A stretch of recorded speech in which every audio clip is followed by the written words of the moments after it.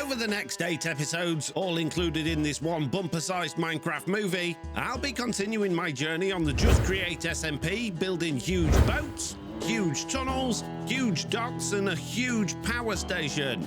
I'll also be taken to court over IOU fraud, as well as having a whole bunch of fun with all of the other server members. So sit back, relax, grab a cup of tea or perhaps a flask, and enjoy this Minecraft movie about the best mod in Minecraft. Let's create. Last time on the Just Create SMP, I made my island fly to prevent it sinking deeper into the lake. I also made a fancy new jetpack, as well as getting good by improving all of my tools and armor. Sadly, however, since recording my last video, my vines have hugely overgrown, which means that in this video I'll be fixing that and then deciding what I'm going to do with my now very empty lake. Now, I love vines. I think they're one of the prettiest little blocks in the game. However, they grow and grow and grow all of the places that you don't want them. And in order to explain why vines are mistreated and badly abused by the Minecraft developers, we should nip into a flat world to see exactly what's going on. In Minecraft Java Edition, there are 4 different types of vines. We've of course got the original vines, which have been in the game a long time. We have weeping vines from the nether. We have twisting vines, which actually grow out of the floor from the nether. And we've got glowberries, otherwise known as cave vines, which are the most recent introduction to the game. And after turning up the random tick speed, they will all just keep growing as long as they want to. But with the newer vines, there's a very easy way to prevent that. For example, if I want these glow vines to just be that long, I can trim them to that length and then snip them. I can do exactly the same thing with the weeping vines, and I can even do that with these twisting vines. But I can't do that with the oldest vines in the game. So I'm going to trim them, put some blocks up behind these vines, put a little bit of string on that one, get rid of those blocks, and now, when I turn up the random tick speed again to a ridiculous number, you'll see that these vines don't grow at all, and these vines can't grow past the string. But you can see they're starting to grow around the sides of the blocks, which means all of a sudden you've got vines growing where you didn't want them. Because original vines don't just grow vertically, they grow horizontally as well, making them very, very difficult to deal with. And that means the only thing I can do is pop my jetpack back on, go back down underneath the island with my shears, and try and get rid of literally all of the vines. And that's a shame, because I love these vines, but I've got to try and figure out, well, geez, where the vines are without destroying my leaves. And that's hard to see because I've put them on leaves. One there, there's a bit there. A bit there. Because I didn't want the underside of my island to look too bare, I decided that instead of removing the vines, I would just replace them with cave vines, which meant converting my temporary glow lichen farm into a glowberry farm and spending a little time with my jetpack floating around the underside of the island, placing in all of the glow vines. Well, there we go. I think I've got them all, and while these do add a little bit of texture and color variation, they're a lot brighter than the leaves we've got underneath. So really, I should have been using azalea leaves rather than oak leaves under there. But I didn't have azalea leaves, so this is just going to have to do. But I think that has completely stopped all of the vine growth. It does look like we're missing a bunch over here. I've tried to fill in some of the gaps where there haven't been many, and the other downside to these compared to normal vines is that you can't attach them to leaves. You can only attach them to the solid blocks, which is quite annoying because it would have been nice to have them actually hanging down off the bottom of the leaves. Hey, I'm being shot at. Stop it. There is a way we can deal with this. What are you doing? Hi, Foxy. I had to get your attention somehow. I tried to be civil. Civil? You're shooting me with rotten vegetables. It's not very civil. Yeah, I mean, it was only carrots. They don't do too much damage. Yeah, don't worry about my replay and my piece to camera stamp. It's absolutely fine. What's your problem? Yeah. Why is it empty? Why is what? I have not been calling any iron. I promise. Then why is there no iron here?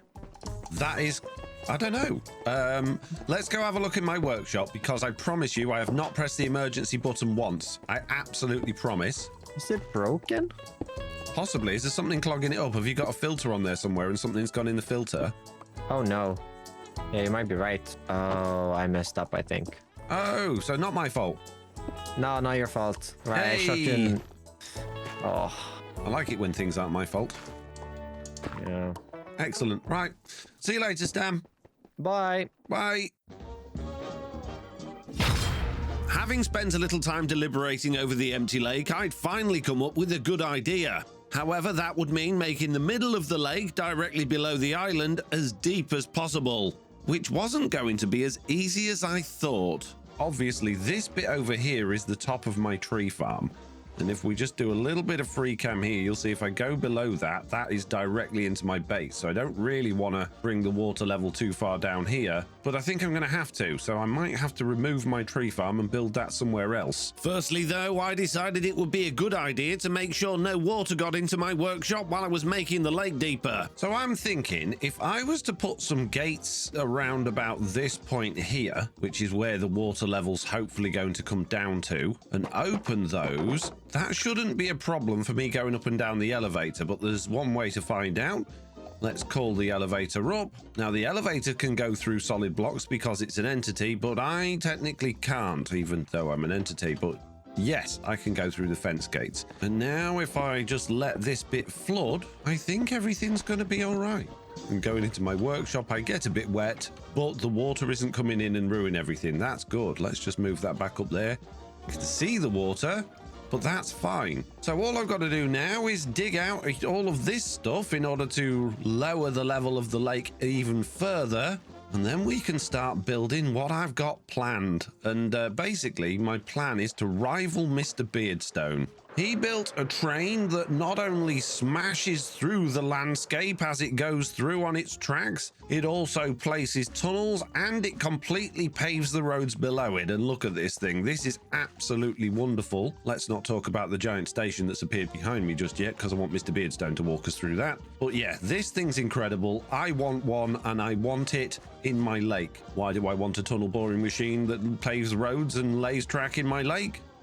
Well, I do. But it's not going to be quite the same as this, because actually I'm not going to need to pave any roads in a lake, and I'm certainly not going to need to build bridges in a lake. But I will need a lot of drills, and I do want it to look fancy. And of course, there's no train track or anywhere for trains to go in my lake, which is exactly why I'm going to be building a boat.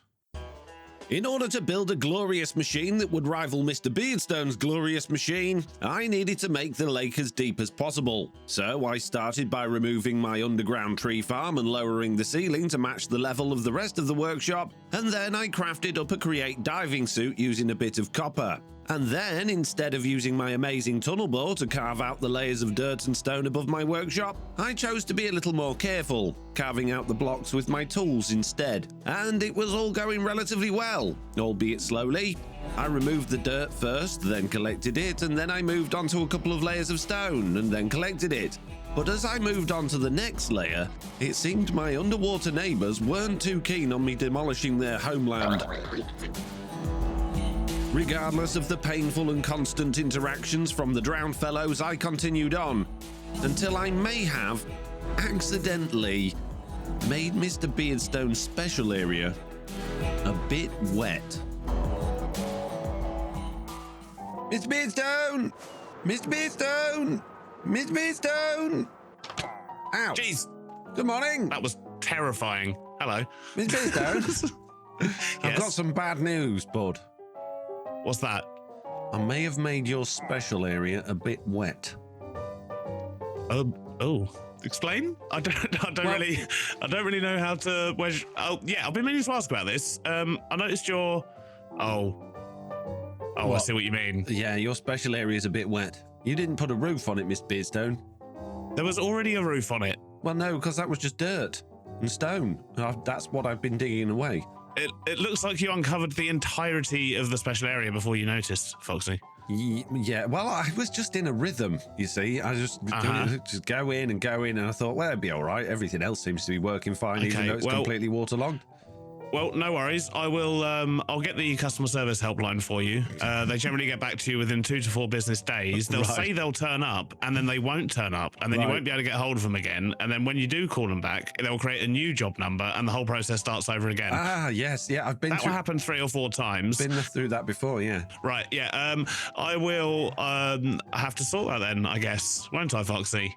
Well, the thing is, Mr. Beardstone, I then explained my boat plans to Mr. Beardstone and invited him down to the shoreline to discuss a couple of major problems that were standing in my way. And these are literally problems of my own making, as you can imagine. I wouldn't expect anything less, Foxy. Obviously, at the moment, because the lake filled up a bit, this water's not at sea level, right? Right. Which means it's actually got to somehow go down a couple of layers before I've got it at sea level, so it will match up with the ocean for when eventually I have a boat that I can sail to the ocean. Right. Okay. Yeah.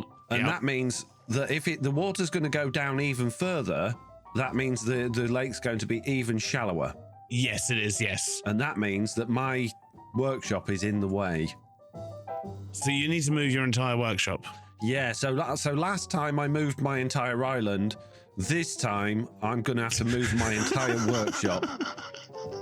With the next few hours of my life now diverted onto a horrendous tangent, distracting me from my overall plans, at least Mr. Beardstone had a few nice words to say.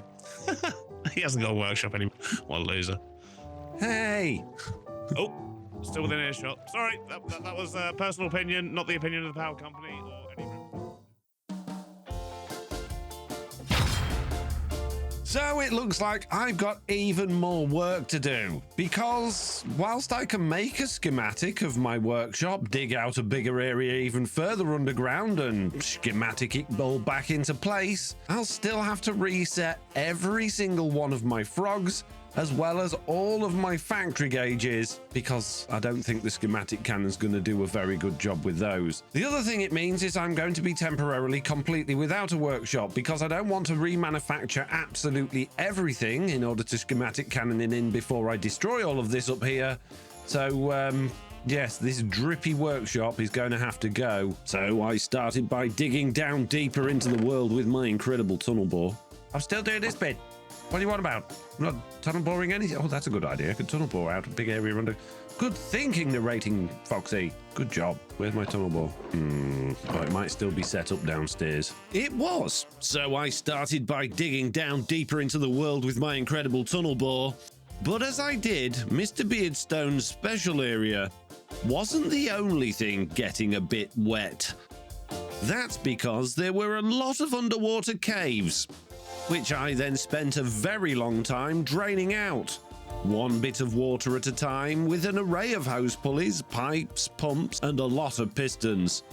And just as the last body of water was slowly being sucked away, Stam arrived, asking if he could steal some of my items. Foxy, what on earth is this? Well, I've got to move my workshop, you see, because it's too high to the surface. Oh, geez, I'm going to die.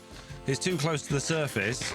So, yeah, I'm just clearing out this area from all the water. What is this battle scene I've just fallen down into? Well, I was AFK for a minute, and when I came back, all the water had gone, so everything was dark.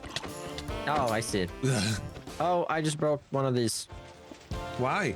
Why did you break it? Accident. I fixed it. It's fine. Good. Foxy, do you have basalt? I've got a lot of cliffs to build. Clips to build? I've got a lot of cliffs, a mountainside to transform, you know? Ah, yeah. Well, harder work. Well, we'll have a look in a minute. I'll just get you some basalt. How much do you need? I need about 800. I've only got 23,000. I don't know if I can spare it. Oh, only 23,000. I'll get you a little bit. I'll get you a shulker full. Oh, that's amazing. I have a shulker with me. Oh, okay. So that's fine. Even better. Yeah. I come prepared. Do you need some more rockets, or are you set with that first stack? I could always use more rockets. Yeah. Do you have an ender chest? No, not yet. No. Yeah, then you're not getting any rockets right now. Oh, sorry. Man. With Stam gone, there was a little more digging to do, mainly in order to create enough height to actually build my workshop down in the mines. But previously, while I was draining the water, I'd had a lot of time to reflect on how exactly I would move my workshop to this new space. So while digging out these last few layers, I made the decision to go the long way round. So of course, I've already said that I'm going to basically demolish this workshop in order to gather the materials to build the new one downstairs. but I'm not. I'm going to attempt to take a schematic of this and then craft up everything I need and then blast it into existence downstairs, so we'll have 2 workshops and then I can get rid of this one. Why do I want to do that, you might ask? Well, it's relatively simple. As soon as I've got rid of this workshop, I've got nothing. No access to storage, no access to resources, no way of making any resources. So if I'm missing anything at all, even just like a couple of shafts or something, I'm going to be totally stuck. So yeah, we got a lot of work ahead of us. So in order to get started, I'm going to need a schematic of this workshop. And that could be quite tricky because the workshop is still surrounded by lots of blocks that are going to get in the way of me figuring out how big the schematic needs to be. So I'm going to actually spend even more time disappearing a whole bunch of these blocks from the edge of the workshop so that I can actually make a decent schematic.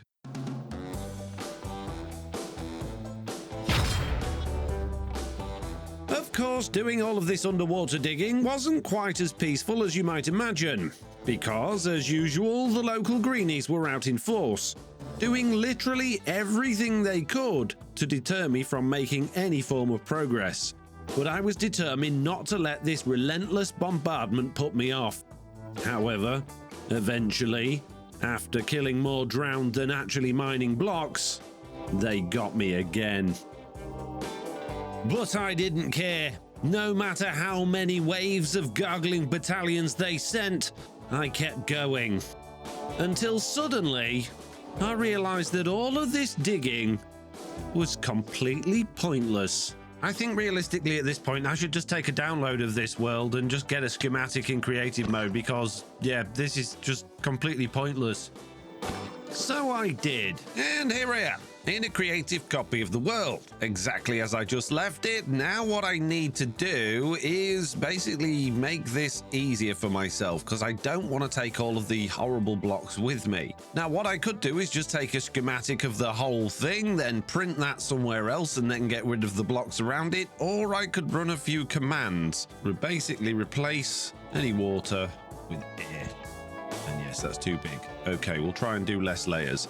It's still too big. Crap. In that case, then we'll just take a big old schematic of the whole thing and just hope for the best. That now is absolutely everything we need for my workshop in the schematic. Let's call that workshop, save that, hop into my flat world where I was doing my vine tests, get a table, put a schematic on it, get my workshop, let it fill in all of the stuff eventually. Anytime you like, there's no rush. I've literally got all day and I have no other plans. Take as much time as you need. Why don't you stop for a break? And there we go. So now that we have a schematic, I'm going to come and plonk this down. I'm going to print that into the world like that. There's going to be water going everywhere, but that's okay. Now I want to check inside that it actually has all of my stuff, which it does. My frogs have survived. That's good. I mean, they're probably not going to be labeled anymore. No, they're not, but that's fine. And these things are probably not going to work. Oh, they've still got all of the items in. Okay, factory gate. Oh, yeah, but they're not linked together anymore. That's fine. We don't need to worry about that. So now I can run some commands. And we basically want to replace, yet again, water with air. Still too big? Fine. What about to there? I'm allowed to do that bit. Okay, there we go. That's all of the air finally going. Now I need to get rid of everything else as well. And now with all of those blocks clear, we now have a completely free workshop, which doesn't seem to be missing anything as far as I can see. So that means that we can take a brand new schematic of this and then cannon that into the world. I'm going to call this one Workshop Real. Save that. And now we can just hop back onto the server and see exactly what we need. Okay, let's pop a table down, put the schematic in there, get Workshop Real. And it's substantially quicker than it was in my flat world, mainly because there's a whole lot less blocks involved in it and all that water's no longer existing, but it's still quite slow. And there we go. Right, now we need to go and place it before we put it in the cannon so we know where it's going. And of course, it's coming down to our new slime land down here. So let's grab this out, try and get it. Oh, wow, it fits in here. Lovely. Try and get it somewhere roughly where it's going to be lined up with our elevator. There we go. We could put it into the ground, but I think having it above would be fine because we've got plenty of room above us, and that means that we can actually get round and do maintenance and whatnot. So I think, looking at that, that is pretty much exactly where we want it. Excellent. Right, let's go put this schematic in the cannon. Pop you in there, put my material checklist in, and what do we need? Quite a lot of things. See, what I can do now is actually give this checklist to my blaze burner, and that will actually fill up this here with all of the things I need, but it's not all going to fit in the barrel. So what I really need to do is actually send all of this to a vault. So first of all, let's make a big old vault. There we go. We have now a max size vault. I believe I can put the cannon next to it. However, I'm just going to make a little staircase and put the cannon on top, and then it can definitely read from this. And then I'm going to connect this to our frog network with a packager. We're going to call this frog cannon FNT. And now hopefully, if I get my checklist, come over to this again, give that to that, and then send it to frog cannon FNT. Hopefully it will send all of those items over to the cannon, and they're all just going to go in there. They are. Oh, good. Look at this. This is amazing. So now if I put the checklist in there, where do we sit with things? Wow, that has actually ticked off a whole bunch of stuff, but we still need a whole bunch more. Right, I'm going to get crafting. So the great crafting began. However, almost immediately, I decided that I didn't like item hatches very much. I put my wrench in there. I didn't want to... Oh, jeez. I need a new wrench.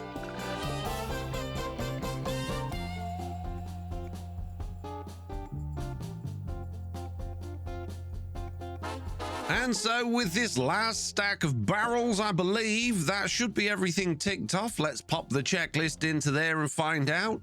Apart from Stam's stupid trial spawner, yes, we have ticked absolutely everything off the list. And while that did take a long time, it was so easy just basically taking my clipboard over there, figuring out what I'm wanting, and then just sending everything to be crafted at my crafter, waiting for the bits to come back, clicking back on it with my clipboard, sending it to there. I hardly had to do anything myself. What I do need now, however, is my glue and a few bits and bobs to turn my vault and cannon into a machine again so that I can take it all downstairs. I don't mean machine, I mean contraption. And it doesn't need this item vault on the front. Oh no, I put my other wrench in. I got no wrench again. Oh jeez, I gotta make another wrench. With all of the materials collected and the cannon in place, it took almost no time at all to blast a carbon copy of my workshop into this new underground area. And aside from quite a lot of zombies, skeletons and creepers deciding it was a good place to hang out during the build process, it all went rather well. And of course we're going to need power. Now I've already been and renamed a few of these frogs, but I think I might have to replace them all once I put the chains in, unless they do actually snap to where they're supposed to go. I have no faith in this. We have 60 chains in storage. Let's grab those. So if I connect this one here back to this one over here, will all of the frogs suddenly line up? They will not. So yes, I'm going to have to replace every single frog. Okay, that's all of my frogs connected and renamed, so that's nice and easy. Now I need to check these filters actually have items in them. So yes, they've all been copied over correctly, so that's good. So now I can start putting in the water and the lava. We also need water in the carrot farm, which has now all turned just into dirt rather than farmland because it wasn't hydrated. We didn't get any dirt for my tree farm, so I need one of those as well. And it looks like none of my conveyors have now got casing on, which is a bit annoying. I also need to pinch this lava from here. I need to turn this off. I need all of these carrots. I need this contraption. So let's just pop that lava in there, waterlog those leaves, till all of this soil, plant a whole bunch of carrots, and put my carrot farm back together. There we go. That's that fixed. And of course, pop my tree farm back down. And realistically, apart from setting up my factory gauges again, that's basically everything reset up as it needed to be. Now, obviously, we've got no power down here at all. We also no longer have access to Stam's emergency iron system, which was coming into the back of our base over there, which is something else we need to deal with. And of course, the other thing I need to do is get all of my items down here into these item vaults, but I want to make sure all the power and everything's working first. And that means I need to make some changes. You see, at the moment, we've got Mr. Beardstone's power coming in through there, and that's linked to literally everything in my base. So what I want to do downstairs is actually use my water wheels to power the chain drives and have those completely separate from all of the other things that need power. So I spent a little time completely rewiring my base. Then it was time to speak to Mr. Beardstone to get the power reconnected. Mr. Beardstone! Mr. Beardstone! I'm just trying to cook up some iron. Oh, jeez. Yes, Foxy? Hello, Mr. Beardstone. Hello. Should I be concerned is my first question. That depends how deep your pockets are. Mr. Beardstone. How deep my pockets? Hello, Stam.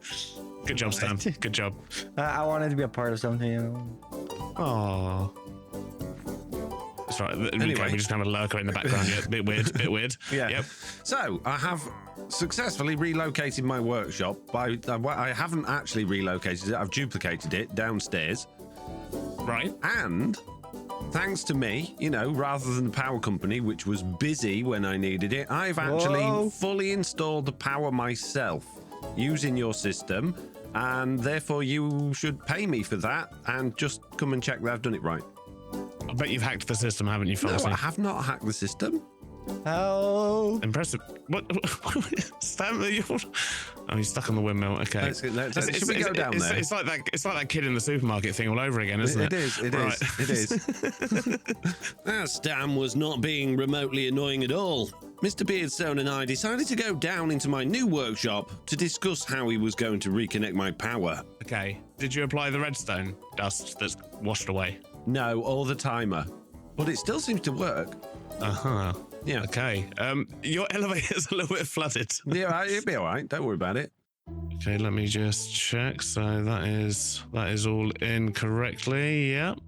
Oh, he's gone with a shulker. No, Okay, that was already yeah. on there. That was whatever it was. It's just even better. Yeah. I Okay, haven't done cool. any of this. That's good. Did you just take a schematic and then put it in down there then? yeah. Cool. I mean, that's basically exactly what I was going to do. So Yeah, so I've saved you a job, so therefore I should get paid for my hard work. well, actually, I mean, you're still going to get fined for damage to power company property. But I've replaced it all with better quality blocks. None of that cheapo power station naff crap that you use. I see you haven't put a roof on it or a floor. This is a safety hazard for the power workers who need to go down and collect the tokens, you know. Well, somebody should have designed it better then, shouldn't they? And put a roof on a floor on it when they designed it. I think you'll find they did put a floor on it. It was a stone floor. No, no, it wasn't. Cool. So, I mean, from what I can tell, it does seem to be working and doing its thing, and you don't seem to be hacking the system, which is that was the main concern. Well, there you go then. See, so you owe me money. No, I don't owe you You money. do. You saved yourself some money. That's what happened. Yeah. What, you were going to charge If me it- for a new install? Well, yeah, call out charges. I mean, technically, you have still called me out. I've still had to come out and check. Oh my So goodness. I think Well, I tell you what. the call out charge and the self install just cancel each other out. So I guess we're even. While Mr. Beardstone did appear to be being reasonable, it turned out there was still a bit of a problem with the power system because it was eating all of my tokens. Oh no, they're just going straight away, Mr. Beardstone. They're going. My power tokens. I've just put stack it. Oh jeez. So the self-proclaimed trainee power engineer struggled for quite a long time. Right, now it should work. Okay. I believe we have everything. I've press the double checked redstone torches. Yep, press the button. Yeah. Yep, that's gone on. Okay. So that should be reading that. You know when you've got broadband troubles so bad that you end up with an engineer come round, and the engineer pokes and prods and does exactly what you've already done because you know how to turn things off and on again, and then gets very confused about why he's even a broadband engineer in the first place because he doesn't seem to know anything about broadband engineering. That's this very. me. I'm getting a lot of that going on right now. Oh, 100%. 100%. I mean, I'm still a trainee of the power company. It should be Jimmy or Timmy down here, really. Right. Okay. Eventually, however, Mr. Beardstone and I fixed all of the issues with his overcomplicated power meter. And even though I'd done the majority of the work and provided all of the parts, for some reason, he still wanted to charge me. Thank you for making that longer and harder than it needed to be, Foxy. Much appreciated. I will send the invoice in the post. You're very well. Invoice? All of my time you've wasted not knowing what you've done. I've just supplied you with all that. I'm charging you for parts. Well, I think you'll find I've actually already supplied the parts. They're upstairs. You washed them away. Look, I didn't. It was the water. The water did it. The water did it. Yeah. Yeah. Yeah, right, cool. Yeah, I'll drop the invoice off soon. Don't worry. So now that all of the power is connected and everything's going in the right direction, I finally need to get everything linked together. So this thing here can actually see all of the items downstairs, but I have no access to them up here because it's the totally separate system. So I need to find a way to get all of the items from upstairs down here. And I think the easiest way to do that is just to use chutes. So I probably should get some chutes. Ah! Hello. Hello. Yeah, have you seen Beardy? Yeah. Yeah? Yeah. Do you know where he is? No.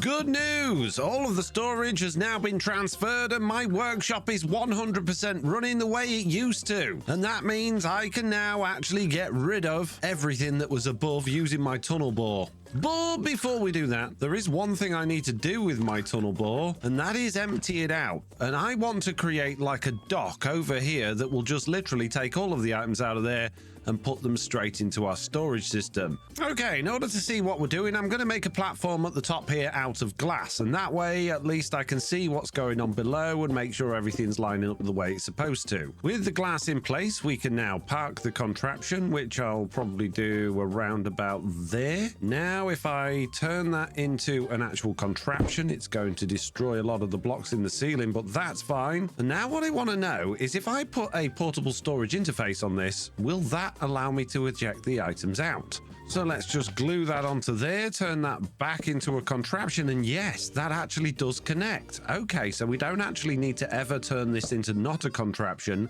If I was to break this bit of glass here, throw in a bunch of chutes going up to the surface, I want to be able to walk underneath it, and then we'll go sideways this way. So if I smash that there, and then come through there, that's better, I think. And then I believe that's actually coming out directly underneath this, which is not ideal. We really need that. There we go, to come up to that point there, and then we just need to feed that into there, which does mean moving this around a little bit, but that's absolutely fine. So let's just break this for a second, get rid of that. So I'm going to put a little bit of a belt there. I'm going to put my portable storage interface there, that going on there, and that going on there. Then we just need a little bit of power to this, and that shouldn't be a problem because we've got all sorts of shafts and things going on here. So let's just grab that, bring that over there like that. That's powering our belt. And now all we need to do is make our tunnel ball link up with that. Spin that round, turn it back into a contraption, and now hopefully that's going to take all of the items it is out of there. But there's a few items I don't want to take out, specifically torches,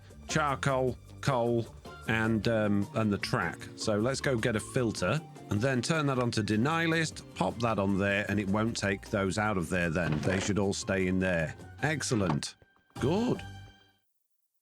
There we go, it's finished unloading, which means it's time to take this and go and demolish what's rest of that lake. Digging out the lake was going to be a gargantuan task, even with my tunnel bore, not only due to the usual harassment and complaints from the undead locals, but also just from the scope of what I was trying to achieve. Not only did I want the lake to be deep enough to build a boat inside of it, but I also wanted it to look nice, which meant doing my best to smooth out the edges of the lake towards the horrible stony underwater plateau that I was now creating. And with my back tank only holding 15 minutes of air at a time, this process was even more tedious as I battled round smooth edges and moved my tunnel bore around to avoid tunneling into anything important. And once I was happy with the overall depth of the lake, I turned my attention to blending and decorating. Again, with my aim to make the lake feel more natural and less like a flat rocky platform, and this meant adding in a bunch of gravel, then using bone meal to grow seagrass on top of the gravel, and then even planting kelp in places between the seagrass to add some variety and texture.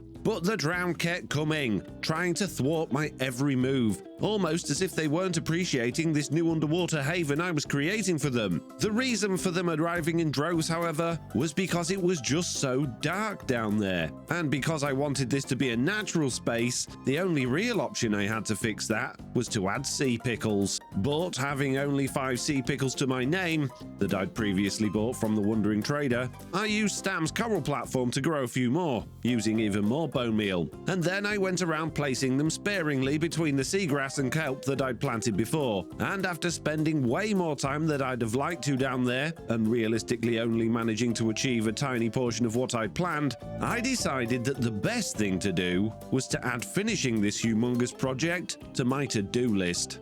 Well, that looks a lot better than it did.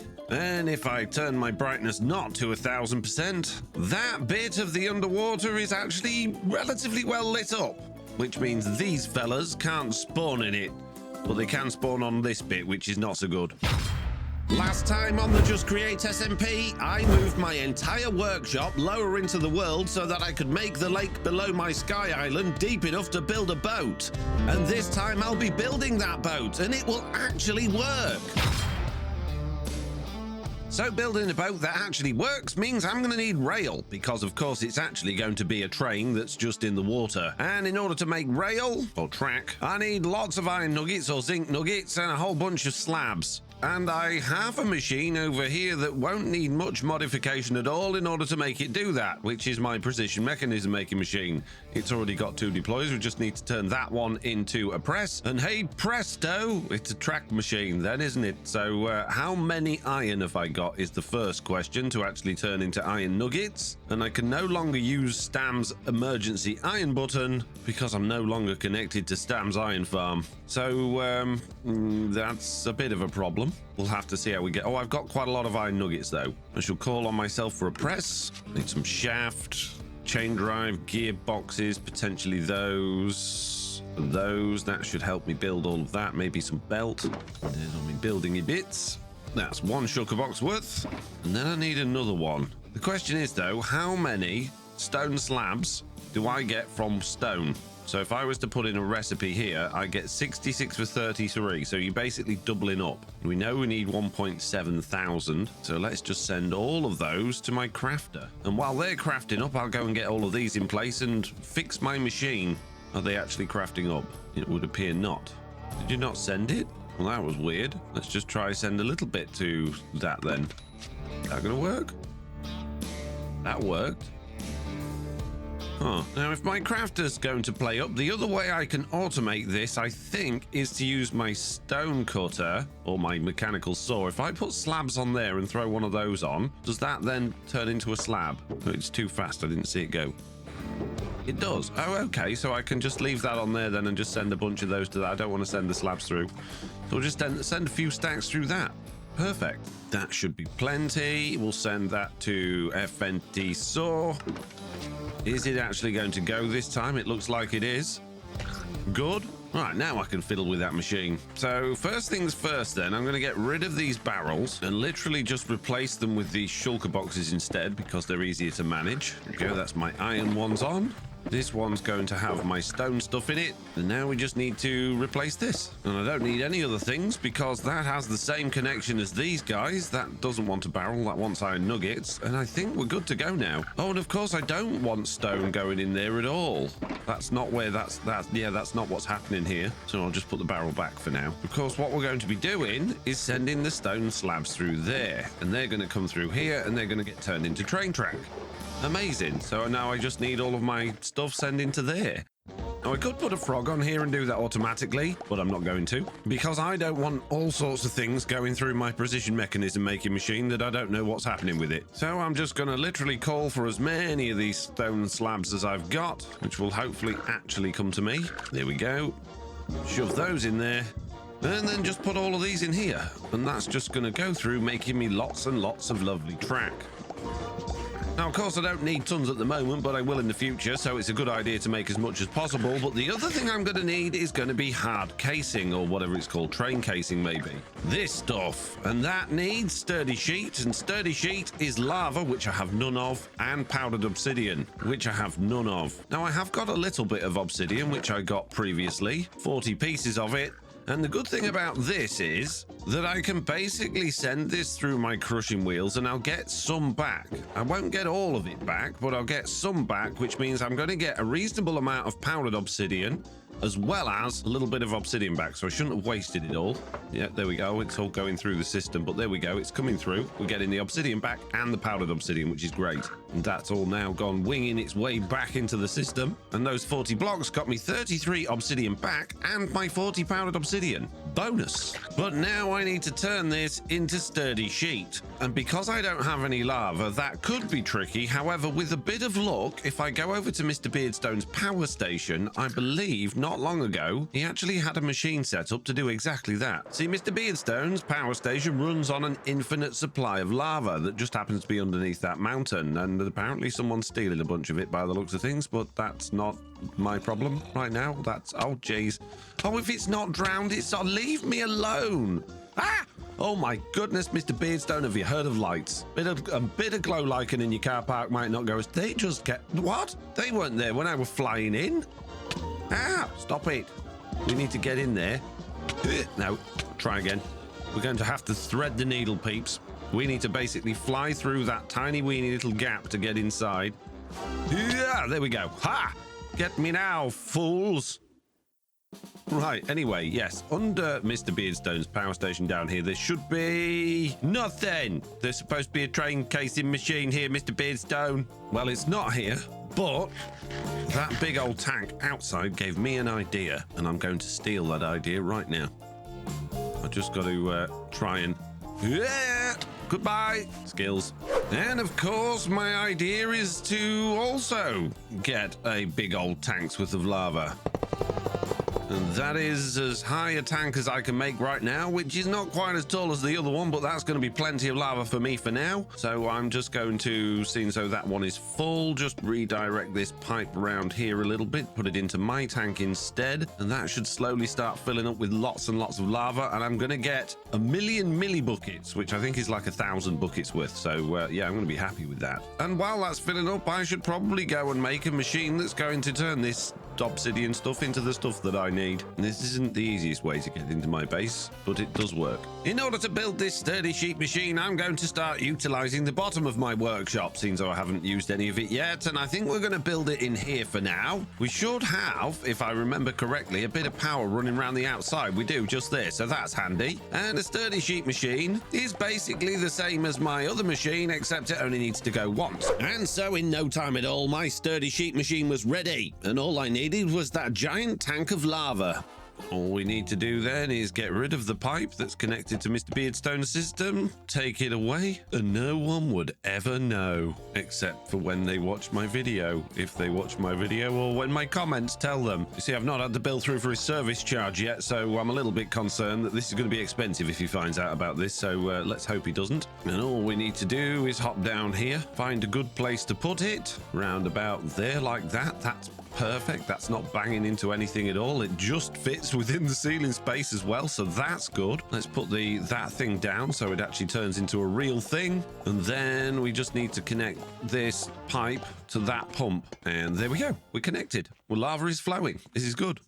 So all I need to do now is throw in my powdered obsidian and we should be good to go. Let's do this. There it goes. We are making sturdy sheet. All thanks to Mr. Beardstone. Oh, he's such a lovely chap. He's so generous allowing us to do this with his stuff. Now, obviously, that's created sturdy sheet, but that's not the final ingredient we need, because we need train casing, which is literally just a case of touching brass casing with sturdy sheet in order to make it. So I'm going to need some brass casing, and I think I've got a bit, but we're probably going to need a little bit more than I've got. Oh, we got 23. That's more than enough. So I'm just going to put a line of these brass sheets along here like this, grab a bunch of those which have all finished now, and just go along here. And I've made achievements. I have reached the locomotive age. This is amazing. Now I can make all the trains that I want. We're going to need 2 sets of train controls. We're going to need at least 1 station. We're going to need a schedule. We're going to need our train casing. Then we're going to need a whole bunch of track. Oh, and I don't want to make thing out of power tokens machine. You're so stupid. Right, I'm taking my power tokens out of here. Not power tokens to make a schedule, thank you. And then power tokens live over here in this chest near my power system thing. There we go. Oh, and with other things in there as well, apparently. Take all of that out of there. That doesn't need to be in there. And there we go. And we've got a bunch more track in there as well. Amazing. Oh, we are doing well today. The other thing I'm going to need is a seat. And that should be all of the base ingredients I need to make a train or a boat. But of course, that's not going to actually help me build a boat. I'm going to need materials for that, but I haven't designed my boat yet, so I'm going to have to do some work in the creative world first to come up with a plan. But basically, let me just go somewhere and show you how all of this works, and I think my sky basement might be a good place for this. So all we need to do is put down a little bit of track like that, then you just pop a station down next to it somewhere, and then you click create new train. Once that's done, you can pop your train casing on there and that becomes a bogie. Now unfortunately, we don't have steam and rails on here, so we can only change that between big wheel and small wheels, which of course boats don't have wheels, and that means we've got to do a little bit of tomfoolery. In order for me to design my boat without legions of the watery undead making life less pleasurable, I decided it would be better to design my boat in a creative download of the server. So I'll see you on a creative world. And here we are in a very creative version of the world taken just moments ago. And basically what I need to figure out is where I'm going to put my track. And coming over to Mr. Beardstone's amazing station that we've not looked at in detail yet. Check out Mr. Beardstone's video if you want to see that in detail. Obviously, if I was making a normal train, it would be nice and simple. I would put down my bogie and then I would just build my train around it in order to make a train. How hard could that be? But when we're building boats, we don't want the bogie to be visible. And I don't really want the track to be visible underwater either. And before you all start with your comments about killing loads of phantoms to get phantom rail, that's from the Steam and Rails Create add-on, which isn't available for our version of Create in Minecraft yet. And that means I'm going to have to do some hiding. Now, what we could do is put our track all the way down here at the bottom of the lake and then just sort of add some greenery around it to try and disguise it a little bit. And from the surface, assuming I didn't have conduit power and night vision, that would be a little bit less visible. But that means that my bogey's going to be all the way down here, and then I would basically add a whole bunch of glass panes on top of it because they're sort of invisible a bit, and I'd bring them all the way up here to the top to start building my boat. But that's an awful long way down. Now, it would be technically invisible, but it is of course still visible, and I don't really want it to be visible, and I also don't want it to be that far down. And that means I need to make this lake significantly less deep after all that time making it deep. Now, we are going to need to make it a little bit less deep because at the moment, where I'm standing here is not sea level. I'm currently on Y66. If we go over to the ocean, that is Y63. So we do need to go down 3 layers with the water. So what I'm thinking is we raise this up a bit. Let's put one of those there and one of those here. Add our tracks a little bit more floaty. Let's just get rid of some of this water for a second, and of course it's just going to fill straight back in. I want the water the right level, game. I've got another idea. If we fill it with stone and then make it a little bit smaller. I missed that edge, but that kind of works. That's where our water level's going to be, with 13 blocks below the water level. And then what I would do is basically continue this over the top of the track. You see, that's only going to be a problem in this lake, where the lake is currently low. As we start going through the terrain, it's not going to be a problem at all because it's all going to be buried by the terrain below it. And then when we get to the ocean, it's only going to be a problem when the ocean is lower than that, because then we can just dig underneath and, yeah, go through the bottom of the ocean. And if we look at this here, how deep is this compared to the water? 15. So I think we go 16 blocks down and do our track there, which means I actually need to be exactly where I was in the first place, which, believe it or not, was completely unintentional. But now I need to design a boat. I feel like it needs to have some sort of steampunk vibes, and also, looking at Mr. Beardstone's tunnel bore, modern industrial vibe? Is that modern I don't really know the term for this other than steampunk. But yeah, this sort of vibe, but for a boat. How hard could that be? Many hours is how hard it was. As I had genuinely no idea what I would end up building, I simply just threw myself into it, starting with a basic boat shape. I used industrial iron and weathered industrial iron blocks for the hull of the boat, keeping the weathered versions closer to the water to suggest rusting or corrosion from being in and close to the water. I then added a few iron ladders as trim around the top layer of the boat, an andesite casing deck, and began working on the superstructure where the accommodation and bridge would be. And taking a leaf out of Mr. Beardstone's playbook, I used as many creative things as I could to design it to make it look more industrial and interesting. In terms of decoration, I opted for a copper roof mixed with warped nether wood with industrial iron walls mixed with variations of deep slate. And then I threw in a few copper tanks, pipes, girders and shafts around to help it feel more industrial and steampunky, I suppose. With the first hour out of the way and the basic boat shape in place, the next hour and a half were dedicated to bring this rather flat looking build to life, as well as adding in something that would not only rival Mr. Beardstone's tunnel boring trains, but vastly supersede it. But we'll get to that later. Firstly, I added some vaults both for decoration and storage, followed by some stone pillar blocks that I set up to look like containers. I also added a couple of copper tanks for some fluid storage, as well as far too many item hatches and crushing wheels for no reason other than adding that steampunk industrial vibe that I was going for. Next, it was time to build up the hull of the boat, which I spent a while on. I was trying to add some roundness as well as some more unusual detail, utilizing flywheels and chain conveyors, attempting to raise up the front of the hull to prevent the overall shape of the boat feeling a bit too flat. I also added some pipes along the edge of the boat with valves on, adding in some oil tanker vibes, and then it was time to add the bit that would make Mr. Beardstone very jealous. As I was building a boat in a closed lake with no access to the ocean, the boat would need a way to dig its own tunnels through the terrain in order to get to the ocean.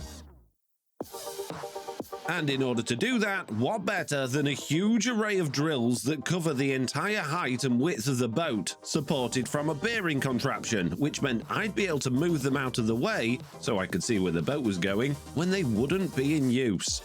With 2.5 hours over, the boat still had no interior at all. But before I got started on that, I wanted to check that my many drills attached to the mechanical bearing would actually work.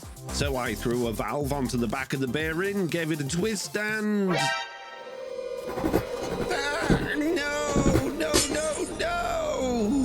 It's a good job I made a backup before I tested it. With the backup loaded, the drills working, and a system in place to activate the bearing all the way from the bridge, and a very important sign in place below the valve, it was time to start actually decorating below deck.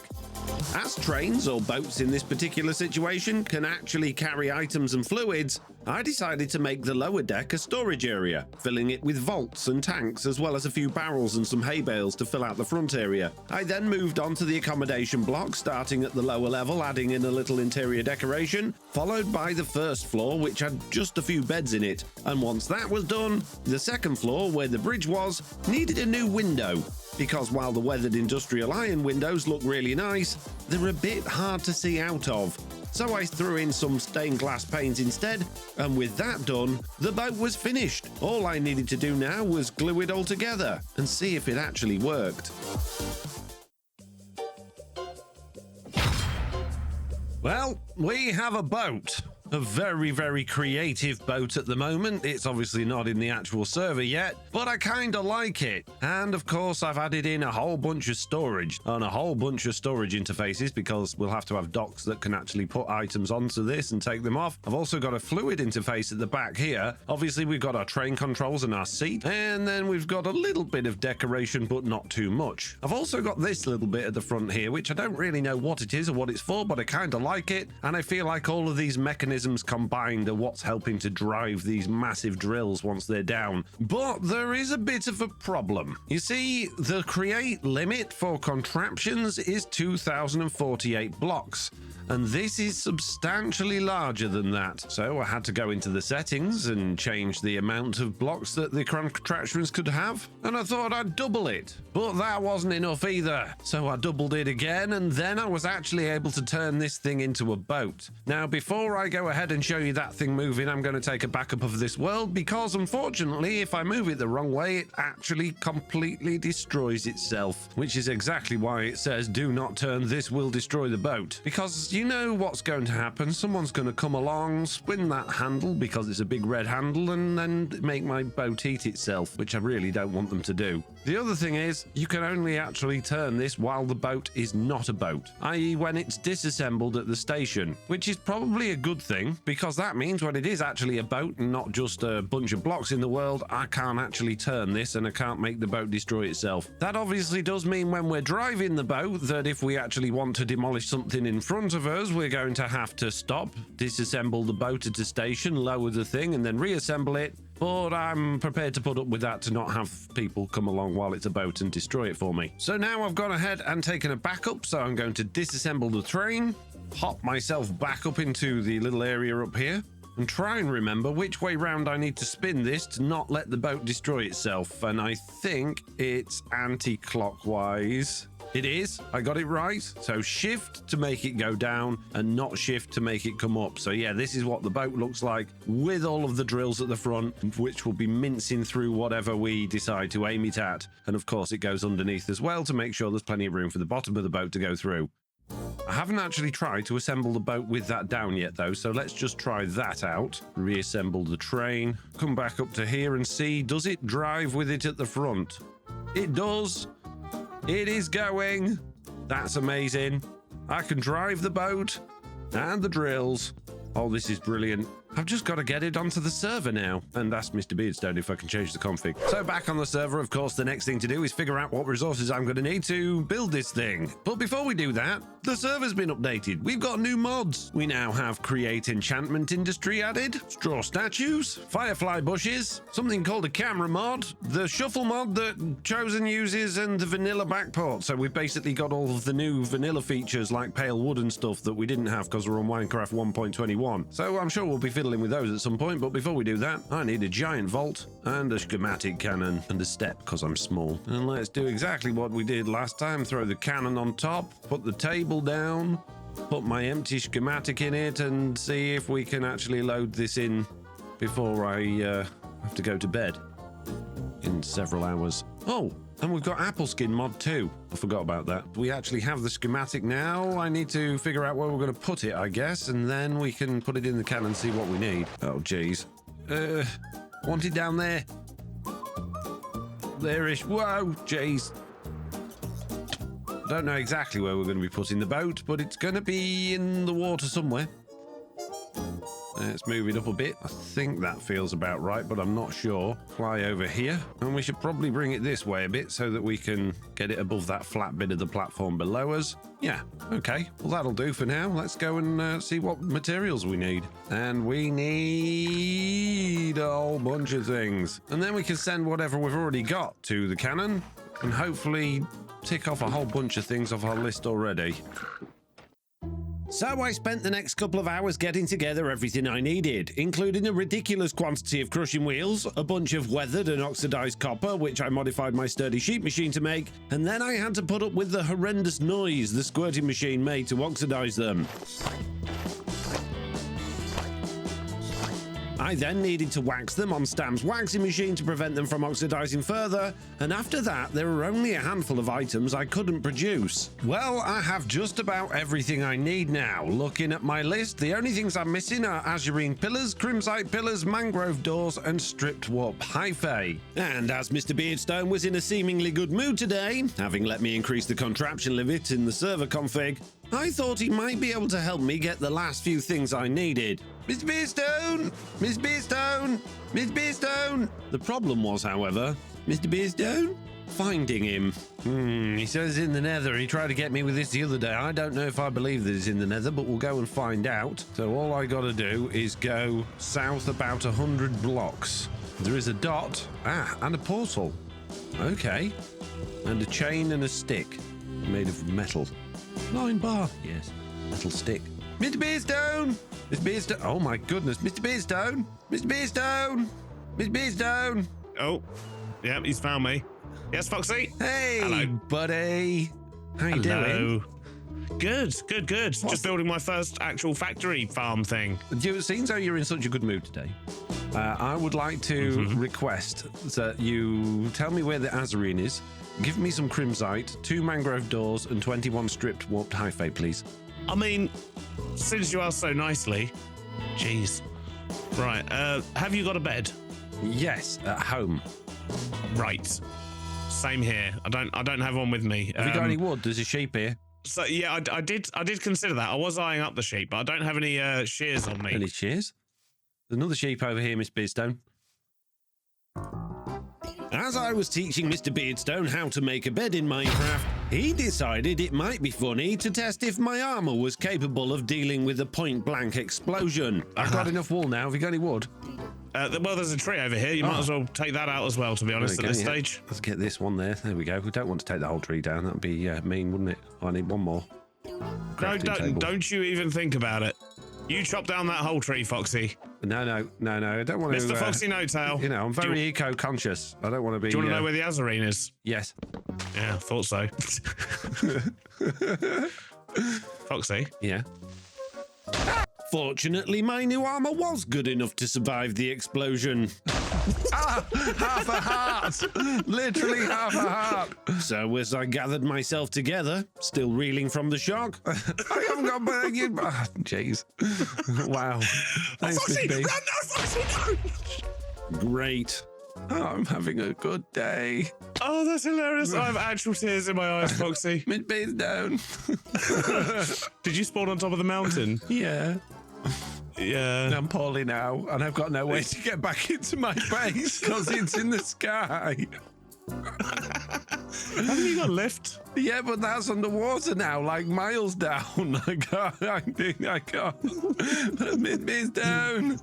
Right, okay. After Mr. Beardstone pulled himself together, he did eventually come find me with all of my things. Anyway, where were we? Azarine. Yeah, so Azarine, any crimsite, if you've got any, mangrove doors, and stripped warped hyphae. Oh, I literally have 2 mangrove doors in my storage. What are the lovely. chances?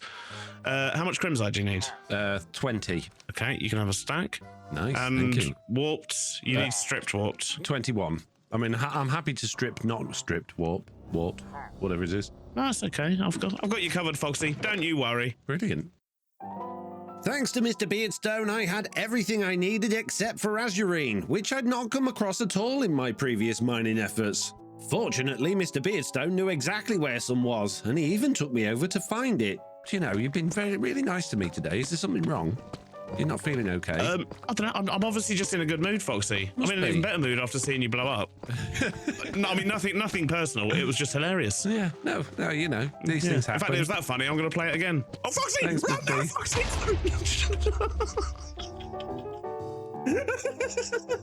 Okay, so with those last few blocks going over to my cannon, if I put my checklist in now, we should find that we have absolutely everything we need. We do, which means there's no time like the present.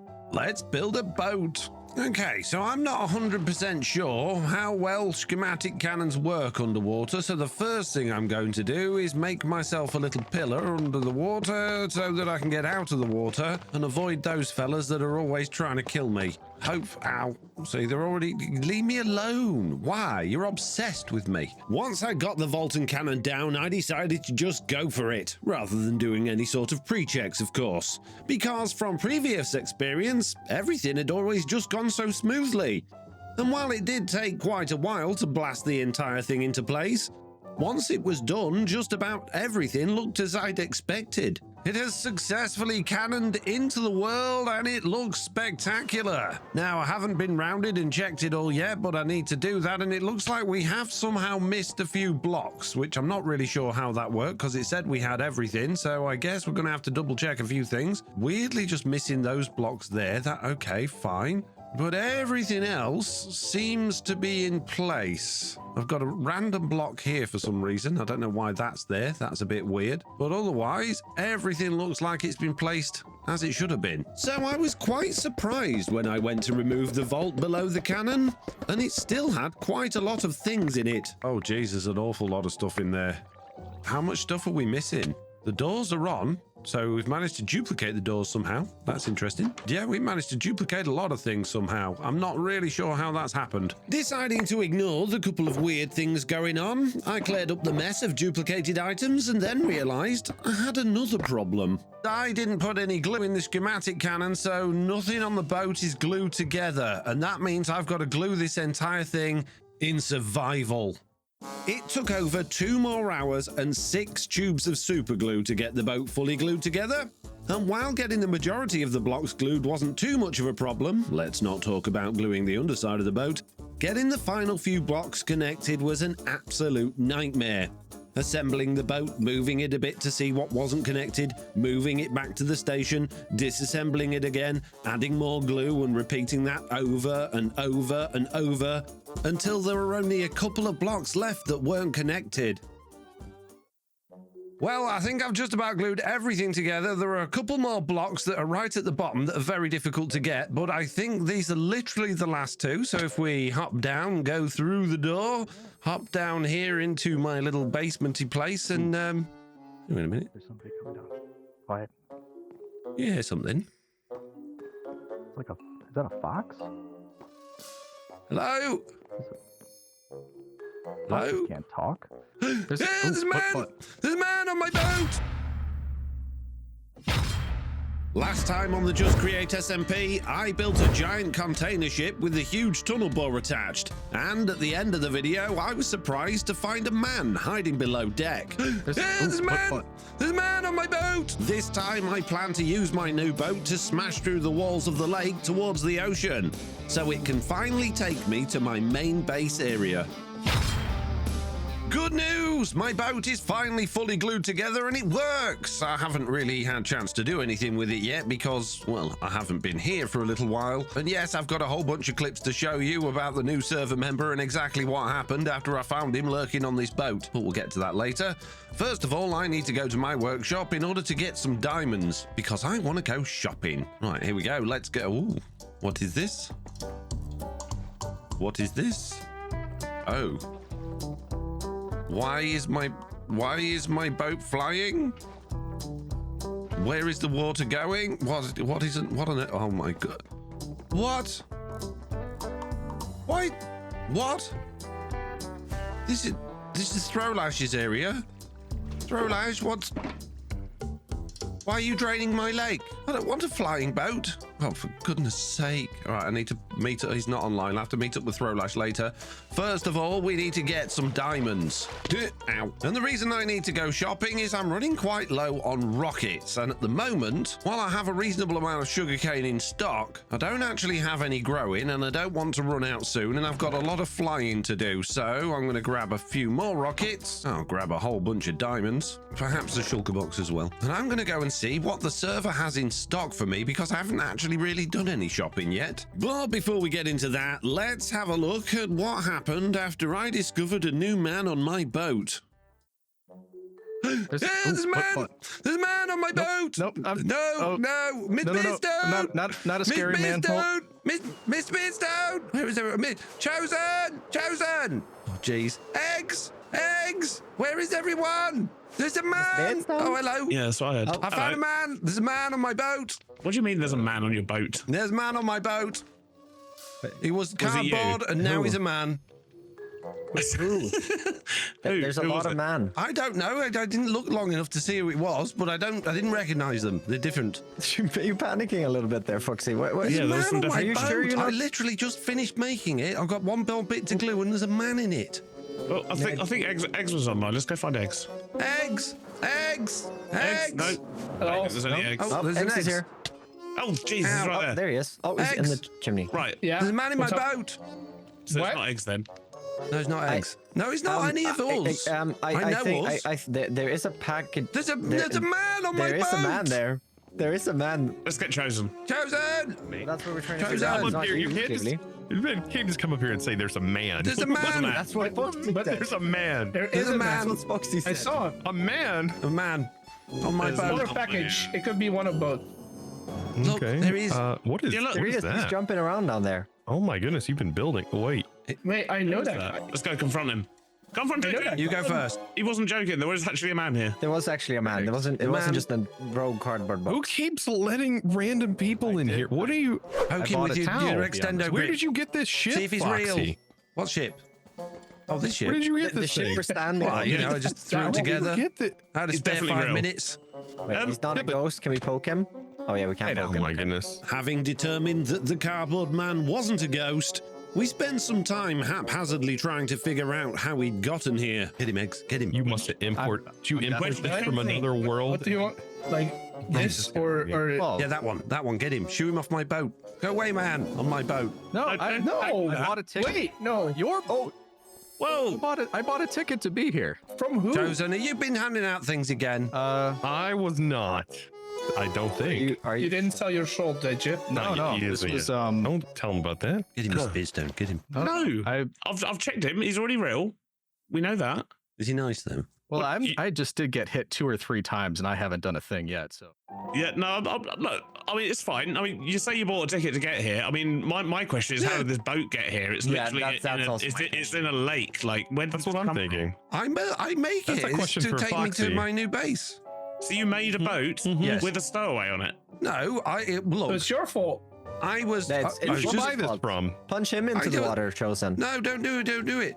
I was just. But look, I've been. Do you know how hard it is building gluing this in survival? This is a nightmare. I've been doing it all day, and then the drown killed me again, and then I glued a bit more, and I was just done. The last piece, there's one more bit to glue, and I went downstairs, and there was a cardboard box talking to me, and it turned into a man. That is one version of the story. Wait, where did you? You didn't by chance use a schematic cannon, did you? Yeah, I did. Yeah. Oh my god! Did you check the schematic cannon before? Well, I gave it a quick check just to make sure everything. Oh my, Foxy, before did you using it. schematic cannon in a new person? He's gone. Thank you. Well, anyway, I mean, Completely bypass the pre-check of the schematic cannon. Yeah, Foxy, Yeah. that's... You gotta this be is more how careful. things like this happen. Well, you so know. it's my fault, is it, that there's a man?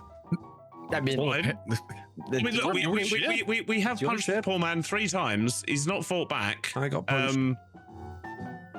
I mean, do you want to stay? You're welcome to stay. After deciding he was going to stay, the strange new man seemed a little confused about the place he'd arrived at. And you've got moving machinery, and what is all of this? Oh, Just create, mate. Just create. Yeah, just create. Yeah, it's just great. have you made a time machine? He said it. Not this time, no. No, normally I do that a little bit later on in the season. Okay. Well, I mean, someone from... Okay, yeah. Yeah, I'd love to be able to set up here and learn more about what you got going on over here. And now that it seemed that his stay would be permanent, all of a sudden the scams started to appear again. Yeah, sure. I I can mean, definitely sell you some land. no, No, don't don't- listen to that guy. Don't listen to that guy. Right, yeah, so watch out for that one. And the fox. Yeah, as watch out well. for Watch that. out for that one. Although, Me? What have I done wrong? you're gonna need somewhere to stay. Follow me, right? Let's get off this boat. Wait. But the land. Oh no. Oh no, he's gone. The land. It's a pleb. Come on, man. With the new man having gone off with Stam, I then asked Mr. Beardstone for a favour. Miss Beardstone, can you go down onto my boat and see if there's any more men in it? Okay, Right. Maybe we should ask the grown-up. Chosen. Oh no, not me. You've got the That sounds grown-up like a- mask on. Yeah. You go get. Sounds scary. I don't think there should be anybody down here. Looks good. Looks clear. Okay. Yeah. Clear. So now that my boat's got the all clear, it's probably about time I got back to that shopping trip. And let's just go up to the Sky Island, get a bit wet, go through my boat, open the door, and then I'm going to fly out now. Because the first place I want to go is into Chosen's massive factory. Because apparently in here he's selling all sorts of interesting things. He has a lot of create things. Well, I've got a lot of create things. He's got some bricks, more create things. More create. I don't really need any create things right now, and some more create things. Do you know what? Precision mechanisms are always a good thing to have. Oh, you get 4 at a time for a diamond. Oh, and I've got all of them. Okay. Vaults are always a good thing to have. Let's get as many vaults as I can. You get 32 vaults for a diamond. That's incredible. 64 girders. I don't usually complain about things being a bit cheap, but this is ridiculous. How's anyone supposed to compete with this? It only takes me 5 minutes to get like a stack of diamonds with my tunnel bore. I could buy him out every day, which I might, just to prove a point. No, I'm not going to. Right, okay, give this to you. You're going to take the diamonds out of my inventory. I spent over a stack already, and you're going to give me all these lovely things. Anything else? Anything else come in for me? No? Wow, oh, jeez. Yeah, I may need more than one shulker box. Okay, well, now I've got that, I'm going to need another shulker box so that I can actually buy the things I wanted to buy from the other shops. Let's go back down here into my ever-draining lake. I don't want it to drain. I want it at sea level. I'm going to have to do something about that. Might as well just drop all of these off here, seeing as I'm back. So just chuck that on there, chuck those into there, and go and get another shulker box. This time I'm going to take 2 just in case. So over at Mr. Beardstone's train station, there are a couple of shops in here. You can buy power tokens. Oh, and there's sunflowers now. Okay, that's good to know. It looks like over here there is a temporary moss shop and you can buy things from a horse. Don't need any moss. There is what looks like over here a coming soon shop, which you can't buy anything at all. That's very nice. Yes, good. Very useful. And over here, there are a couple of shops. There we go, selling rockets and gunpowder, and I want to buy these things. Is that it? 3 stacks? All right, I'll just buy loads of gunpowder then. Mini.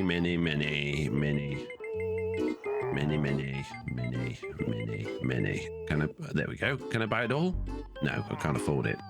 That's annoying. Try again. Buy these first. Get those. Put those in my shulker box. And then how many of these can I afford? It's 3 diamonds for a stack. That's very expensive. See, I don't normally complain about how expensive things are, but this is ridiculous. Can I afford that? Oh, I can afford that. Okay, we'll take all of those out of there. Throw those in there. Always good to have extra gunpowder. And now I've got those, I'm very tempted to show you the next clip of what happened where we actually come to the train station and I realized Mr. Beardstone had made some spelling mistakes. There's a spelling mistake in your train station. Do you want me to show you quick before we go? Let's go. Mistake in my train station? Yeah. Oh, take a look at it. And I believe you're missing something. No. Let's just hop over to your train station quickly. So I noticed as I was walking through here, there was some signs, and a lot of them, yeah, this one in particular, and these ones look.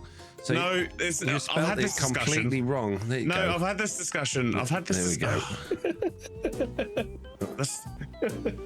That's not what's supposed to. Oh. There we go. What do you spell wrong? Toilet. Yeah. He left the I out on both of them for some reason. And I think in this one you should probably just to like really double it up. There's like actually put a toilet in here, and then people will know that's where the toilet is. Having resolved Mr. Beardstone's spelling issues, Stam and the man came over to the station, and then the conversation took a sudden turn that I wasn't expecting. So Legion, you didn't part with an IOU to Stam, did you? I didn't think you brought it up yet. Did we talk about it? Okay, good. I mentioned it, and then I was like, no, I'm not gonna do that. Not this time. Yeah, don't. I have my hands full on legal proceedings soon, maybe. Foxy? What? Oh. Legal proceedings? Why? What now? Nah, because Foxy's been a con man. I've been a con man. Oh, very much so. Oh, Chosen, it looks like there's a fight brewing. Near me. And I can solve this problem. There's no need to be scared of Legion. It's okay. He didn't jump out of you, out on your boat. He didn't. So, Stam, I'm a con man. How am I a con man? The horse is a lie. He's useless. I know he's useless. That's why I call him stupid, useless horse. Not my fault. You needed IOUs from him. I mean, to be fair, I had a wonderful time. You did. With him. I saw your wonderful time. Listen, and I had some good conversations well, with the guy. I'll give him that. But look, he's I've seen that cliff he's built, and it's wonderful. The cliff that he did. Foxy, I built that cliff. He didn't. I went over to see him, and it was built. To me. Yeah, because he's been sitting there awing at it ever since. Yeah, that's your word against mine. I mean, I've not seen any proof that he didn't do that. So it looks like there's going to be a lawsuit coming my way at some point, which isn't ideal, but at least we fixed Mr. Beardstone's spelling errors for him. And speaking of Mr. Beardstone, I think I need to go and find him. Mr. Beardstone! Mr. Beardstone! Mr. Beardstone! So I've just been in touch with Mr. Beardstone, and he says that he's all the way down these tunnels, and you might notice these tunnels are longer than I can see, and that means I'm going to use an awful lot of rockets flying down there or an awful lot of food walking down there. So I think I need some transport, and that means I need some track. And all I'm going to do with this track is basically demolish what I've already got going on down here, and basically try and get this track to link up with Mr. Beardstone's other track. How hard could that be? Slope too steep. Okay, right, that's not going to work, so I've got a new plan. Don't need any of this. No, drown. Leave me alone. Leave me alone. That there. Bring that over to here. Slope too steep. I can go like 1 block further forward. And now we just take this and try and join it up with the existing track that's over here. That shouldn't be too difficult, I don't think. We're driving on the left in this world, so we probably want to connect to this one over here in a little bit like that. There we go. Lovely. Oh, lovely track. Yes, now we can go and see Mr. Beardstone nice and easily. This is excellent news. Right, let's go and turn my boat back into an actual boat. Thank you very much. Don't know what to call it yet, so we'll just call it drill boat. Drill boat, that's what Mr. Beard called his train. Yeah, well, this is drill boat. Drill boat and drill boat. They're completely different. Now, all we got to do is go for a drive. How hard could that be? Yeah. Oh, no, I've popped out the top. Yeah, the only problem with this boat is it is very easy to pop out of the top. Don't want to pop out of the top, thank you, boat. I just want to get to the top floor. There we go. And onwards! We will go and find me. Oh, I need to make sure the drills aren't turning. Do not want to destroy anything right now. No, the drills appear to be off. That's good. That could be a problem if I start smashing everyone's stuff to bits. Here we go. We are joining the rail network with my boat. This is incredible.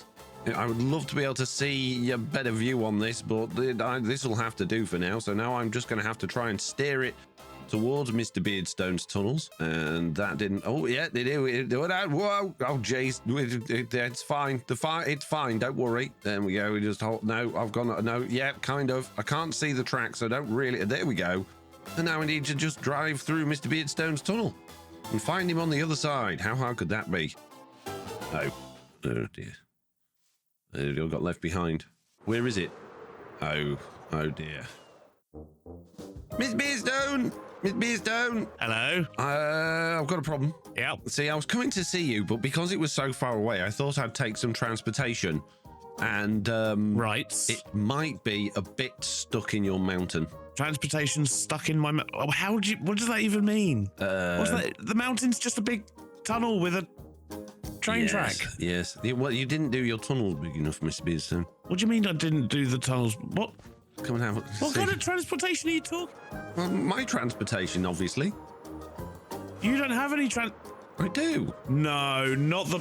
Foxy. Yes. Are you talking about your boat? Yeah, well, it's a train boat. It's a train boat, Mr. Beardstone, and it is stuck in for the your love tunnel. I fell out as we got to the edge. What? This is just a bogey with some glass on it, Foxy. Yeah, well, if you go into free cam, Mr. Beardstone. Foxy, what in the world? So, basically, it's stuck because your train controls are at the top, aren't they? Yes. Yeah, I don't know what you can do about this. I think you need to make your tunnel bigger, Mr. Beardstone. It's clearly not suitable for all of the trains on the server. This seems like is suitable for all the trains. It's definitely not. No, it's not suitable for the boat. It's definitely suitable for the trains. Right. Yeah, you're just gonna have to do that. You're just gonna have to wrench it all the way back. Yeah, but it'll take forever because you're only allowed to move it a bit. Oh, Yep. you can go quite far. We'll get it all the way through, and then I can come meet up with your boat, Mr. Beardstone. That'd be nice. I don't have a boat. What, your train? I have a train. It's not a. Oh, It's like a boat. Jeez. Train. Very similar. it's. There we go. Excellent. Don't worry, Mr. Beardstone. I left the drills off because I could have made a tunnel, but I decided that would be a bad idea because I didn't think you'd like it. No, I wouldn't. I wouldn't like that. No. This is not what I built this track for, Foxy. I think it is. I think it's multi-purpose mode. What? Oh, jeez, you're going all over the shop. Right. So the reason I wanted to bring my boat over to see you, obviously, was to because I mean I modelled my boat on your tunnel bore machine, and I just wanted to make sure I got it right and better. What? Is that all this is? This is a comparison of tunnel boring machines. Yeah. I mean, your one's floating up in the sky and therefore cannot make tunnels. Put them next to each other, and then I can go and see. Oh, yes, they're practically identical, Mr. Beardstone, but mine's much, much better. I mean, it's a lovely boat, Foxy, but wouldn't it be better in water? Well, it will be in water, yeah, eventually. After we decided that mine was in fact better, I decided to give Mr. Beardstone a lift back to spawn. And he really enjoyed being on a boat train. Can't get down your ladder, Foxy. Yeah, it's a bit tricky. Foxy, I should have put I can't stairs get in. down. I can't get down the ladder. You'll be I can't get all down the right. ladder, You'll be Foxy. all right. No, I'm going to suffocate in the mountain if you don't let me off before you go into the No, mountain, it just Foxy. pops you out. It's fine, don't worry. No, this is not fine. Honestly, Mr. I don't want to die. I don't want to die. Let me out. I can't go down the ladder. Please. And so eventually, after a little bit of struggling... Oh, wait a sec. I might pop out the water. I popped out. No! I'm free. I'm free. Oh, I'll see you later then, Mr. B. Looks like I'm going to see you in a sec, actually. Yeah, I popped out. So with neither of us actually getting a lift to spawn, and the boat train once again being stuck in the mountain, we parted ways as I very slowly wrenched my vehicle all the way back to the train station. Well, that was eventful, and I'm going to now leave my boat parked here at the station while I go and deal with what's going on at the lake. Because this is, this is just not ideal at all, really. I should probably stop these pumps first of all, so that we can maybe actually not drain the lake completely. No, thank you. And no, thank you. There we go.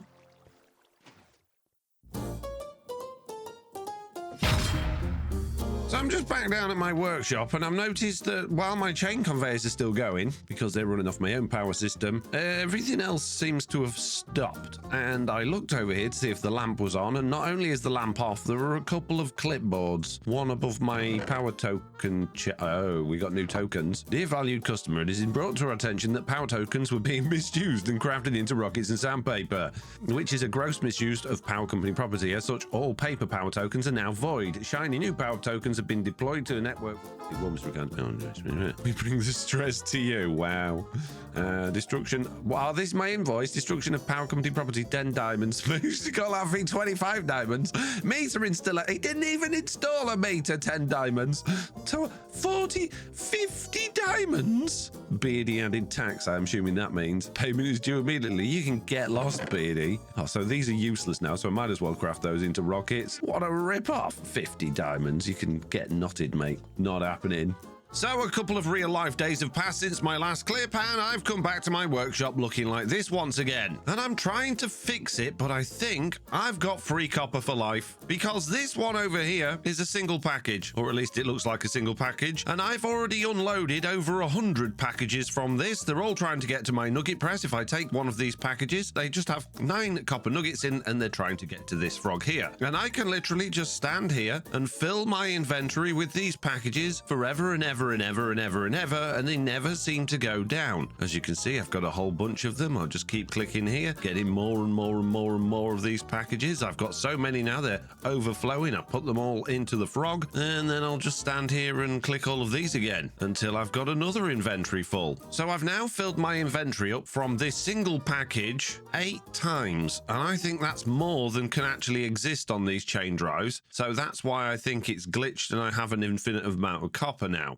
So while I'm getting infinite copper from that, I haven't actually tried any of these ones yet, and it looks like that one doesn't have too many on. So let's go and, oh, we've got some here as well. What's in this one? Is this an infinite amount? No, that was just one thing. And we've got a whole bunch of them over here. So what are all these? Do I have infinite whatever these are? Let's just keep clicking and find out. No, there wasn't infinite ones there. They're all trying to go back to storage. Right, okay. What are these ones? Do we have infinite whatever these are? Oh, they're starting to move now because I'm taking these away. This is good. Just keep clicking. And these are also mostly trying to go to the nugget press. Now this frog doesn't appear to be empty in itself. There is a package there. Take a few more of these from here. Get this right down as low as it'll go. There we go. That one's empty. And again, these are all for the nugget press.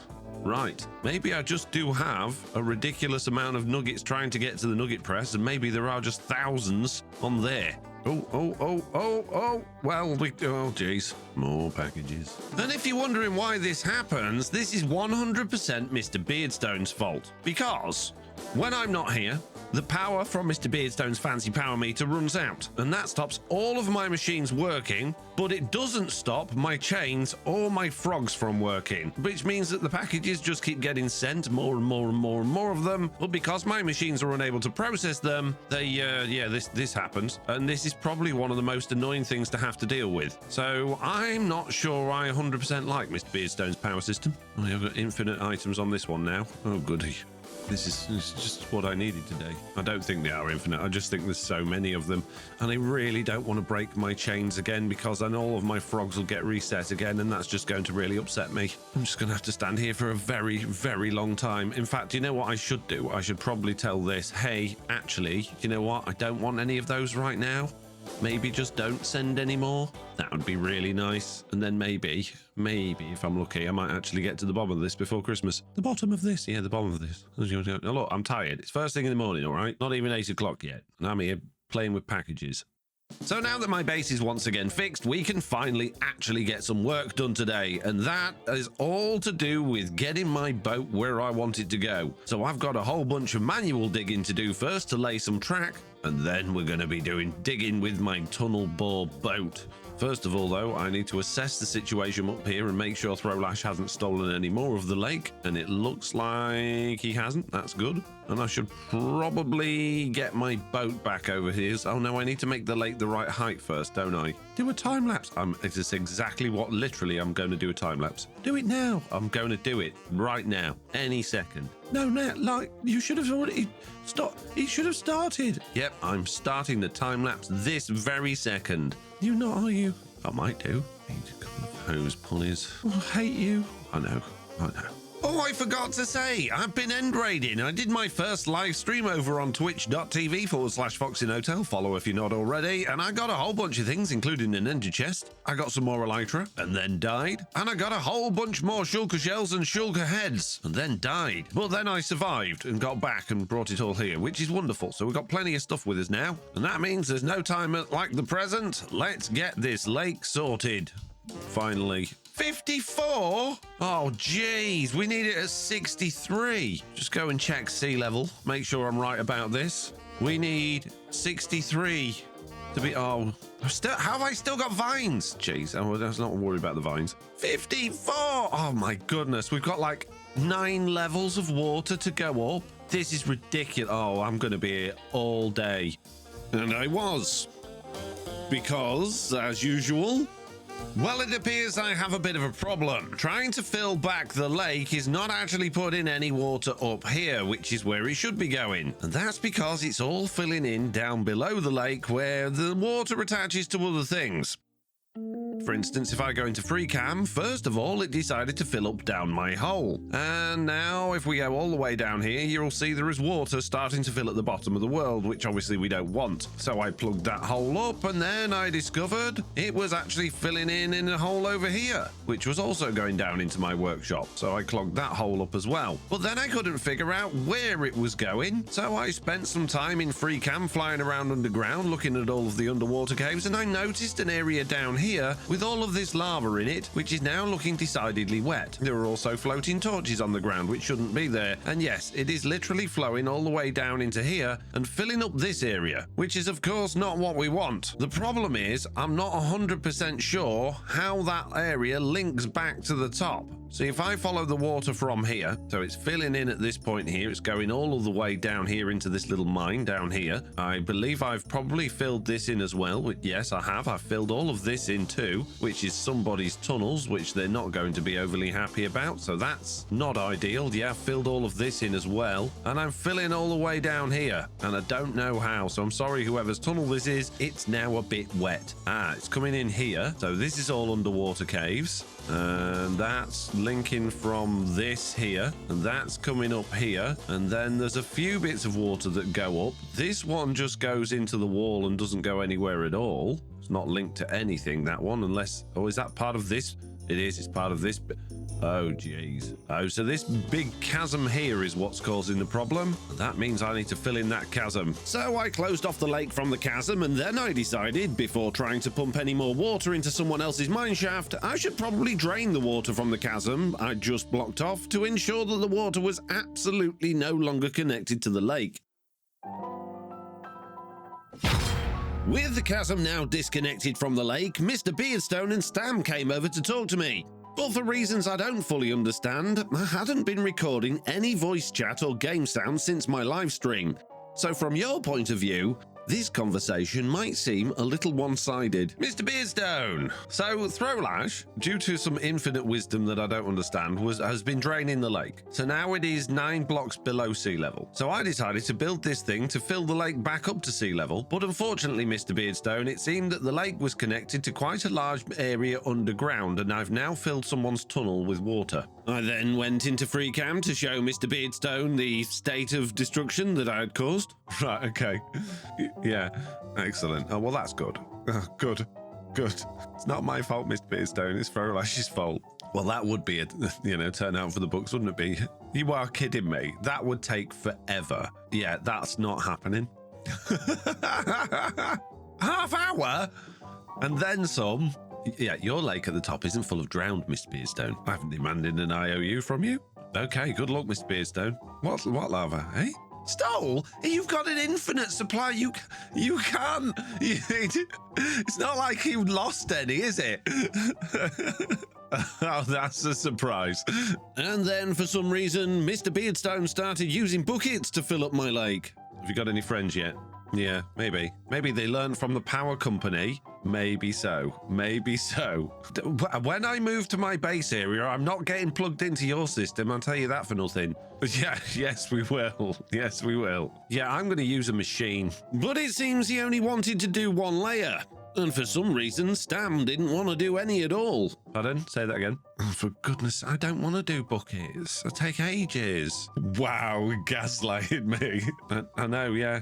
Tell me about it. What do you mean? And then just like that, they were gone. And while Mr. Beardstone's absolutely right, it would be much quicker and easier to go around and do the entire thing with a bucket, I don't want to. I'd rather just go AFK here for a while and hope for the best. But before I get too carried away with that, I'm only going to set one of the pumps off just to make sure it actually works. So we should be good to go with that one. So let's get everything reconnected. One of those there.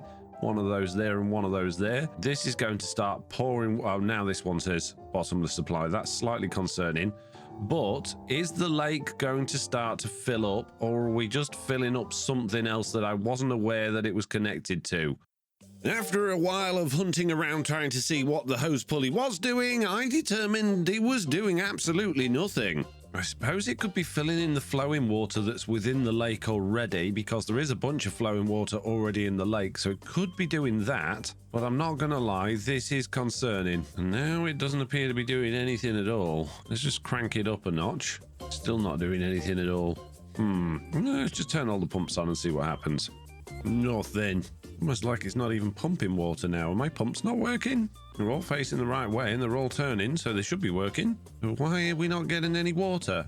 Well, that's annoying, but I guess after all that, I am going to have to do what Mr. Beardstone said and go around with a bucket after all. Well, that's annoying. So with that, I dismantled my lake filling machine and set to going around and around, placing 1 bucket of water at a time, slowly filling up the lake, a layer at a time. And for some reason, without even telling me, halfway through I noticed Stam helping me out at the other side of the lake. And before long, working together, we reached the level I needed the water to be. And it was done. Stam, we did it! And it only took all of our lives. We're actually at sea level. That's amazing. Thank you so much for your help, Stam. That's really, really, genuinely very kind of you. Yeah, I'm going to bring the boat down. Now what I need to do... When? Why, what's wrong with it? What have you done to the boat? Oh, you want to... Well, I can bring it back now if you want. Do you want to come for a ride? Let's go to the boat. No one's spun the handle and made it eat itself by the looks of things. That's good. I think it's blocks at the moment. Yeah, it is. So I need to turn it into a boat. Oh, and I'm stuck in fly mode. Stam. Yeah, I had a lot of lag then. Okay, I'm going to turn it into a boat. There you go. Now it's a boat. Okay, let's go back to the island if I can figure it out. It's very difficult to see where you're going with this. We're driving to the lake. Oh, there we go. We're in the lake, Stam. Yes. Oh, it's so laggy. The voice chat's not working. You keep breaking up. Stam? Stam? It's very laggy. Stam, I think we need to disassemble it. I think we do. Yep. Yeah, I can't hear a word you're saying. Oh, Jesus, a trident fella. It's so laggy. It's unbelievably laggy. I think Stam may have broken. I think my boat's broken, Stam. Yeah, I think Stam's definitely broken. He literally crashed my like entire PC. Oh dear, I've killed Stam. And now it's back to normal, and it does need lowering a bit. Now, realistically, at this point, this boat is way too laggy, mainly because this thing is making my CPU scream. And that's because there's so many blocks involved with it. And even once it's disassembled, it actually doesn't stop because it's loaded into into the game's memory, and it's just screaming away. So unfortunately, this boat isn't going to be able to be a boat for very long. Once we've got it to the destination, it is just going to have to become more blocks in the world again. And I think eventually we'll have to get rid of all of the drills, because I'm pretty sure they're what's causing the issue. So I'm going to turn my game off and on again now. Once Stam and I had successfully reloaded and the laggiest boat in the world was no longer destroying Stam's PC, the next few minutes were a bit of an emotional roller coaster. I'm sorry I killed you with my boat. Literally murdered. Did you enjoy the journey? I can't say I did, no. No, okay. Oh well, there's improvements to be made, I guess. Well, thanks again for your help, Stam. I really appreciate it. Let me know if there's anything I can do for you. Actually, wait here. Oh, no, not now. It's Horsey! He's back! Don't kill Horsey, and please don't put him on the boat. Why not on the boat? Because when I turn him back into a boat, he'll die. Hang on, where- Stam. Wait a second. I've got somewhere you can put him. Just hold on for 1 second, my friend. Here we go. Just go down there. Press the button. Oh yeah, it's a bit underwater now. Send it up. Oh, there's a couple of fellas in the boat. Did I get you? Hi. There we go. So with Horsey safe and everything good in the world, for some reason, the mood took a bit of a swerve. I will be honest, Foxy, I've got a bone to pick with you. You've just been nice to me. Don't ruin it now. Foxy, you were gonna sign those IOUs. No, I Yes. signed them on behalf of the horse. You can't sign them on the behalf of the horse. Why not? He can't write. He's got no fingers. Yeah, so maybe he shouldn't be doing IOUs. Hey, just because he's got no fingers doesn't mean he's not capable. That's a really mean... Oh, jeez, not again. Foxy, don't kill It's the a horse. really mean thing to say to him. You said FoxyNoTail. Yeah, which Who's is his gonna do? name. If you can't tell the difference between my name and his name, then you need to go back to reading school, learn about capital letters. Right. You accepted the IOUs that I wrote. My You said I understanding was wasn't that- allowed to forge Mr. Beardstone's name, so I put his name on it instead, and you didn't complain about that. Come with me, Foxy. Do you see the red building? Yeah. Yeah, I'll see you in there. Ooh, that's fancy. What is it? Where'd he go? I better go and check that building out. It's a courthouse. Yeah. It's empty, though. It's going to be ages before it's ready to actually do anything with, so that's good. I've got time to prepare. Get myself a lawyer. Yeah. I'm calling my lawyer as well. Or get Horsey a lawyer. I mean, technically, you're taking Horsey to court because he's the one that didn't do the work that you asked him to do for the Foxy, I'm IOU. taking you to court. Why? Don't try to rub this off on Horsey. Horsey hasn't done anything wrong. You just roped him into all of this. He asked me to. No, I don't buy it. He's not a very good talker. Right, the thing is, Chosen picked an IOU task that was suitable for the horse. You didn't. That's like, you could have... If Yeah, I but was my the one understanding responsible was for that it the wasn't a IOUs, you could have horse. said, I want you to turn into a blobfish. And I'd be like, well, I can't do it, Stam. And then you go, well, I'm going to take you to court because you didn't do a good enough job. No, because that would be unrealistic. But my It understanding is was that it was unreal. You you asked him Right. to build a cliff. He's a horse. I don't think he understands how these things work. Right, anyway. Tunnel boring time! Now that it's time to actually get my boat where it's going, I should probably dismantle all of this track that I've left lying around in the world before people start complaining that it doesn't look very nice. So I'm going to do that, and then we're finally going to take that train through that mountain. How hard could it be? What could possibly go wrong? I don't want to dismantle anyone else's track. I've got to be a bit careful here. Oh no. Oh no. Oh dear. Oh, jeez. I may have a bit broken Mr. Beardstone's train track. Slightly. You'll never know. Everything's good. Right, let's get rid of this track. And now that that's dealt with, what I need to do is actually make this bit of track 3 blocks higher so that I can then bring my boat back down. So I'm going to get rid of this bogey. 3 pieces of glass. I need to go up 3 blocks, pop a bit of track here, just like this. Hello, friend. Oh, will you clear up? Really, with your fishing rod? I'm not a fish. Now what we do is we get our station again, pop that back down there, create a new train, pop a bogey on there we go. And now that's that, so now I can make it back into a train. There we go. Then I get rid of this, bring the track back down to this level here, bring the station back down to this level here, click on that, relocate it down to here, and then if I get rid of all of that, my boat now should be in the right place. It is. That's better. Good. And then so my PC doesn't explode, I'm going to disassemble it again. There we go. Lovely. That's better. All I've got to do now is figure out where I'm going to lay my track at this level here, through this hill and over to the ocean. And I suppose I should probably clean all of this up as well. So the first thing I need to do is get down there and start bringing the... Oh, geez, what do I do? They're always here. Go away, shoo. I need to put some, like, underwater lighting down here, I guess. But I need to basically take this track and run it through this mountain. And that could be interesting, but I think it's going to be okay. So let's just pop that first bit there. And then all I need to do is literally just start digging through here, maintaining this level, and just getting as close to the ocean as I can. Which means I'm going to need my map. Go away, shoo. Leave me alone. In order to see where I'm going, because my plan is basically to go through here, all the way through here, trying to sort of follow the terrain a bit and then into the ocean there. Leave me alone. Oh, ahead. I need it. And there we go. Oh, no. Go away. Jeez. So I'm just going to dig through and just create a space for the track to go through. And of course, the reason I need to get to the ocean is in order to get my boat to take me to my new base location, which is, as far as I can remember, across the ocean. It's definitely not connected to the main landmass. That's basically what I remember.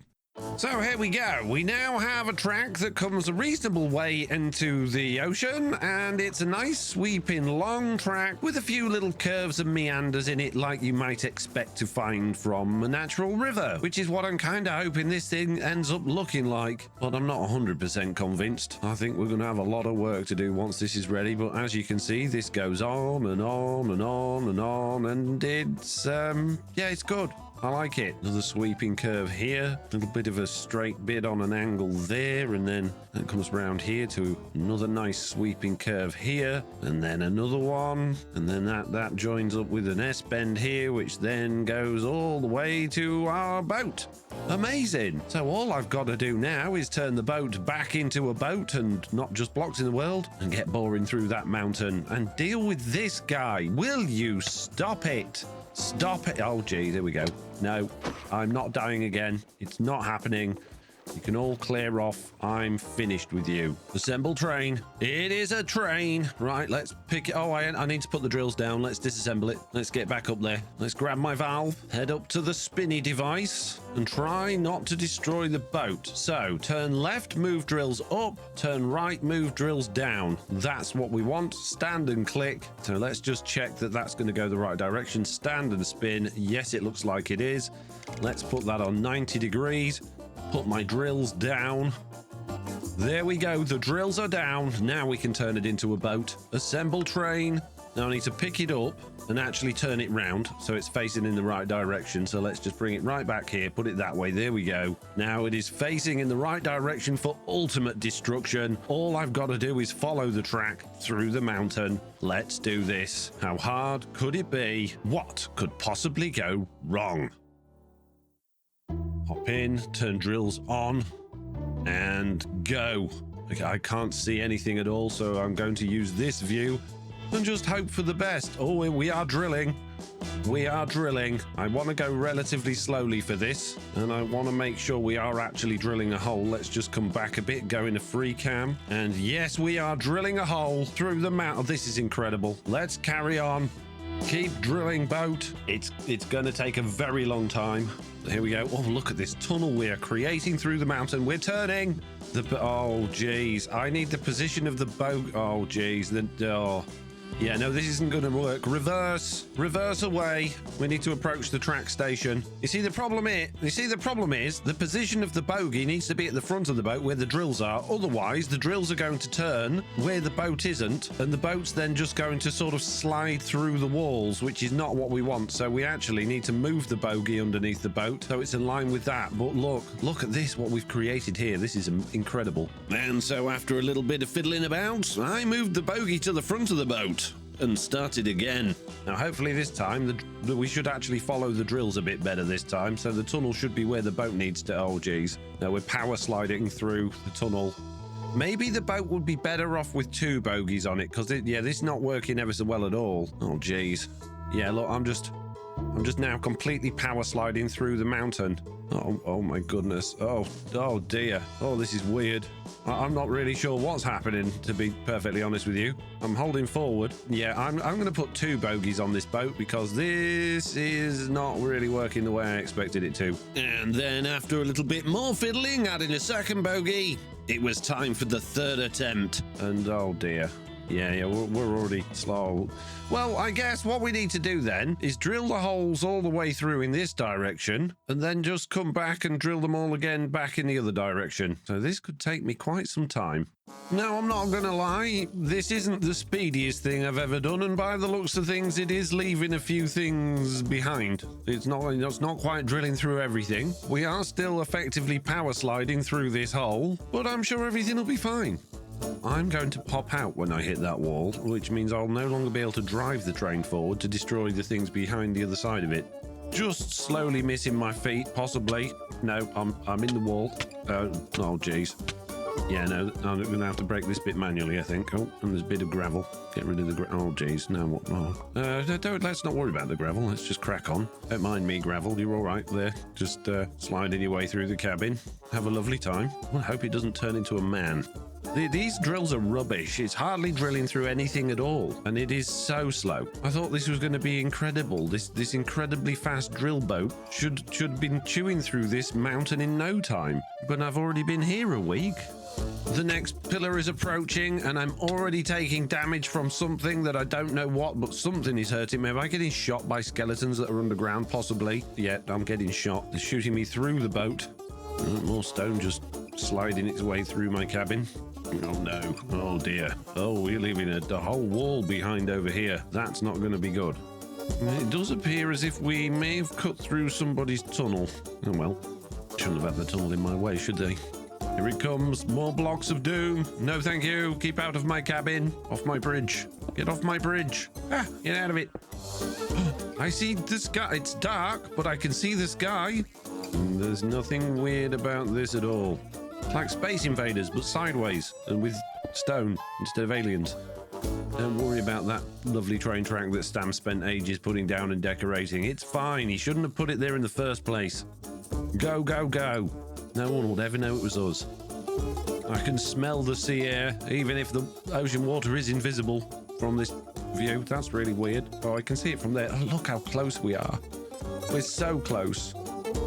Look at the speed we're going at. Oh, as we breach through into the ocean. Full steam ahead. And here we go. We are in the ocean. We are moving through the ocean. This is incredible. Oh, and that's it. We've reached the end of the track. We made it. Amazing. We made it all the way to the ocean. Let's go and check it out. Let's go and see what glory. Oh, am I stuck? Huh. Okay. We'll fly through the window then. Because apparently that's the thing. Yeah, look, we made it all the way to the ocean. The whole boat is in the ocean. And if we look at the tunnel that we've left behind, wow, it's done such a good job. It's hardly left anything behind at all. At this point, it was clear that I needed to run my drill boat up and down the tunnel several times to make sure it cleared away as many of the blocks it left behind on the first run as possible. And because the tunnel was literally only as wide as my boat, and therefore the boat clipped into the walls on literally all of the corners, I decided to make some arrangements to the bogies under the boat by offsetting them to make the tunnel much wider. After passing through a couple of times with the bogies offset on one side, I switched them over to the other side and went to the ocean and back again. And once the boat had actually cleared out a tunnel large enough for it to fit through without power sliding into the walls, I then spent a ridiculous amount of time filling up the tunnel with water. Just like in the lake, placing a bucket at a time, over and over again to fill the tunnel up layer by layer to ensure there wasn't any flowing water at all. And after a very, very, very long time, all of that was done. Good news! We now have a tunnel that goes all the way through. It's nice and wide. It's absolutely full to the brim of water. Oh, God, missed a bit. It's almost full to the brim of water. Okay, I missed a few bits, if I'm being honest. But it's nearly there. And there we go. Right, let's try that again, shall we? Good news! We now have a tunnel that is full of water that goes all the way through, and it's nice and wide enough for the boat. Yes, there's a bit of tidying up to do on this to make it look nice, because at the moment it looks awful. Let's not mention the floaty blocks. But yes, it goes all the way through, all the way to the ocean, which is absolutely fantastic. And I'm now going to demonstrate sailing my boat all the way through without touching the sides, which is absolutely brilliant. All I have to do is fly through my window. There we go. And out the back, apparently. No, let me in. There we go. Turn the drills off now. We don't need those anymore. Sit in my seat. Oh, it's a bit jibby. It's fine.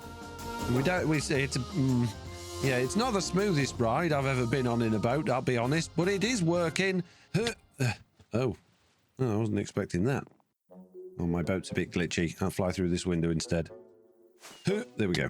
And that means all we got to do is lay a little bit of track underneath the ocean to get to my main base area. And where is my main base area? Well, believe it or not, it's another island, although substantially bigger this time. And it's, hang on a minute, there's our starter island. We've gone through there to the...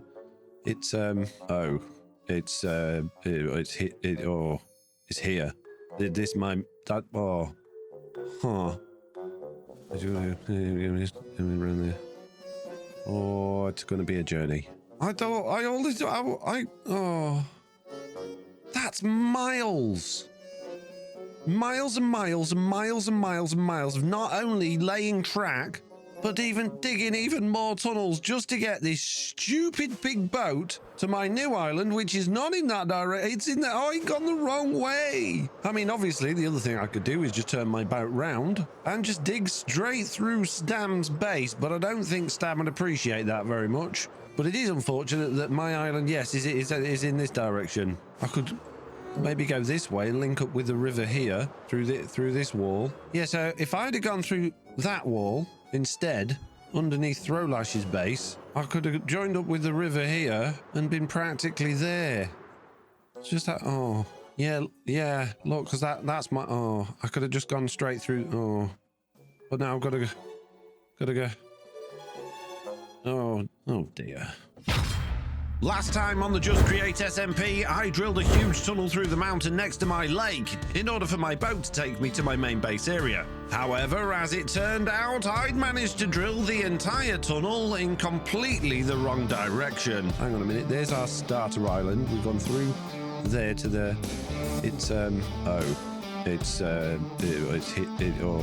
It's here. Then, during a live stream that took place between episodes, Stam came to see me. And for some reason, he wasn't very happy at all. My terrain. Which terrain? That terrain. What terrain? Come with me. I don't know what you're talking about, Stam. Oh, this bit? Yeah, this bit. Yeah. I didn't go through your barrels. No, but my terrain. My tracks are floating. Well, the thing is, your tracks are too low in the world, mate. My boat's bigger than your tracks. That's actually the same height as this tunnel here. So you've put your tracks in the wrong place, mate. Is what's happened here. No. Yeah. No, this is not I how that works. haven't broken them, but they are in the wrong place. But they're floating now. Well, yeah, but because they're in the wrong time on place. this beach. What beach? This beach that you ran through. I can't see a beach. Yeah, because you removed it. I didn't. My boat did it. Who built the boat? Who drove the boat? You've been on that boat. Can you see where you're going when you're in the boat?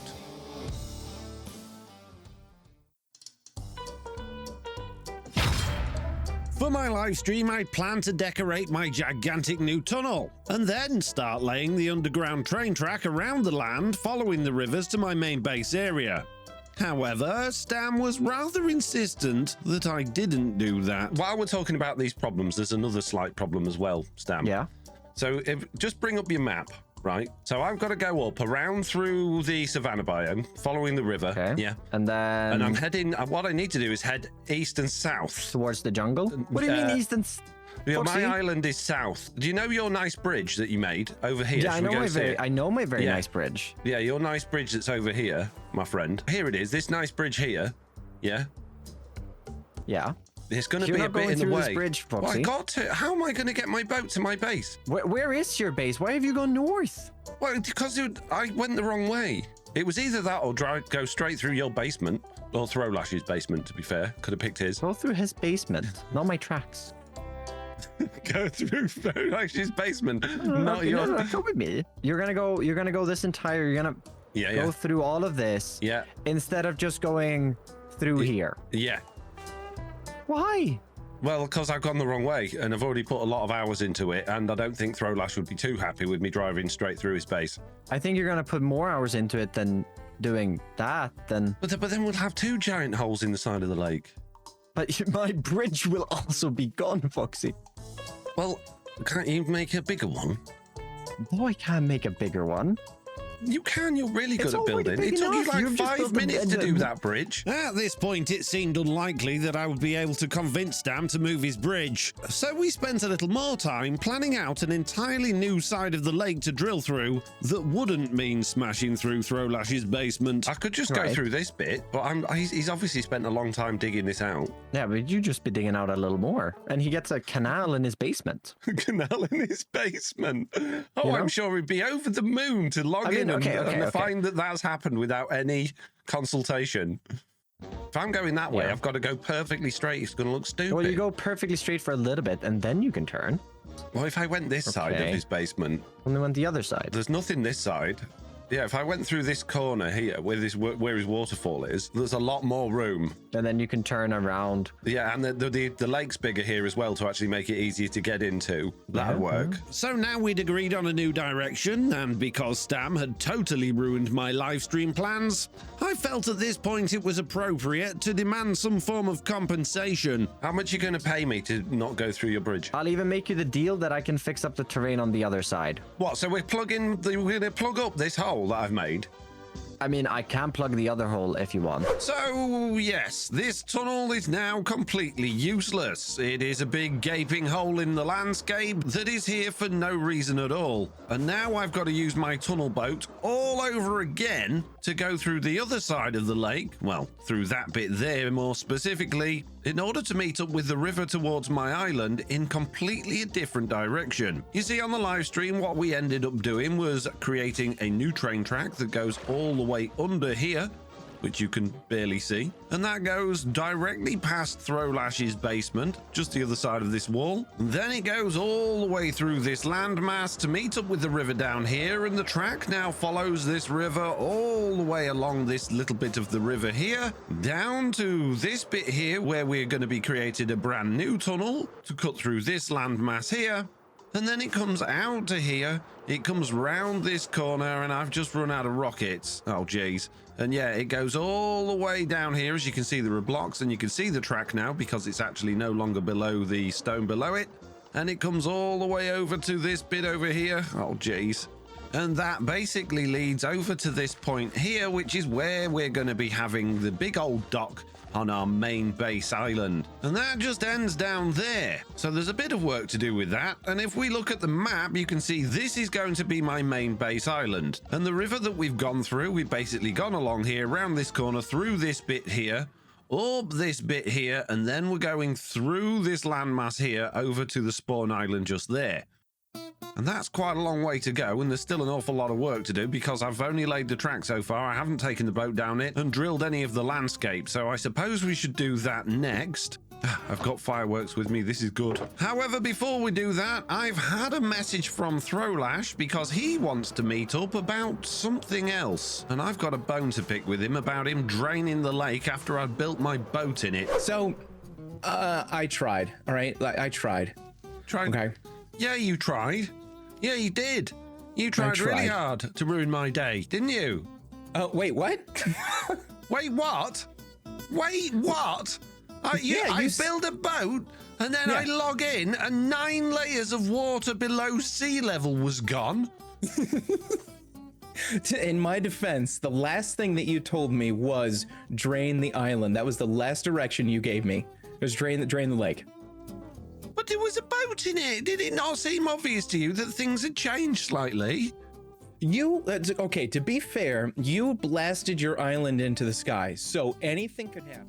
Should we just go down there a minute? Because speaking of things changing, there's a couple of things I need to talk to you about as of today. Thanks to Stam. You know, I've made, you can see now, this beautiful tunnel that comes through here. Ooh, yeah. So there were a couple of issues with it. Mainly of my own making. The first issue is it's in the wrong direction to my main base. Oh no. Yeah. So okay. What Stam suggested, and that I've now implemented sort of kind of a bit, is that instead of going that way, if you look at the track below, I'm actually going to go that way. Oh, okay. Yeah. So your waterfall might get a bit broken. And it's not impossible. I might accidentally a bit scrape along the side of the wall of your workshop. Sure. So here's the dealie, right? Yeah.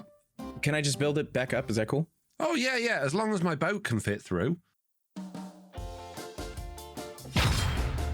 So it turned out Throlash was more than happy for me to slightly a bit smash in the side of his basement. So much so, he even suggested I could do it on the other side, making my life substantially easier. Because I don't really like it going that bit there. I would prefer it to go through the dripstone cave here.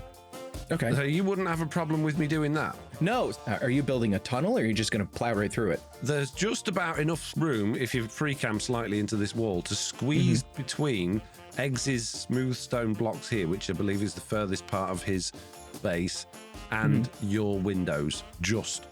Again, there may be a little bit of scrapage, a bit, but it shouldn't be too bad. You know what this is anyways? This is Beardstone's power thing, so you can just break the whole thing if you want to. That's fine. Doesn't matter then, yeah.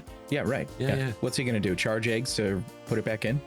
Probably, yeah. Well, I did get quite a big invoice from him, to be honest with you, for all of the work I've caused him, and I'm trying to, get out of paying for it, but it's expensive. The conversation then took a turn towards how we both might deal with Mr. Beardstone and his lawless power company. I don't know if you've seen this absolutely stunning windmill that's right here. Yeah, I have seen that windmill.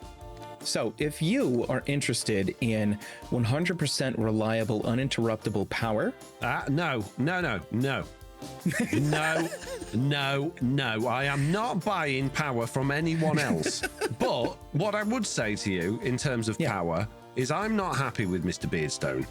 His power system is not only erratic at best, it's also very expensive. He's just changed the power tokens. He's not offering any refunds on the old ones, which we've bought a few of now. And my storage system, because I've had to put my elevator and my chains on a separate system, all of my machines turn off, and then every time I log in, my storage system's gone completely haywire again with all of the packages stuck on it. I had a thought about, a nice clean energy, not lava-powered competitor to Mr. Beardstone that was actually providing a good amount of power for the people of the server and not totally scamming everybody. If we perhaps work together on something, we could do better. We could create a rival power company that not only, isn't, me and you wouldn't be subject to stupid power tokens, but we could also push Beardy out of the market, making everything he's done completely pointless. And I like that idea.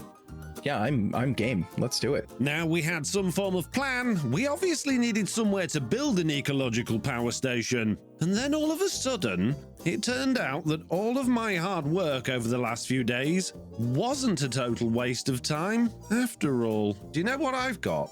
I've got this really big space that's got lots of water in it, and I don't need it anymore. It's down here, look. Funny enough, this giant space just here, right?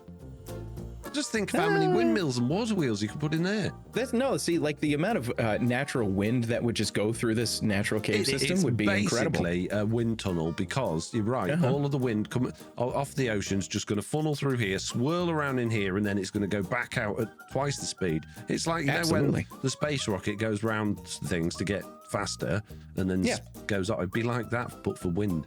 This is genius. Yeah. Yeah, that's This what is I thought. absolutely genius. Yeah. You need to provide obviously all of the windmills and make it incredibly powerful. I'll do some decoration, make it look a bit nicer. So with the workload now evenly split, we just needed to think about distribution to the other members. Now, I don't want to say Mr. Beardstone's not very good at redstone. However, have you seen all of this oh, just to do tokens, right? It's ridiculous. There are 4 redstone links in this tiny little space for why? to connect to each other because he didn't know how to put the redstone together. Okay, so a third of the size. Well, the other thing is, right, we just hook everyone up to it.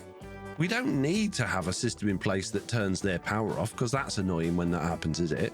We'll just have a system in place that basically, in a central location where we're going to be building our thing, just counts how many hours they've been running for, and we'll just send them bills. Like monthly bills for how much money there was for the power. So I think it'll be a much better system than Miss Beardstone's. Yeah. I don't know how doors work. I don't know if you just move. I'll do the redstone. Okay, good. And we can do that. All we need to do is put a single clutch in the line to their base, put a redstone link on it, and then back in our wind tunnel. Oh, yeah, Eggs hasn't paid. Just flick the switch. Click. Crazy thought. I don't know if this works. Mm-hmm. Okay. Can you read? Oh, gosh, how would it work? I did it at school. I learned once. I don't do it as much as I should anymore, but I think I can still do it. It's been way too long for me, so that's good. You can do the redstone and reading. Yeah. I'll make things look pretty. Good. Yeah. Excellent. Nice. Well, that's good. Not only do we now have a purpose for this tunnel, we also can completely relay this track that I don't like being at the side of the lake here. Actually, the other side of Throwlash's basement, in between Throwlash and Eggs, running along this window bit here that he's got all the way through that way. And that means the boat's actually going to line up in this lake a lot better.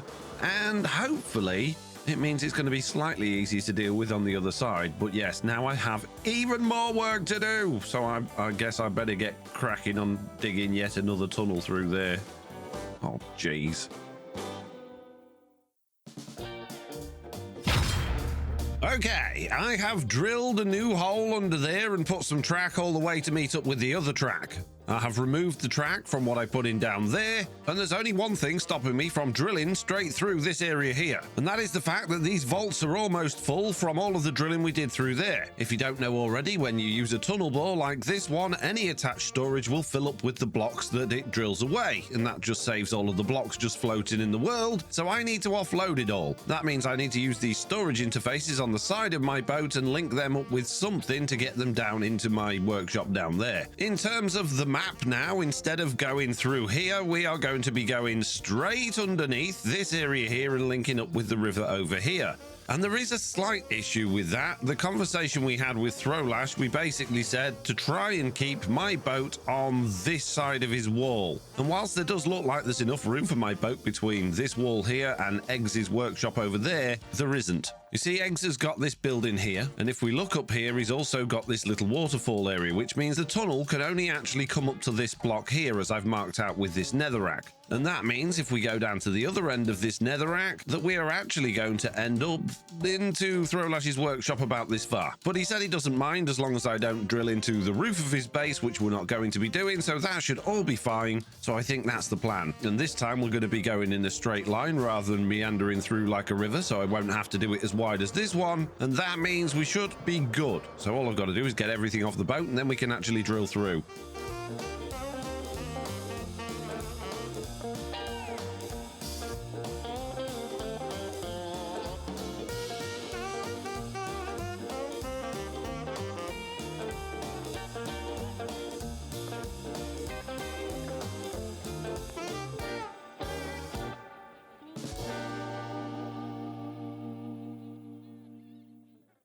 Excellent, so all of the items should now be flowing out of the boat, down those chutes and into my workshop. There's only one way to find out. Oh geez, I don't think it's all going to fit in our storage system. I can see that moving, so yeah, items are definitely coming in and they're definitely going through. Now I imagine a lot of the stuff coming through, yeah, it's going to be cobblestone. I don't think we're going to need all of this cobblestone, so we might want to start ejecting some of that from the system into something that's going to get rid of it. Oh, what's going to be the easiest way to do that? Fire and lava. Because we don't use fire spread on here, I can literally just set fire to anything and it won't burn, which is great. So I'm going to put some fire there. I'm going to put a smart chute above that. Let's link a frog up to our storage system, pop it on top of there. We're going to name that FNT burn. I'm going to grab my clipboard, click on that frog, put that back there. And now if I do cobblestone, oh wow, look, we've got 125,000 of it now. We'll send that to FNT burn and see what happens.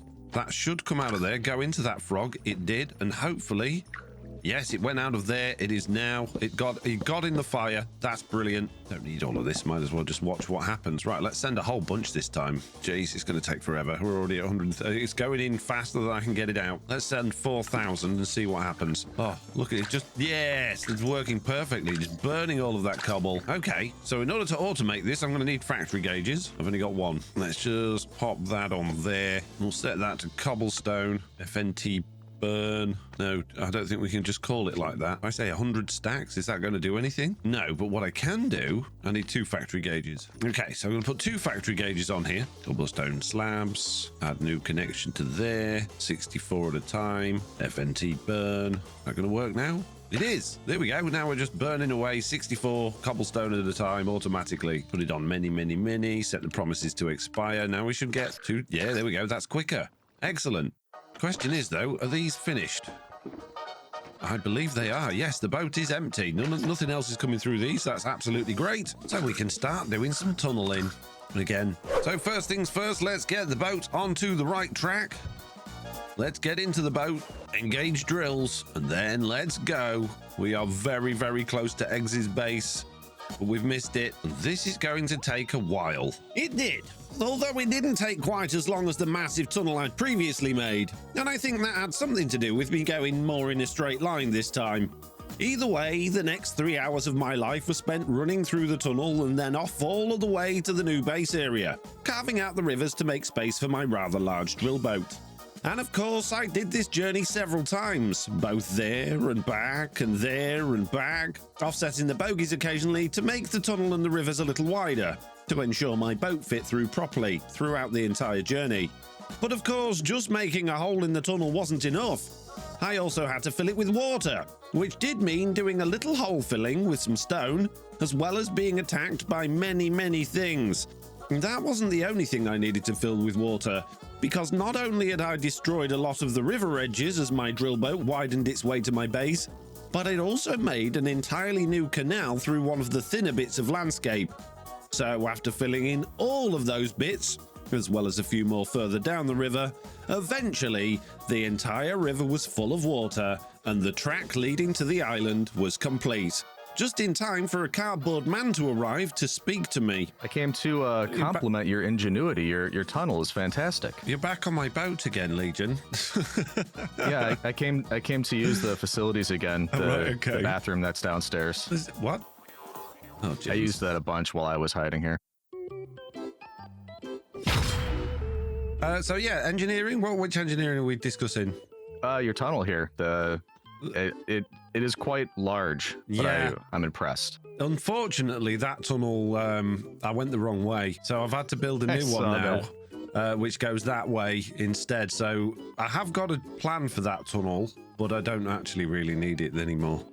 Okay. Yeah. Well, you didn't want to just punch through all of Stam and Beardy's stuff over there? Well, I did, but Stam was very much against me doing that. So, yeah, okay. Sadly, I'm not able to do that, although that would have been nice. Legion then took me on a quick tour of his starter base before the conversation moved back to the lake. I'm thinking what I'd like to do in this lake is sort of, obviously my boat's going to come in. It needs to be able to turn round so it can go back out again. At the moment, you can see this ugly looking sort of spider thing, which is unloading all of the blocks from my boat.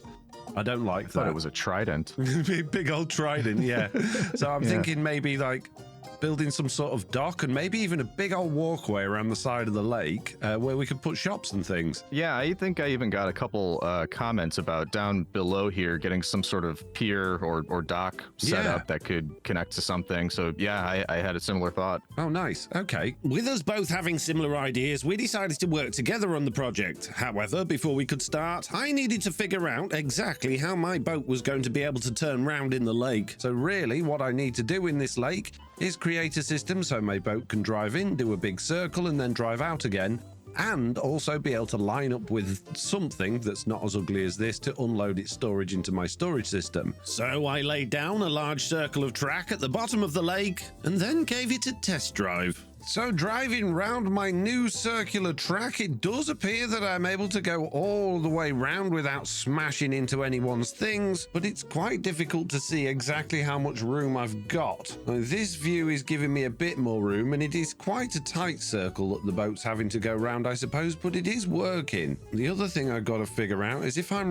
I'm coming in here from the direction of the... Oh, no, I don't want to do that. I need to be able to reverse down there. Yeah, we're going the right way, and I'm hoping I can come out of the tunnel without smashing into the wall. Oh, and I think we've just about made it. I think there was a bit of scrapage there, but otherwise it was all right. So if we come back out of this tunnel, as if we're just coming back from our island, and we come round there we go. We can go around that, and then we can do a big spinny slidey loop around the lake, and then hopefully if I hold spacebar down in a second, it's going to give me the opportunity to approach the station, and then we will basically be pretty much back in line to go back out again, which is fantastic.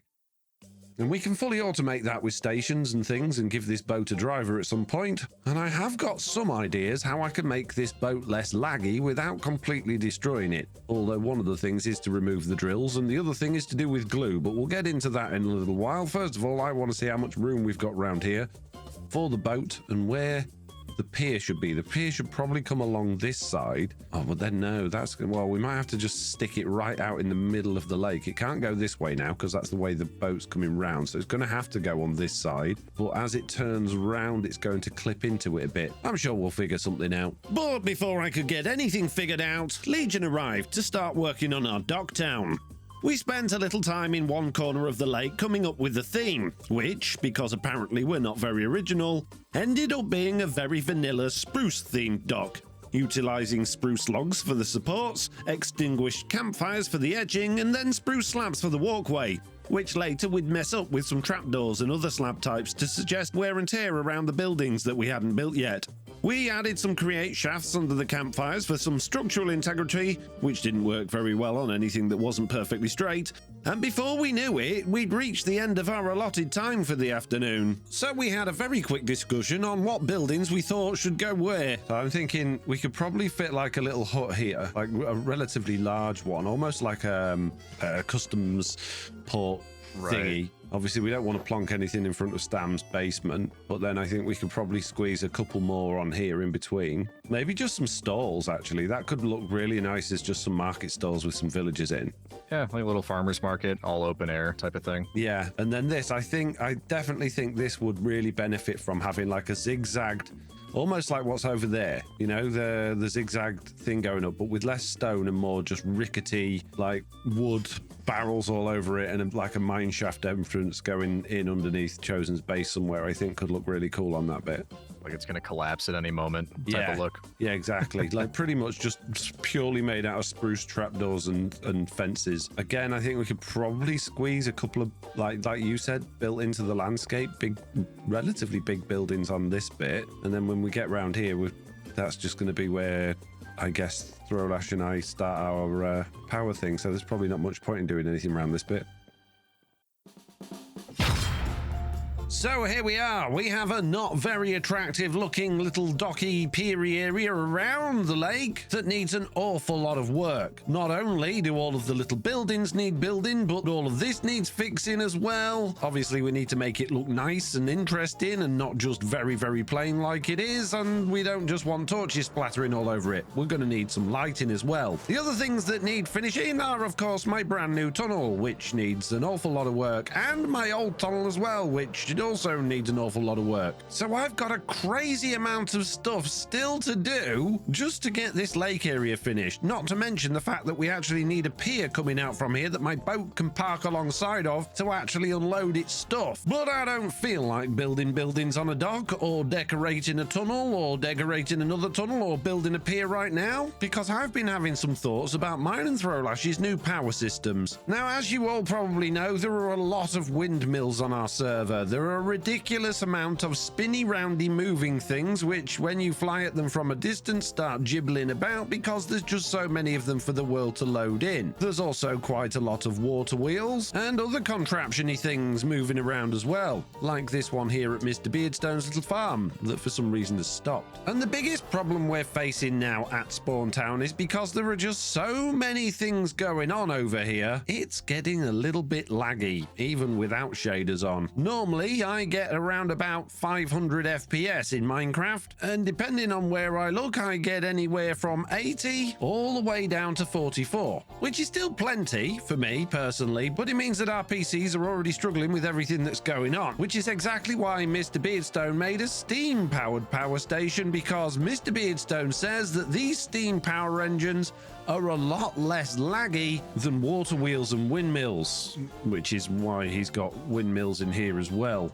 And water wheels. But I'm not so sure. Sure, these steam power engines do generate a lot of power, but I want to know how much lag per SU each different type of power generation makes.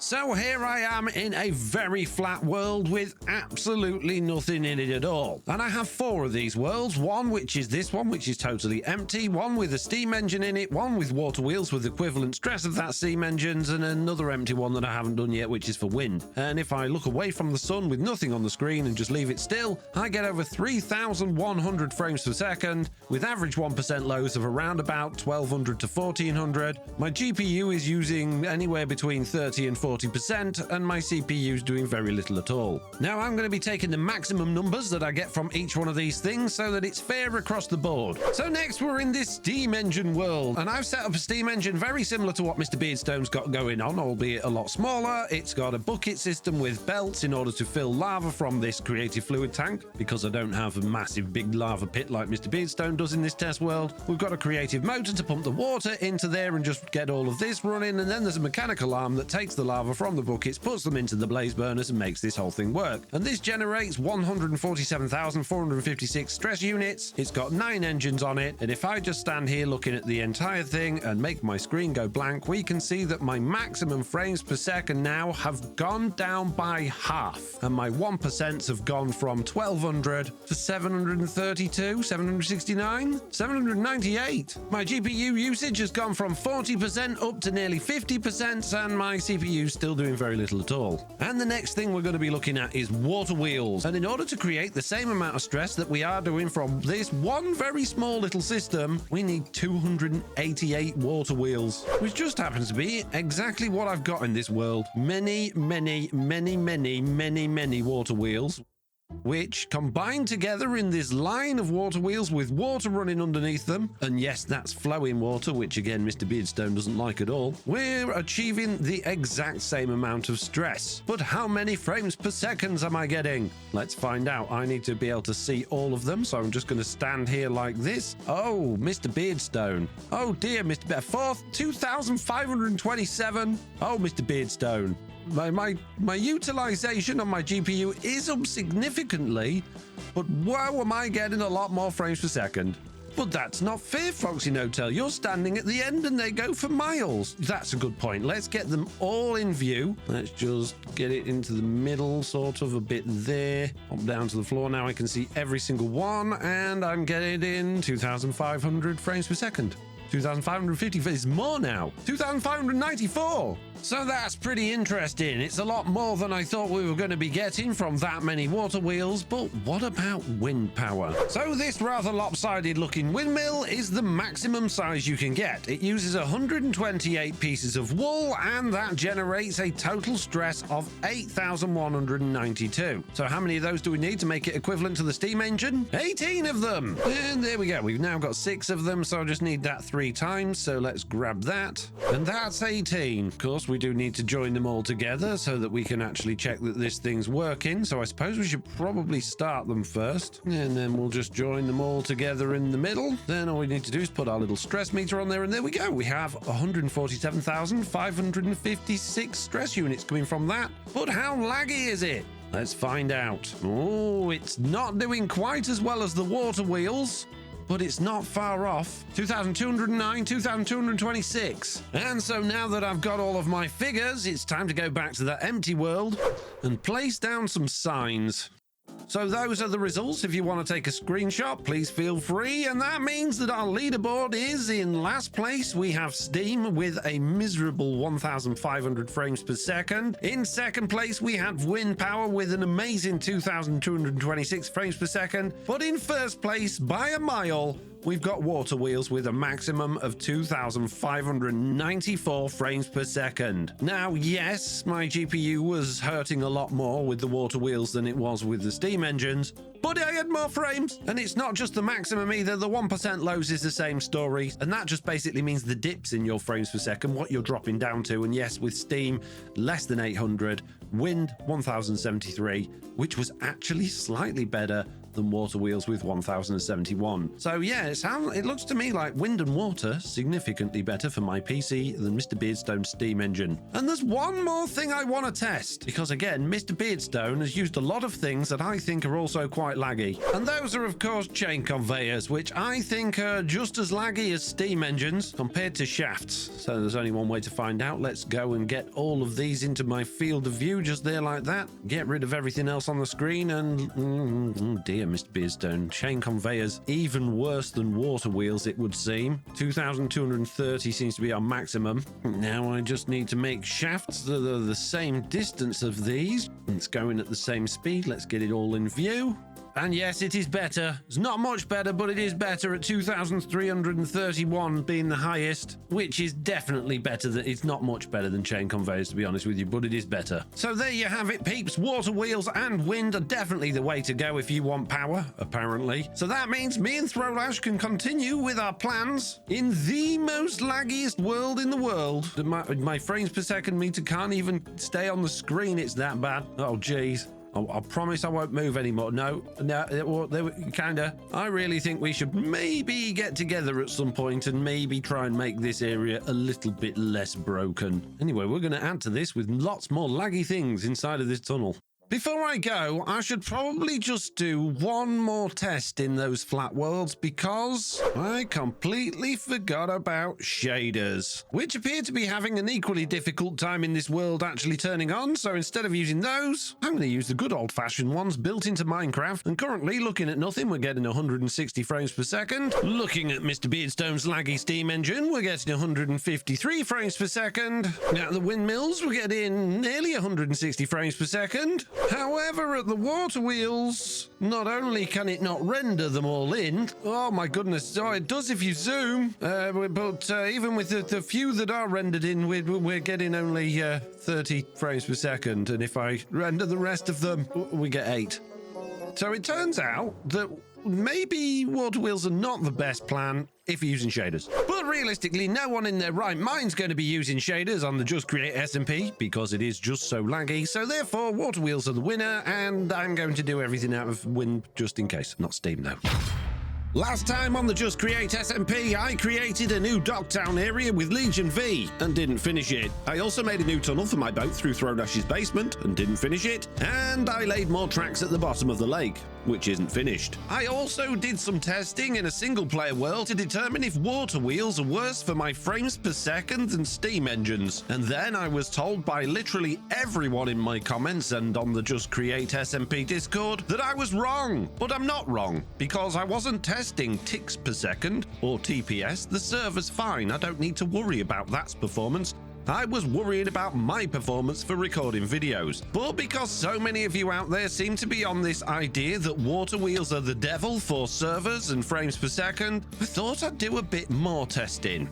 And the results of that might surprise you. Yes, it turns out that Water Wheels and windmills are both better for the server than steam engines, and I know a lot of you aren't going to like that and you're going to disagree with me and tell me that my tests were wrong, but I've also been talking to one of the developers of the mods, the Flywheel mod. But we'll get into that in a little bit. Before we carry on, I'm going to hop out of this world, quickly hop back into my steam engine world, and then explain to you from a development perspective why these things are not bad for the server.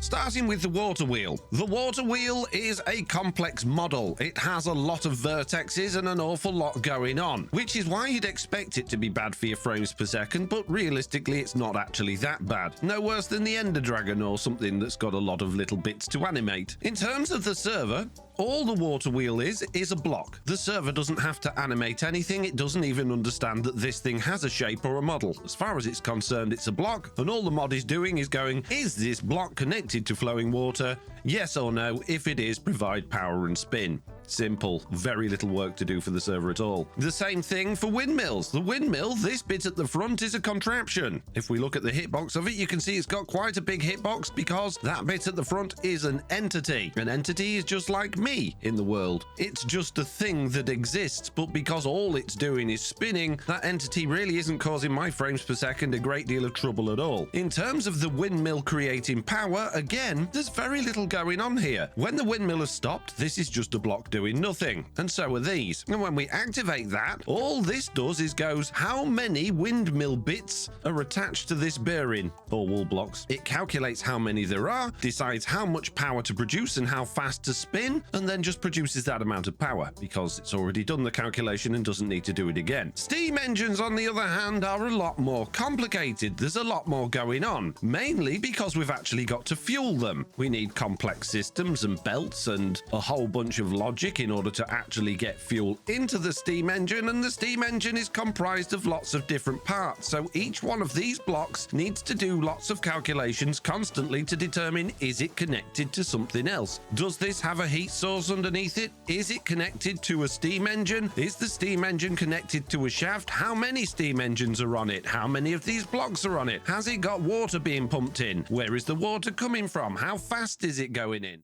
There's a whole lot of processing a steam engine needs to do before it can generate any power at all, which means for the server and my frames per second, because there's just a whole lot of things being animated here, particles, movement, graphics, spinny roundy things, it's actually worse than either of these two things in high quantities for the server and my frames per second. And if you don't believe me, feel free to do some testing yourself and you'll come to the same conclusion, which is exactly what the mod developer of the Flywheel mod told me. He said it. He confirmed everything I said. So now that we're all completely up to speed on what is good for the server and what isn't, we also got some tips from the Flywheel mod developer on how we can optimize this spawn area. If you don't know what the Flywheel mod is, Flywheel is a mod that optimizes the information coming from all of the things within the game, sending it through to your GPU in a much more efficient and optimized way in order to improve the performance on your system. It doesn't actually control any parts of the mod, but it does decide how they should be rendered in order to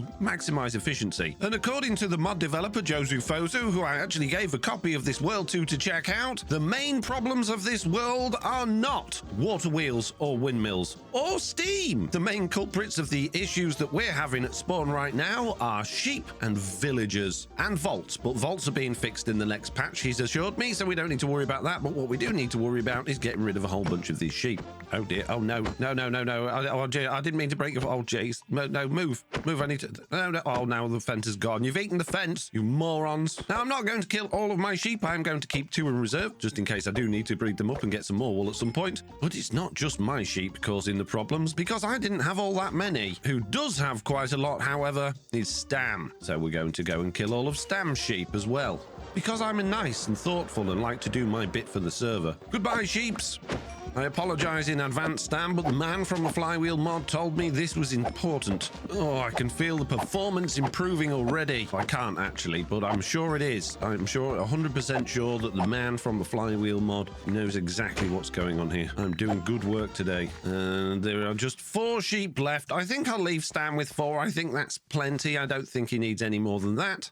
Oh, my fence has popped back into my inventory, so I can go put that back and stop my other 2 sheep escaping. And like I said, it's not just the sheep causing the problem, it's also the villagers. But before I start going and dealing with villagers for everybody, doing my server mates a favor, I'm going to also cull some cows, because we really don't need this many cows. I think I'll keep 3 of those, and then I'm going to go and cull my pigs. I don't have many pigs, but I'll get rid of a few. Sorry guys, don't even need your bacon. Just doing it for the lag. There we go, we'll have 3 pigs.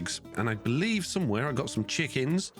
Oh yes, far too. Look at all of the lag you're causing, little chickens. So we'll get rid of you 3 and you. Don't like the look of you. There we go. Now we've just got 2 chickens. That's all we need on my little farm. We've got plenty of animals now, and as a result of that, the server will be running a whole bunch more smoothly. And well, maybe not, because I've got to deal with all of the villagers now. So villagers at spawn. Then we know Stam has an awful lot of villagers in his little villager hole in here. Let's go and check this out. Yeah, loads of them. So what I could do is I could just come and kill them all off, but I'm not going to do that. I'm just going to make sure Stam actually gets rid of them from spawn. The other person that's got a whole bunch of villagers at spawn is Chosen Architect. Over in this building here, he has several layers of villagers. Yes, lots of villagers there. These ones aren't even doing anything. These are not even trading villagers. They're just useless, so they all need to go. And on this layer down here, there's a similar story with a whole bunch of villagers that need to go. So I suppose the most appropriate way of dealing with all of those villagers and Mr. Beardstone's power station is to become the lag police. So I have written 3 books, 2 of them for Stam and Chosen and 1 for Mr. Beardstone. The first thing I need to do, however, is come to the train station and set up a little chest. And what I'm going to do is just slide around. See, this is the problem. This is Mr. Beardstone. There we go. I'm better now. That was Mr. Beardstone's fault. I didn't want a clip, but I wanted a sign. I'm going to go home and get a sign.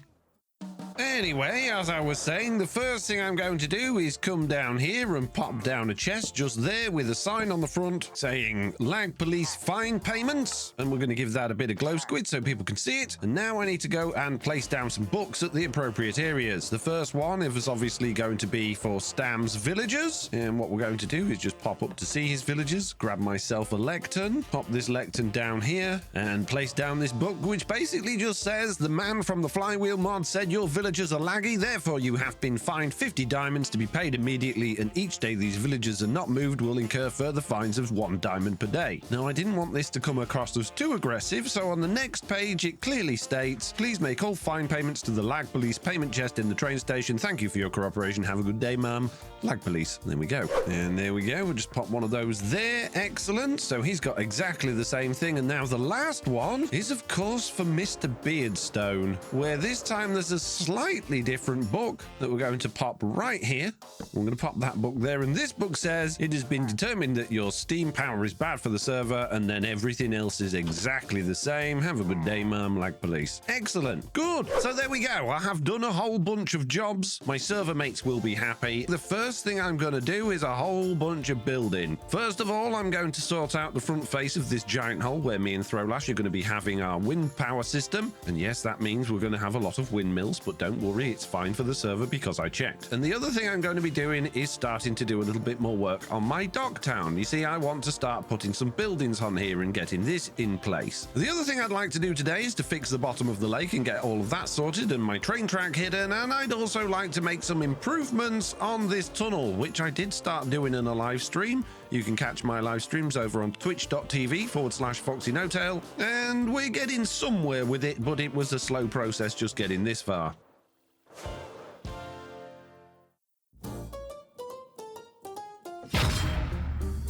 The next day, it was time for another live stream, during which I continued working on my boat tunnel. I managed to get the majority of the walls in place, barring the obvious huge hole in one of the sides, and after the live stream I even got the ends of the tunnel completed, bringing the entire thing together. There's still plenty of work to be done, however, particularly on the large gaping hole in the side, as well as added in some texturing. But before I could do that, Mr. Beardstone contacted me and told me to gear up for a rather dangerous adventure. Foxy! Hey, it's Mr. Beardstone. Hey buddy, how you doing? I'm ready. That didn't feel right. One sec. Can you come over to me? Yeah, oh, yeah, no worries. Mr. Beardstone! Mr. Beardstone! Mr. Beardstone! Oh, Yep. there you are. Ah, yeah. Oh, yeah, there we go. That felt better, didn't it? Yeah, that's much more natural, yeah. Yeah, so I did message you about doing a trial chamber when I saw you log on. Yes. Also, is this you? Someone's having a go at me for Steam and then telling me to move villagers. I don't know what's going on. Well, you see, what happened was, Miss Beardstone, the lag police have been in touch and they've clearly done a bit of copying and pasting. And basically, because Chosen and Stam had villagers, I think they basically mean you need to shut down your Steam power. Well, that's not going to happen. But you seem to know you seem to know an awful lot about that. Yes. The claim that Steam is laggy. Yes, it is. The man from the it's flywheel not. mod told me, and I did testing. The man from the flywheel mod, but that's just cheating. Yeah. That's cheating, Foxy. You can't do that. I did it. Well, I'm not paying that fine. And anyway, speaking of fines, you still need to pay your invoice. Well, I'm not paying that until you pay your lag police fine. Look, the damage you're doing to the server's far more worse than the stupid thing that I had to do because you. I'm doing no damage to the server. It is. This is a lie. So once we'd both decided that neither of us were paying each other's fines, we moved on to our first trial chamber that just happened to be directly below Mr. Beardstone's new base area. And because Mr. Beardstone was clearly in a good mood, he let me travel to his new base in first class. But not before I checked my lag police payments chest, of course. Has anyone paid? Oh no, I'm doing it again. Oh gee, stupid lag. No deposits yet. There's a lot of lag, Mr. Beardstone. You're flying. You're not even touching the floor. No, and now you're over there. Let's go. Oh. Look, I built a lovely train. Yeah. You teleported over to it. Where's first class? It's right at the back. What time will food and drink be served? Nah. No. just nah. Oh. No, it's a lot. We don't have a food carriage on this one. If you want a food carriage, you have to go on Stam's tiny train. Well, it's not very first class then, is it? I mean, the seats are first class, and I can blow the whistle for you. Go on then, blow the whistle. I am blowing the whistle. Are you too far away? I can't hear it in first class. Well, really disappointing first class. And while I was riding first class, Mr. Beardstone then explained to me why it was me he'd chosen for this adventure. To his disappointment. Yes, trial chambers. Yes. I did one once a very long time ago. Yeah. So I thought I'd come and get someone experienced to come and aid me. Yeah, I've never even been in one. Do you know, I've never even seen one in real life or in Minecraft. Not in real life or in Minecraft. No. And therefore, having never been to one, I couldn't see how anything could possibly go wrong. This is an actual Minecraft vanilla thing, isn't it? So it's not going to be difficult. It's going to be very easy, which is one of the reasons I never bothered with the trial chamber, because I just think, well, what's the point? It's just going to be too easy. What's the worst that could happen? What could possibly go wrong? Why have you given me that? I've given you fun, Foxy. Okay. Things have just got a lot more fun. Fun. Okay. Ooh, that one. There's little particles. Oh, there's loads. There's loads right here. Right. Oh, good. Yeah. Instantly. Yeah. So, look. I assume these are going to spawn things. Yeah. Oh, yeah. There you go. Oh, one stray. Oh, that was tricky. Oh dear. There's no more. There's potions and stuff and slimes and all sorts. Oh dear. No, I forgot to make a shield, Foxy. Oh dear. Well, that was silly, wasn't it? I'm gonna die again. I'm dead again, Foxy. Oh dear. This is because you're not expert level 99 like me, isn't it? It's because I didn't make a shield, Foxy. Quick. Eat. Hide behind shield. No, thank you. No, thank you. I forgot my shield, Foxy. Have you got a spare shield? No, I only got one. I assumed you'd be prepared, you see. Well, you'd think, wouldn't you? I'm taking a lot of... I'm poisoned again. What's poisoning me? Stop it. Oh dear. I The think shield's just not ever so useful, as it turns out. I've died like 5 times already, Foxy. I've died so many times, Foxy. Undeterred by the small handful of deaths we'd had, we pressed on until the entire first tiny little section of this trial chamber was complete. Do we get a present now? Oh, I got a key.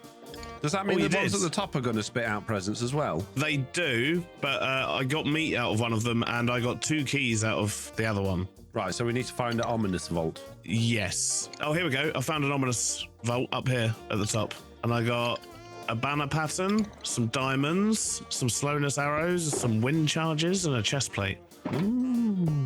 Right, okay, but I can throw that in there and get a mace, another mace, and another mace. Oh, that's handy. What did you actually get? I got a music disc, an ominous bottle, and a crossbow. And that's exactly why we were here. Apart from wanting to tear out the entire structure with our tunnel bores, Mr. Beardstone really wanted a mace. So we pressed on to the next area. I can't wait to destroy this place with a massive drill. Yes, that's what these places are for. Bad things live down there, Miss Beardstone. Bad things live down there. Yeah, that I've they got do. bow. Oh, look at that. I didn't think about bow. Oh, sorry, that was you. Here we go. What do I get this time? Oh, another mace. Oh, yes, lovely. It lies. Oh, there's a breeze. Ow. The breeze is dead, Mr. Beardstone. I've got a breeze stick. Oh, skeletons over here, Mr. Beardstone. Nasty ones. Yeah. Hey, get out of me hole. Oh, I've got so many things. Oh, there's a breeze. It's a dead breeze. I'm starting to pick up how this thing's working, Mr. B. I get it now. Do you? Yeah, you go in, bad stuff happens, and then you stay in for some reason. And more bad stuff happens. Yeah, and you get string and potatoes. It's worth it in my book. I got a heavy core. Oh, nice. I have a mace. Nice. Don't. I knew it. The second you got... No, don't. I'm Does nearly it dead. work? With the majority of the first trial complete, we took on the remaining few rooms. Oh, one hit. Oh, this is powdered snow. I died. Oh, there's a wind charge and just floating in the air. Yeah, the wind charges are going very slowly, Miss Beardstone. You look like you've been hit with a couple of arrows, Foxy. Yeah, yeah, couple. Hey, yeah, we got 2 keys. Oh, I still didn't get a heavy core. Hey, guys. And then we moved on to our hardest challenge yet, tearing down the entire structure with our tunnel bores, which resulted in more deaths for Mr. Beardstone than we'd had taking on all of the trials combined. Yeah, this one's just produced a whole bunch of strays. Oh, You've got a couple of friends there, Mr. B. Oh, dear. there was a slight problem. I turned around and there was just stuff everywhere. Oh, Oh, no.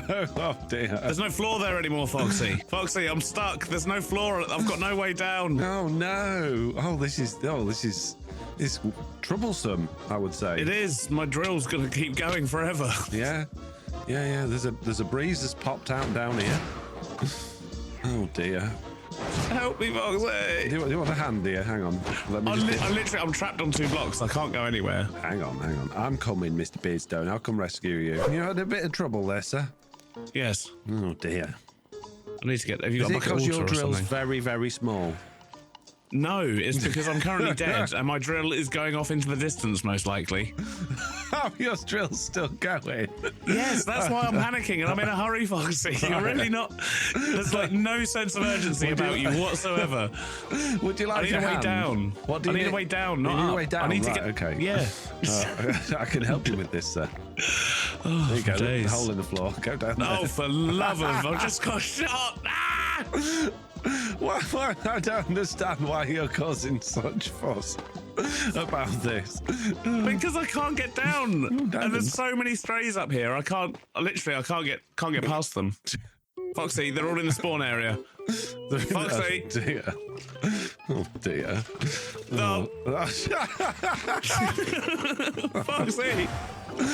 There's so many of them. Oh, yeah, I'm getting hit back now. Oh.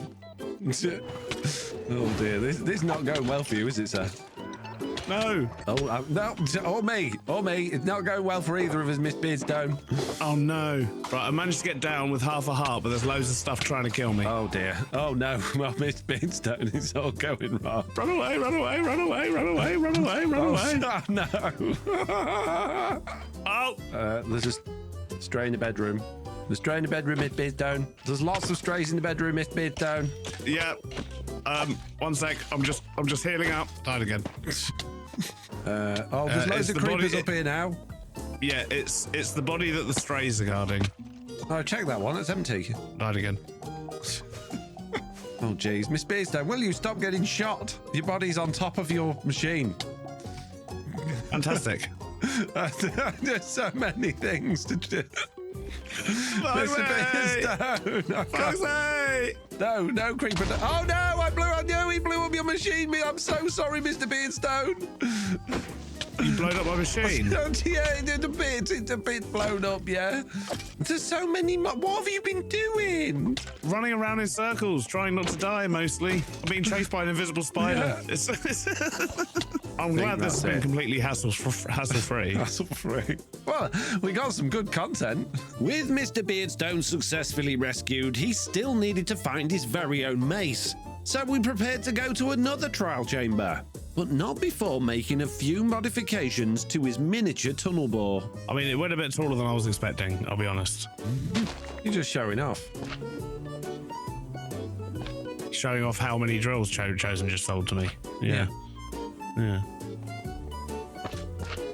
Just offloading the excess drills. Oh, you're apparently moving. Yeah, whoa. But You were just teleporting around again. You finished? Is it done? yeah, I'm just going to put a filter on it. Oh, okay. So I can get rid of deep slate and cobble. I really don't need any more. Yeah, good plan. Done? Yes. There we go. Lovely. What did you do? What? I didn't do anything. I don't know what you're talking about. Why did it just drop a floor? Did you glue the floor to it, Foxy? Foxy! Oh, you're such a pain. What are you like? Oh, we're gonna be longer now. I'm not taking that drill down there like that. You absolute nightmare.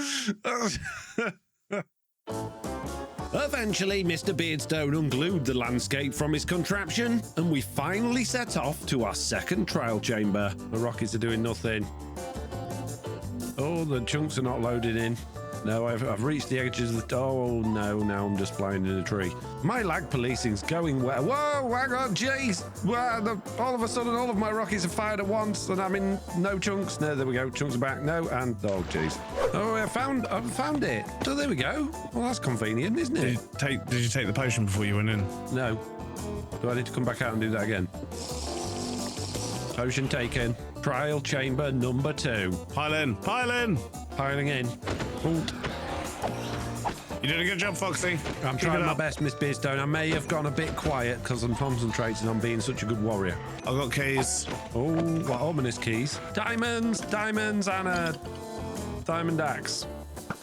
2 more keys. Come on, Beardy, you got this. You didn't get one again. Don't worry, Mr. Beardstone. I'll deal with the slimes. You get the easy ones. Oh, there's so many arrow people. Hey, arrow person, stop it. Arrow person. We didn't get any wind charges, did we? How do you get those? You find them in boxes, but other than that, I don't know. Right. Oh, we got 2 more. Jeez, we're getting all the keys in this place. This is the forbidden spawner thing, isn't it? Whatever it's called. Vault. Yes, yeah, I did use that one. I did not get a heavy mace cube thing. Not what really we were after, is it? All this junk.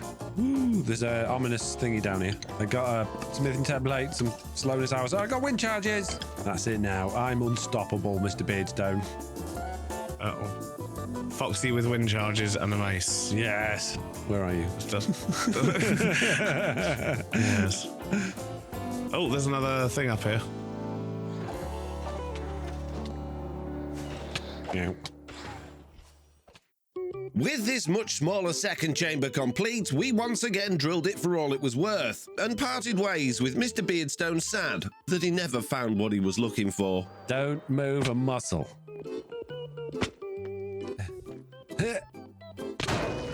Wow. That did quite a lot of damage. Yeah, I've got 1.5 hearts left. Yeah. Nice. Thank you. Bye-bye.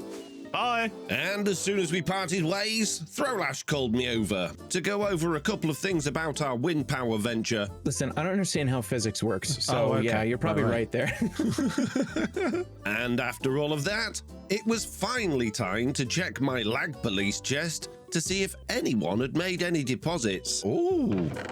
Chosen actually paid? What? I didn't think anyone would actually... Does that mean he's moved his villagers, or is he just paying the fine?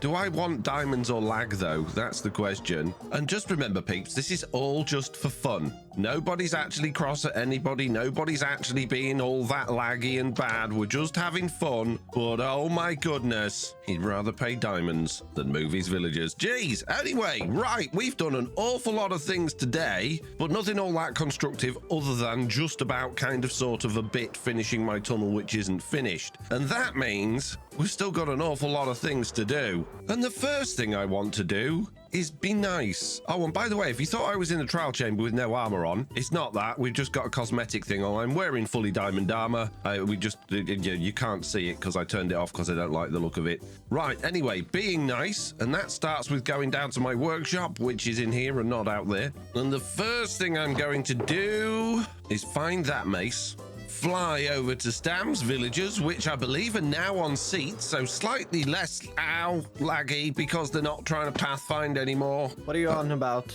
I just noticing that your villagers are all sat down, so they're not as laggy now. Yeah, they're not as laggy now. Yeah, so that's good. Yeah, it's good, right? Yeah, that's good. 50 diamonds. Chosen paid. Chosen actually paid the fee. You paid, yeah. So it's your turn now. 50 diamonds. And now I'm going to get as many enchantments as I can. Money? Pardon? Who gets this money? The lag police. Who's the lag police? The police of lag. Who is that? The people that do police lagging. I don't look. The people that do the lag? No, they get rid of the lag to make a nicer experience for everyone on the server, and therefore they should be rewarded for it. But they make more lag. No, they get less lag. They made your villagers sit down, didn't they? Less lag. They got rid of all of the sheep. Less lag. They demand payment for their service. What? You killed my sheep? No, it was the lag police. Anyway, I'm doing something nice, Stam, at the moment. Okay. So you can shout at me later. Density 5, that sounds good. I don't know what that means, but we're going to take it. Can I put breach on there as well? I cannot. But what we do need is some mending. Which one of you morons does unbreaking? So here we go. Mace with mending, mace with unbreaking, and a mace with a name. Lovely. Right, let's get this to its new owner. And we'll just hop over to this place here. We'll put a little item frame, I guess, here. Pop that in there. And then we'll just pop a quick sign down. You deserve this for putting up with me all day. Foxy, smiley face. There we go. Oh, and it felt nice doing nice things. So now Mr. Beardstone's got what he always wanted. The other nice thing I'm going to do is spend that money for the lag police. You see, oh, geez, here we go. So what I'm thinking for this lag police money is to invest it into the community. See, Chosen has paid his fine, and that means what I should do with it is make a whole new building in this area, probably some sort of police building, and use Chosen's diamonds to buy the materials to build it. And obviously I'll be buying those materials from Chosen, so he'll get his money back, we'll get a nice new building, and everyone on the server can just benefit from a tiny weeny bit less lag if he moved those villagers, which he's not going to do. Last time on the Just Create SMP, Mr. Beardstone and I mined out 2 entire trial chambers with our tunnel bores. This time, things are heating up at the courthouse, all because Stam doesn't understand how horses work. No, because that would be unrealistic, but my understanding was that really you asked him to build a cliff. He's a horse. And if you're not up to speed about what's going on, basically, Stam set up a scam to force several of the server members to sign open-ended IOUs for access to his iron farm. And because I'm the sort of hero type, I decided to help everyone get out of their IOUs with a plan so cunning you could stick a tail on it and call it a weasel. You know what? If there's 80 person on the server who I would trust to have a plan to get out of an IOU, yeah, it's Foxy. Because I managed to get Stam to agree to sign all of the IOUs over to me, freeing the server members from their commitments while keeping their access to Stam's iron. But of course they weren't actually signed over to me, they were actually signed over to my horse via the misdirection of capital letters. All of those are now IOUs from FoxyNoTail. If you would like to just check those for me, please. Yeah, that looks correct. Excellent. And yeah, that's great then. Thank you very much. Good. Yeah. Good. And as a result, once Stam realized what had happened and how useless my stupid useless horse is at actually being useful, he decided to take me to court. So therefore, the question is, Will Stan be successful in his pursuit of justice, or will common sense prevail and see me win the case? There's only one way to find out, and speaking of stupid, useless horses, all of a sudden, mine vanished. And just before we get into this is all for fun. We're all friends. Nobody's upset with each other. This is just a little bit of storyline to make this SMP a little bit more interesting. And if you think you don't like story videos, maybe just watch it and find out, because you might be pleasantly surprised. Anyway, on with the court case video.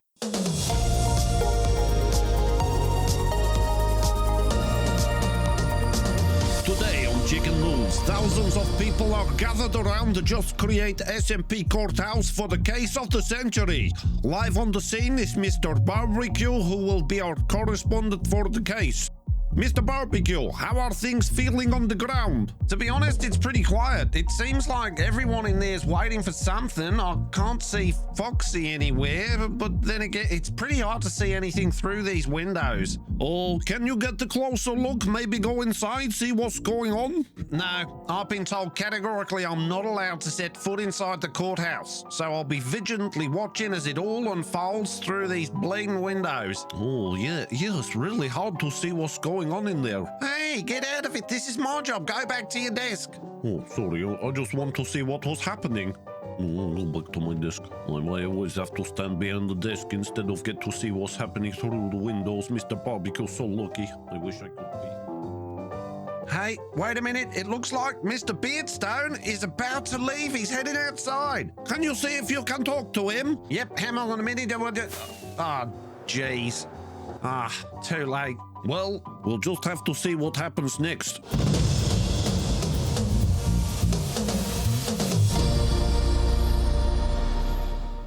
Foxy! Biddy! Have you... Horsey's gone. I can't Horsey's find gone? him. Yeah, he was in my house. He's gone. Well, I don't know. Maybe he's at court, which is where you're supposed to be. What? You're supposed to be at court, like right now. Why have I got to go to court? Something to do with IOUs or something? Oh, Look, come here. just... hey, no, wait, no. That's just Stam. He was just messing about. I don't actually. No, leave me alone. Stop it. No. Oh, no, I've just stopped in midair now, Mr. Beardstone. It looks like Foxy's arriving, riding on the back of Mr. Beardstone. And they're heading here at an incredibly unalarming rate. Oh, see if you can speak to them on the way in. Will do, no problem. Oh, jeez, I've missed it. Oh, never mind. Go see what's happening through the window. Yeah, I'll go look through the bleeding window. What's he doing? Well, to be honest, it looks like he's very confused as to why he's in there. Right, okay, good. Where's your lawyer? What? Why do I need a lawyer? Well, you're the one on the stand. You can't sit here with us. Oh, am I the judge? I can do that. What's he doing now? It looks like he's gonna be the judge. Oh, well, that doesn't make a lot of sense. Order. There shall be no one being sued today. The end. Good. Do we have a court officer? Anyone I seen feel like my this is horse? Is he allowed to do that? I think he just be the judge. I saw your horse out front, Foxy. Oh, is he? He's also Why is he here for out? court. What's going on? Should we allow the horse in, actually? Shouldn't he also be in here? Yeah, we could probably. Is bring someone the horse going in. to explain to me what's happening here? We've got a strange person I've never met before who's very bubbly. Why are you so bubbly? Have you got a rash?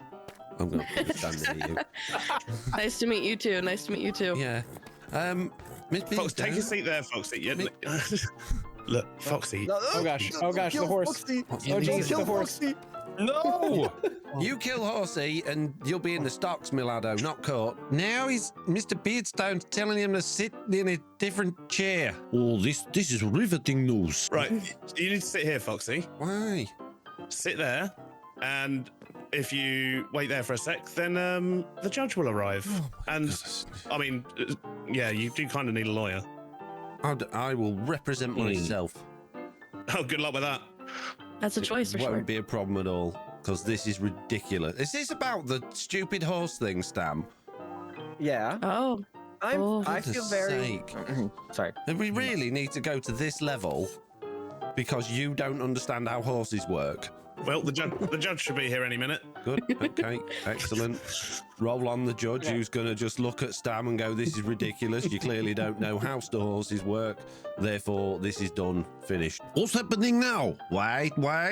Yep, this is it. It looks like the judge is arriving, and it's a special guest too. Hey, I know that guy. How do you know him? He's on Truly Bedrock. I don't think he likes me very much. Oh, geez, he's probably not Foxy then either. Oh, this could be a bad blow for Foxy's case. Anyway, go back to your bloody desk. Oh, sorry. Foxy, you're not supposed to be back here. You're supposed to be at the front. Why is Silent whispering the judge? He doesn't like me very much. Well, I don't know. I can hear you, mister. Yeah, we're all mic'd up. Say something about this. Go sit down, Foxy. I think they'll settle it between themselves real quick. We're here today to go through the case of Stam versus Fox.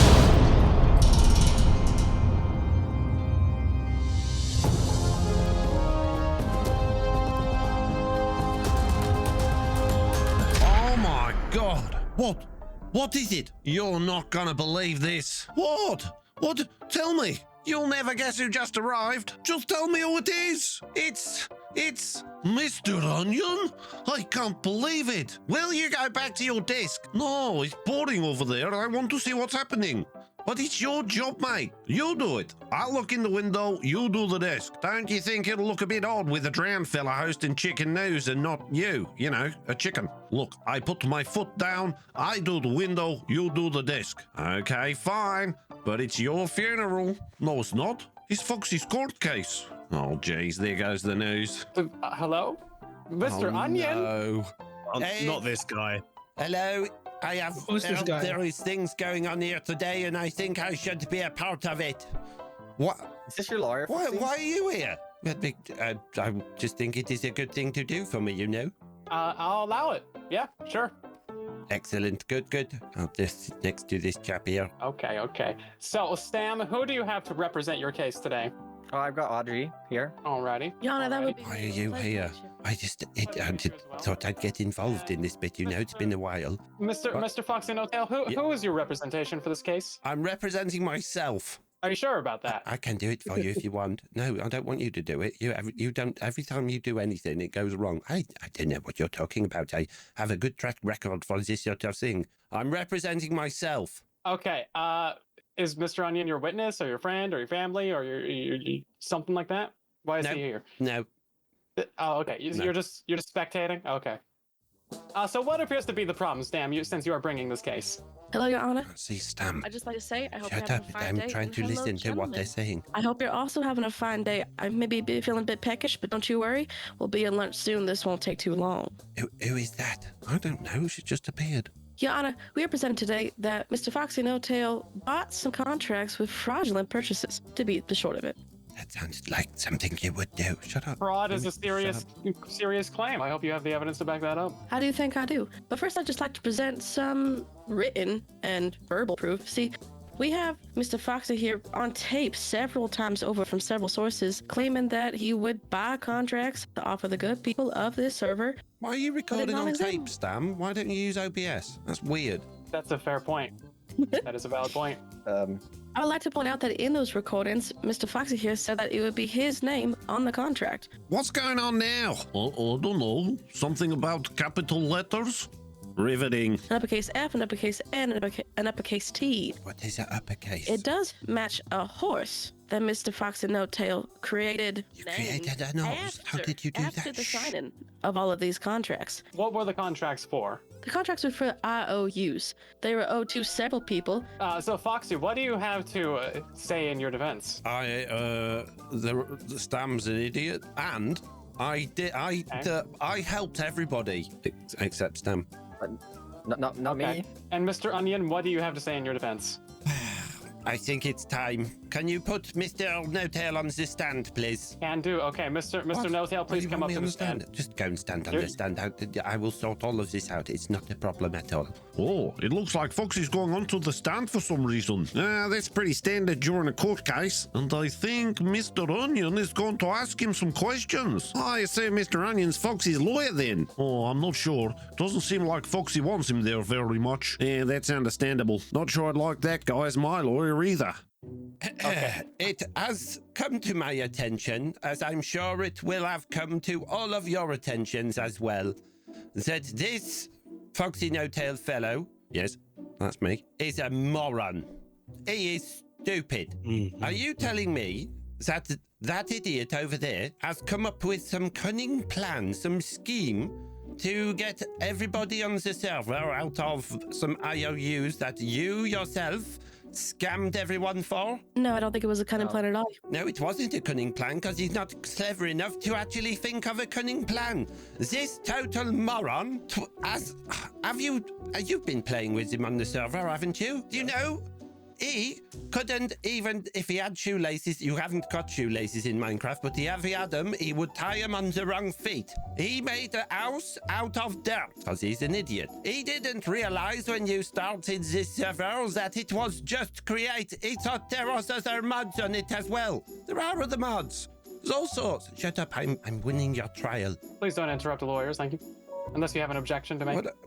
You can't say objection at any time. Long after that, and building his stupid little dirt house, that moron built a workshop downstairs 3 times because he built it wrong twice because he's stupid. Then, when the water started rising in the lake, who decided his island was sinking? Have you ever heard of a sinking island? Yeah, I have heard of the sinking island. Yeah, but islands don't sink. Are you stupid as well? No, they don't sink, but I have heard of sink. Water rises, islands are stuck in the floor. They don't sink. Objection, you two are... You're on a personal attack. Keep it on topic, please. Okay, on topic, yes. So, yes, he thought his island was sinking. So what did he do? He rebuilt his entire bleeding island in the sky like an idiot. Twice. People don't want to watch videos about making floating islands. They want to see farms, don't they? I can confirm that is a fact. See, I tell you, I've been watching a lot of YouTube myself once. I had it on in the background while I was playing Fortnite. Anyway, that's not the point. What's going on now? Oh my, Mr. Onion is really going for Foxy. What do you mean? Well, he say everything he done on the server is stupid. Do you think that's some kind of defense? No, he not mentioned fences. He just his island and his workshop so far. Oh, strength, give me strength. And you stupid. It's just, look, I just don't think about things when I do them. That is the basic definition of being stupid, you moron. Next. Your Honor, this feels bad to watch. Well, I mean, are you gonna object? After building his workshop twice, he made a boat. He managed to schematic cannon a person into the world. How ridiculous is that? What sort of moron doesn't check a cannon for people? Then... Can I say something? Oh, sorry, I was on a bit of a roll. Go on. Yeah, Legion's actually kind of a nice guy, so... Well, I know he is, but that's not the point. Objection. Relevance. Who objected? Legion, you can't object from the gallery, especially when someone's giving you a comment. Thank you, Mr. Onion. Sorry. I'm new here. Yes. So basically, as towards we get to the end of the stupid story, this idiot then, in order to get his boat to the island, did he not dig through the wrong side of the lake, completely obliterating your train track and your beach, and then have to do it all over again? Yes, he did. This person clearly has to be reminded by a digital device to breathe, because he is a moron. Therefore, this case must be dismissed on the grounds of stupidity, just like you and you and you. In fact, you're all stupid. I rest my case. Okay, well then. Mr. FoxyNoTail, do you object to any of that? But he's not wrong. Okay, so do you object to the claims that the prosecution has made that you fraudulently took contracts and signed them under a false name? Pardon? You heard what I said. You have further evidence, Your Honor, if that's desired. Oh, it looks like they're putting a horse on the stand now. A horse? I guess it could be a donkey. No, it's definitely a horse. Righto. Well, let's just hope Foxy doesn't start doing silly voices for it. Oh, yeah, I hate it when he does silly voices for other things. Yeah, sure glad he doesn't do that for us. He likes to be called Horsey. That's his preferred name. Thank you, I appreciate that. Mr. Horsey, I would like to ask you, were you aware of the contracts being signed in your name? Yeah. And Do you think you're able to give informed consent on those contracts? Yes.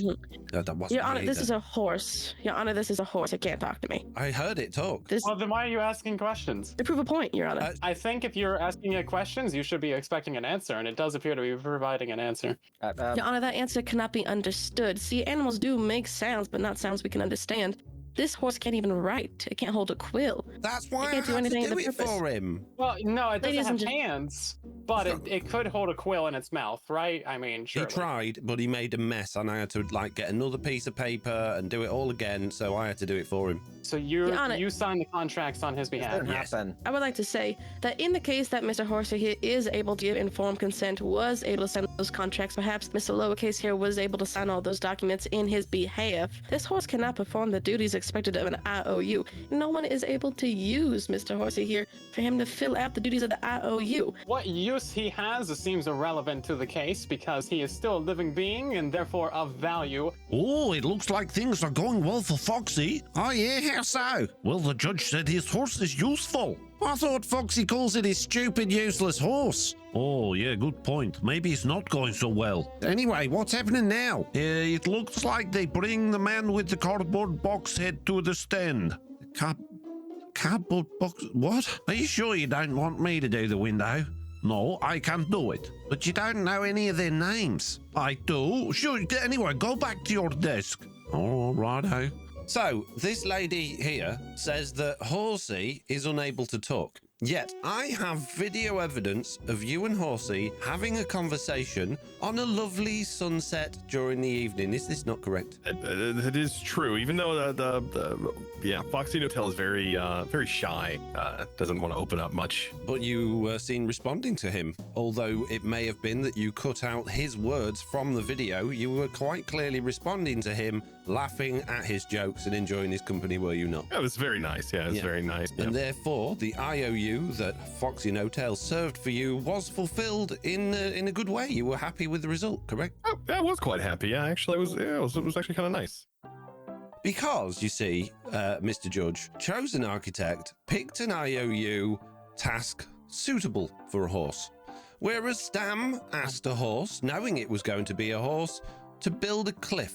And then Excuse me. stuck the horse in a boat where he couldn't move, imprisoning him, forcing him to be unable to complete the task, and then, complained that, the horse didn't do a very good job. Your Honor, I must object. There's an expectation here that my client understood the deceit being wrought. Oh, sorry, I forgot because Stam hasn't been to reading school yet, has he? And he doesn't understand capital letters. I'm sorry, Stam, I forgot about that. I didn't mean to rub it in and make you feel stupid feel and attacked. thick. Your Is this Honor, true? objection, personal attack. It's getting pretty brutal here, lady. Have you been to reading school, sir? Yes. Oh my goodness, I can't believe he's been to reading school. He's so lucky. What? Objection. Was you ill on the capital letters day? No. You just forgot then? Interesting. I was. Okay, can I go on the stand? Sure. Chosen, I think we're done with you. Thank you for your service. You may go back to the galley or into your box, whichever you prefer.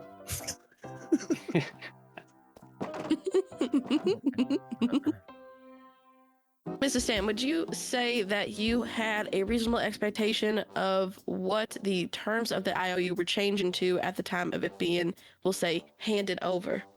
No. Did I ever suggest that I would be doing the jobs of the IOUs? Yes. No, I didn't. I said that it was my name, but I never suggested it would be physically me doing it. No, I clearly remember seeing you talking to Mr. DeJojo, explicitly telling him that it would be you completing these IOUs when you made him agree to signing them over. But I also told Jojo that I had a way of getting, out of it. And to which he responded, you if there's explicitly anyone on said- this server that can get out of all of these IOUs, it's you, FoxyNoTail. So you're essentially saying that when you gave him the IOU, you said that FoxyNoTail would be completing the tasks? Yes. No, he said me.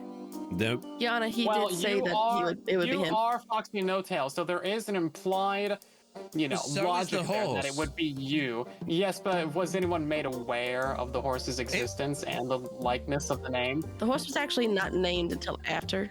If you say, I'm going to go to work on the bus, yes, right? You don't have to determine which bus it is. Is it bus number 1, number 2, number 3, number 4? You just say, I'm going on the bus. It's understood that you're going on the bus. The bus is doing the traveling for you. You don't complain if bus number 2 picks you up and takes you to your destination when it should have been bus number 3 that does the same thing, right? What's going on now? Well, Foxy appears to be arguing with the judge about buses.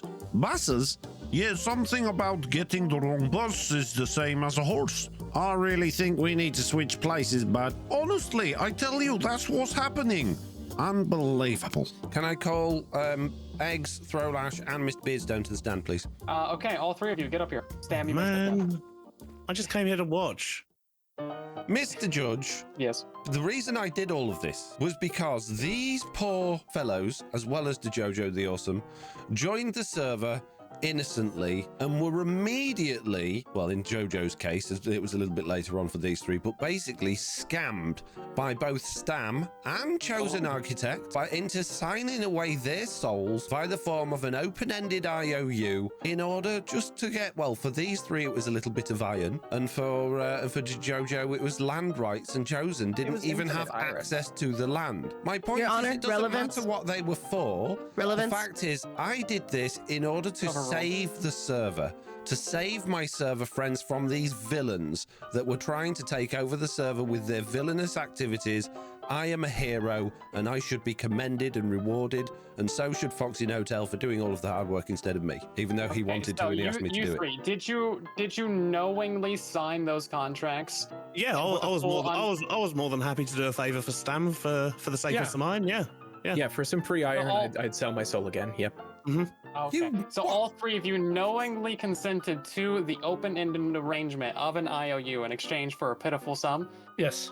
Yeah. Yep. Okay. Well, besides the fact that you guys might want to reconsider your business dealings going forward, I think that your argument falls flat here, Mr. NoTail. You sold me out. No. Yes. I just answered a question truthfully. Did I know that I was, doing an IOU for iron? Yes, I did. But he could have asked you to do anything. I know. Which is why I jumped at the chance to pass it off to you, sir. I can't believe it. What? After everything he'd done for them. Who?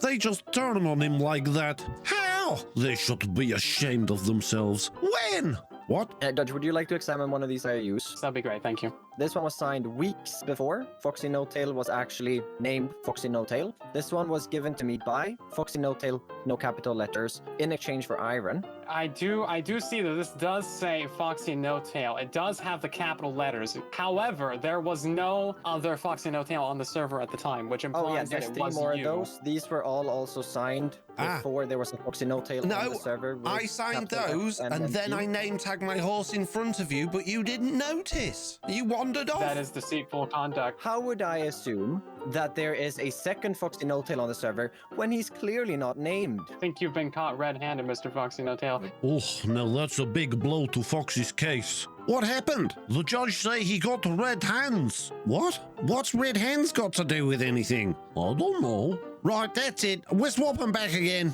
I don't want to. Tough. You clearly haven't got a clue what's going on. You do the desk and I'll feed you the info from the window. Fine. Stupid window. So I have reached a conclusion in this case. You both have given your final arguments. I've seen all the witnesses, all the testimony, all the evidence provided here today. Mr. NoTail, you have clearly deceived the good, fine people of this server by trying to get out of these IOUs when you, sir, were the one that was supposed to fulfill them. So you must fulfill any IOUs that you gave out in good faith and full compliance with whatever they do ask. And also, I think some good old-fashioned... Are you trying to murder me right now? Excuse me. Objection! Oh, no. What's happening? Well, it looks like Foxy's trying to kill the judge. Oh, I guess it's not going so well for him. Nah, the judge said he's got to do all of Stam's IOUs himself. Oh, my goodness. Is it over? Just about. Well, for the judge at least. This is entirely, totally stupid and ridiculous. Objection. Why is this even... You're allowed to do that, Mr. Beardstone. I don't think this is allowed. Hold on, I need some arbor real quick. Get here, you. I was going to say that you need, Get off this server. Why am I supposed I to was stop invited to marrying here me? today. Oh, jeez. Oh, no. good. Right. Get over here. All right, come here. Bam. Silent whisperer. There we go. What? Good. Right, I'm glad we got that cleared up. Yep, there it is. The judge is dead. Oh my goodness.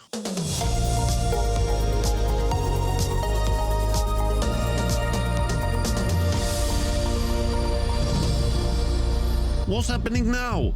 Well, it looks like he's respawned and heading back to the courthouse. Oh, okay, see if you can talk to him on the way back in. No problem, here he comes. Quick, quick, Mr. Whisperer! Oh, jeez, I'm too late. Oh, don't worry, you'll get the next one. There will be order in the court. Mr. FoxyNoTail, I was gonna let you off easy with just a warning and fulfilling the IOUs, but since you've gone overboard and killed the literal judge in this case, I think it's time that you get your hands dirty and build us a community nether train network, and then you can think about what you've done, Mr. No-Tail. You can get some dirt under your nails, spend some time alone, think about your world choices while also building up some community infrastructure for those that you have betrayed. Can I ask one question? No. Oh, I was just going to ask. Are you talking to me or are you talking to Horsey? The horse is not a legal entity in this case. You are the only FoxyNoTail of relevance in this case. Your Honor, can we kill the horse? Get back! You can rename it. If you do, can I have a letter? Run, Horsey, like the wind! Escape. Oh, jeez, it looks like Foxy's making a run for it. Did he win? Did he win? Have you even been listening? If you do, I'll have the leather. I can use some leather. But what about... It's just me and you, Horsey. Nobody cares about us. That's it. We're going to move away to our main base and never come back. But I'm not doing stamps IOUs. Foxy, wait! I need an interview! Foxy, come on, wait for me, mate! Foxy, wait! Oh, jeez. Well, there you have it, folks. The case is over. Thanks for tuning in to this special broadcast of Chicken Nose. Today we learned that Foxy thinks bosses are horses and he has red hens. I'm not sure if he win or lose the case, but hopefully I find out soon. Thanks for your help, Mr. Barbecue. Oh man, why do I even bother? Last time on the Just Create SMP, Stan took me to court over the IOUs, and I lost! Mr. No-Tail, you have clearly deceived the good fine people of this server. As a result, I now have to build a fast travel train network to connect everybody's bases in the Nether. But because that's a huge project, and I already have several huge unfinished projects over here at Spawn, it's unlikely I'll be getting to that today. And that's because my plan today is to leave my starter base and start getting set up over at my main base area. So let's head down into my workshop and think about what I might need. And I'm basically standing in it. Yes, that's right. I want to take this entire workshop with me, particularly my storage, which is getting quite full of all of the many things I'm going to need. The other thing I'm going to want to take with me, of course, is my horse, who is nice and safely back in my starter house on top of my floating island. So I've got to get him somehow down to my new base area, which is roughly in that direction. And yes, I do have a boat that I can transport all of these things on. However, I just have to quickly fly over to my new base area without taking my boat. My boat, should it ever decide to render in, there it is incredibly laggy. And that's because it's just so big. It's also because it has 4 billion drills attached to it, which it no longer needs. And there is another reason, which we'll get to in a minute. And in order to get to that, I actually need to raise the entire thing out of the water so that I can make a few adjustments to it. Oh geez, I'm gonna need some track. I'm gonna need blocks and oh geez, right, I'll go home again and get all of those things. So, of course, in order to fix my laggy boat, the first thing I needed to do was to move it so that I could fix it. So why is my boat so laggy? Well, as I've mentioned, it's huge, which doesn't help. But the main reason are all of the drills and something else. And that something else is glue. The reason the glue is a problem, if we look at it, is there's a whole bunch of it. Can you see there's just all sorts of interconnecting sections full of glue? And the reason it's like that is because of the way I glue things together. You see, I always thought the best way to glue things, for instance this tree, would be to glue the bits individually to try and minimize any air gaps. You see, if we've got glue here, and if I was to turn this tree into a contraption, that would be blank. But then if I ever disassembled it again, and then there was something in that air gap, and I reassembled it, all of a sudden this would become part of the structure, which obviously I don't want. The problem is, however, each one of these glue things is an entity, and entities are laggy. The more efficient way to glue things, however, is to glue the entire thing in one go. So, for instance, if I grab that block there and then glue down to the floor here, I then get the entire tree within the structure and all of the air, which does mean I need to be careful if I ever assemble it and disassemble it in different areas, but this means I've only got one piece of glue as opposed to a whole bunch of glue. The problem is I'm going to need to join everything together because these blocks here have to be connected to the structure or it doesn't work. However, I can then remove those and it should still maintain everything inside it that's connected. That's my theory. That's how it should work. So I've got to get rid of all of the glue on my boat, re-glue it all, and hope for the best. But before I do that, I'm going to get rid of all of these drills.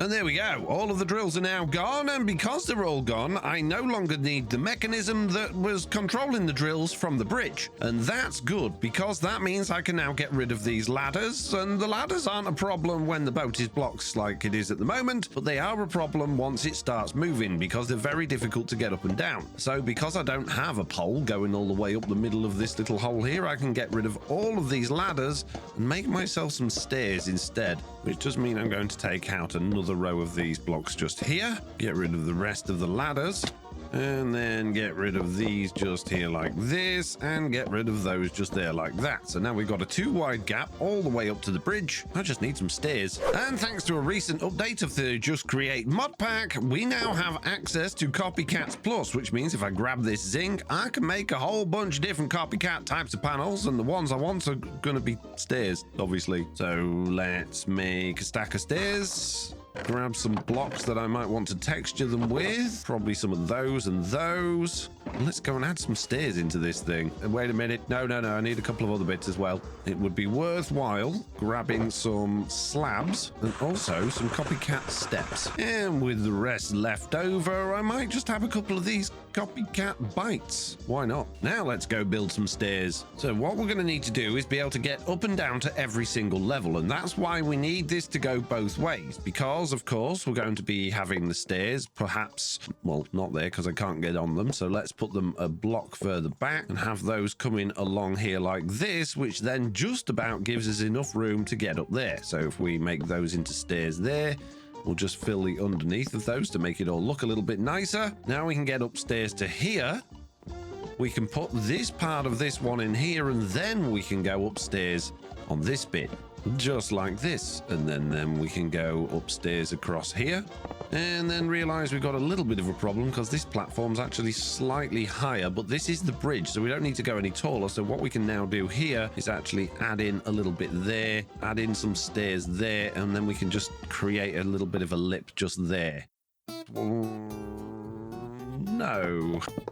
Now we have a way up to the bridge with stairs. Yeah, that all looks fine to me. We've got those stairs there. Those ones look absolutely fine there. Oh, that looks a little bit flat there, so I'm going to put an upside down stair on there. There we go. That looks a bit better for that bit. That looks absolutely fine for that. And yeah, everything looks good apart from this last one here. So let's just pop a stair on there upside down, which means actually if we get rid of that and put a stair there, everything now looks a whole lot better. Good, we have stairs. We'll probably do with a little bit of rail, which I haven't got any of. I do, however, have copycat panels, so we could just do that across there like that. Then we'll have a couple more of those there. Could do with one more just for that bit there, but that's fine. And I don't need any there. And I don't need any there. Oh, good. Lovely. We have perfectly good working stairs. That's loads better than ladders. So with the stairs now done and in place, the next thing I need to do is glue. And I feel like this is going to be a bit of a nightmare. So it could take me quite a long time. Oh, jeez, I don't want to... This was a nightmare doing this in the first place. Maybe it won't be so laggy now I've taken all the drills off. Here we go, I guess. Gotta undo it all first. Get rid of all the glue. Why are there vines on my boat? No wonder it was laggy. It's covered in vines, mate. Okay, I believe that is all of the glue gone, except for the bits that are attaching it to the bogies, which we need to keep. And that means it's time to start adding more glue on. But glue has a certain range. I can't do the entire boat in one glue, unfortunately.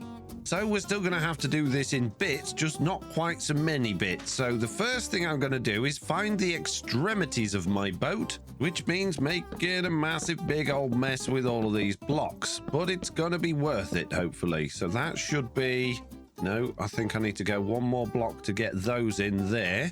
And I need to go one more block to get those in there. So that should be one corner. And flying down towards the front of the boat, we now need to find the bottom corner. So we need to come out to the furthest thing that sticks out, which is this block here. And now we need to go down to the very bottom of the boat. And there we go. We have two corners of our boat. But the problem is now, if I click on this and try and bring this all the way over, first of all, the problem is it's not connected. And the second problem is it's too big. So we're going to have to do this in sections, and we're going to need to make sure it's all joined together. So let's bring some more blocks out from here, and we'll bring that across to there. So how far along here can I go? I can go basically to this point here. So now I need to bring this up to the highest point of this section of the boat, which is, by the looks of things, around about there. So now if I click that one and they go all the way down here to this one, it's too big. Oh my goodness me, this is annoying. Okay, I've got a plan. What I'm going to do is I'm going to basically follow the height of the boat along the side like this on this side. Okay, this makes sense in my mind. So after a lot of faffing about, a bit of jiggery-pokery here and there, and an awful lot of trying to glue things, eventually I got the entire boat glued with just 7 pieces of glue. And then with these last few little extra blocks gone, I believe that is all of my little bits done. And I believe that is the entire boat covered in glue. There's only one way to find out. Let's try and assemble it and see what happens. Assemble train. It's no longer a drill boat. It's just Foxy's boat. And if you can think of a better name for this boat, feel free to pop it into the comments. That would be greatly appreciated. And yes, my PC is once again not very happy that this boat exists in the world. So maybe all of that hard work I've just did absolutely nothing. Let's just make sure we actually got everything connected, which I'm hoping we did. Let's go up my new staircase, head over to the controls, and we'll just move forward. And it looks to me like the entire boat is connected. Oh, they're item hatches. Oh, that's the back of the boat. Yes. Oh, yes. The back of the boat didn't quite get in by the looks of things, but that's fine. We can get those on very quickly. One more piece of glue.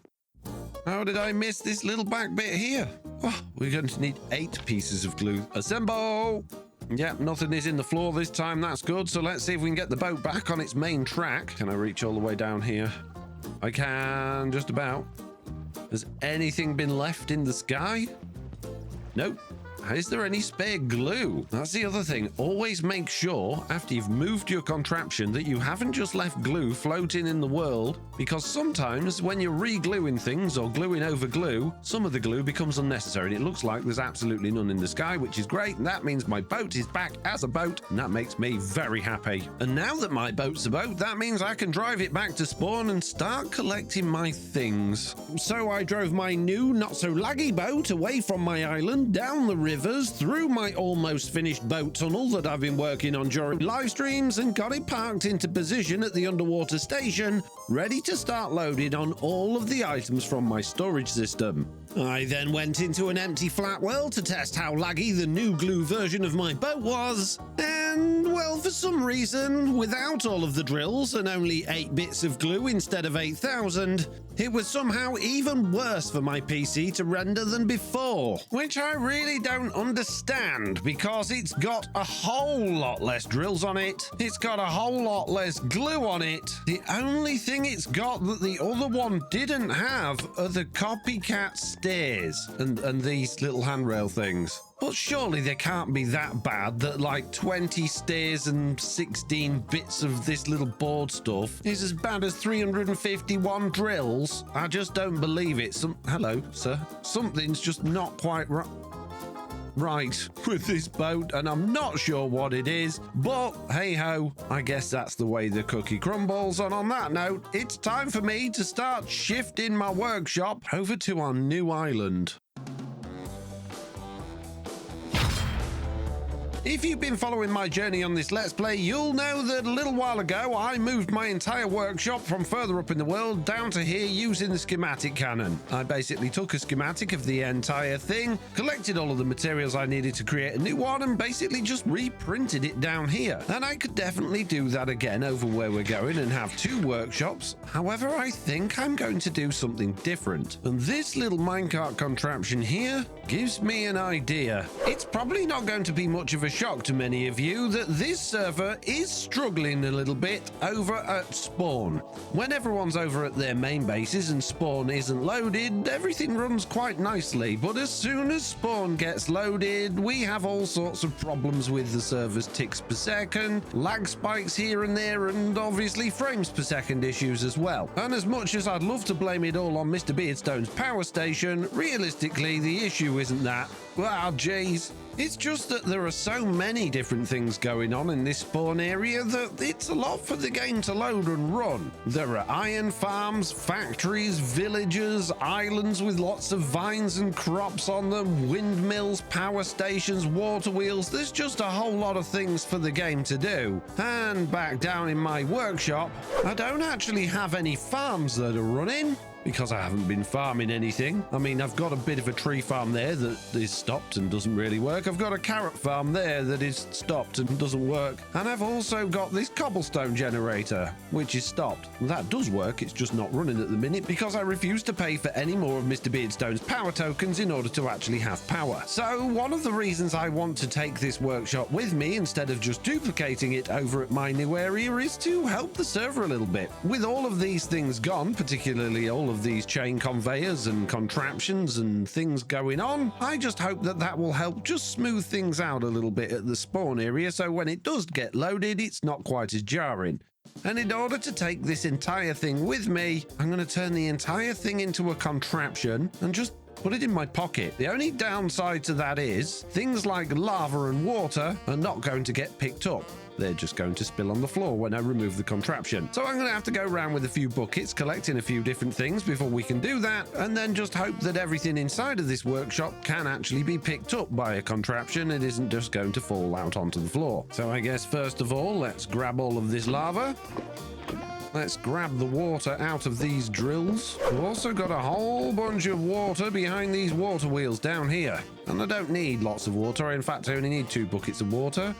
So let's actually pull those ones back in and then just delete the water sources from these. I've obviously got a little bit of lava and water down here, so let's grab those. I've also got water under the floor down here that gets pumped into this thing, so I guess I should probably grab that as well. I don't have any water at my tree farm. However, all of these blocks here are waterlogged for my carrot farm, so we need to sort that out as well. Now, the other thing to consider here is some of these things are contraptions as well, and I don't believe you can have a contraption inside a contraption, so I'm going to pick them up. That's my carrot farm. I should go and name these things. This one over here is my tree farm, so let's pick this one up. And there's obviously my big old tunnel bore outside as well. Carrot farm. Tree farm is already named. And tunnel bore. Good. And I think that's it for things that I need to remove, or at least I hope it is. Now, I'm pretty convinced that all of these are going to break again. All of my chain things and my frogs are going to break again. But that really shouldn't take me all that much time to set up once I get there. So I guess the first thing I should do is glue it all together. Oh, geez, I'm back on the glue again, guys. Back on the glue? Yeah, I'm back. Oh, not, geez, not like that, no.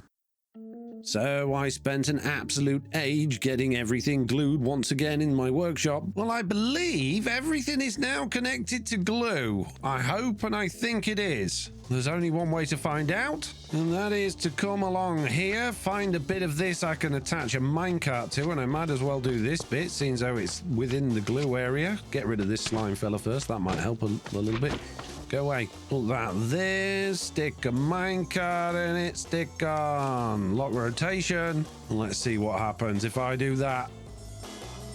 Oh, I believe this entire thing is now a contraption. All of this is, you can see, because there's no ambient occlusion around it, which means I believe it is. And yes, my PC is now very unhappy with me. So I didn't bother with Mr. Beardstone's power thing, so I don't think we need that. Let's see what happens when I pick it up. What's going to be left and what is going to be in the contraption? There is only one way to find out. Let's get rid of that. And that. Oh my goodness. My carrots didn't. Oh geez, my carrots didn't make it.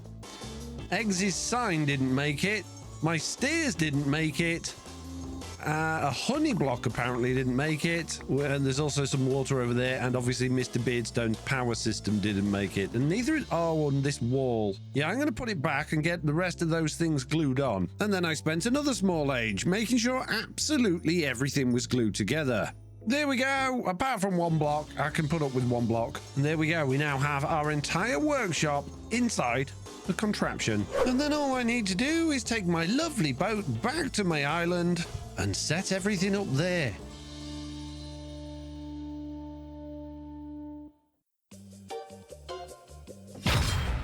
Now you might be asking, why am I back at spawn? And I can tell you exactly why. It's because the fine folks over at Nodecraft who host our server gave us an upgrade, which should hopefully mean we're now running on a much better processor capable of actually dealing with our spawn chunks and not just suffering from many lags. The ticks per second in our spawn area has been pretty woeful of late, but now if I run the TPS command, you'll see that we are running at a nice smooth 20 ticks per second again. So hopefully that will breathe a little bit more life into this server, which really isn't all that old, and make spawn a little bit more of an enjoyable experience to actually be at, he says, having just left. And now I've got to go back and set up my new workshop over at my new base. And if you are interested in getting a Minecraft server, then you can get 30% off your order using the code XL99. And that actually helps me out as well, because I'll get a little bit of a kickback from that. Shh, don't tell anyone. Thank you very much. Right, workshop time. I put it in this chest over here.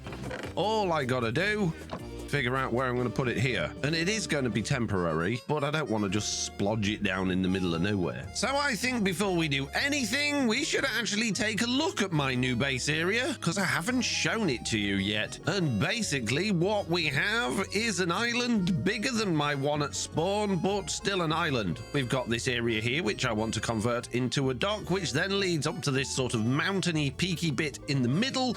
We've got some flat land all the way up the outsides of that, leading round to the river. And if we look at the main map, this is basically what I've got to play with. However, I've also got this island, I believe, unless Legion moves in close, because I think he's going up here. And I think I've got some of this one as well. And this map, which I created at the beginning of the server, shows all of our main base locations. Although pretty much everybody has decided to change their mind since I created that map. But regardless, we can see that my little area here is actually now this little area here, because I believe Legion wants this little area here. Yes, looking at the image Legion shared, he wants the little mountain range there, and my little base is there. So I've actually got quite a bit of room to play with, and that means I can basically take over all of this area here. But I don't want to get ahead of myself, which is why we're starting on this island here, which just happens to be the one I'm stood on. So yeah, we need to think about how we're going to actually deal with all this. I want a dock down here.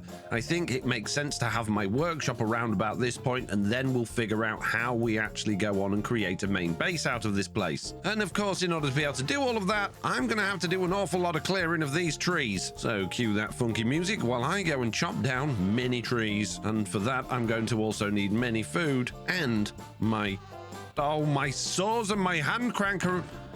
They're in my contraption. I guess I'm doing it old school.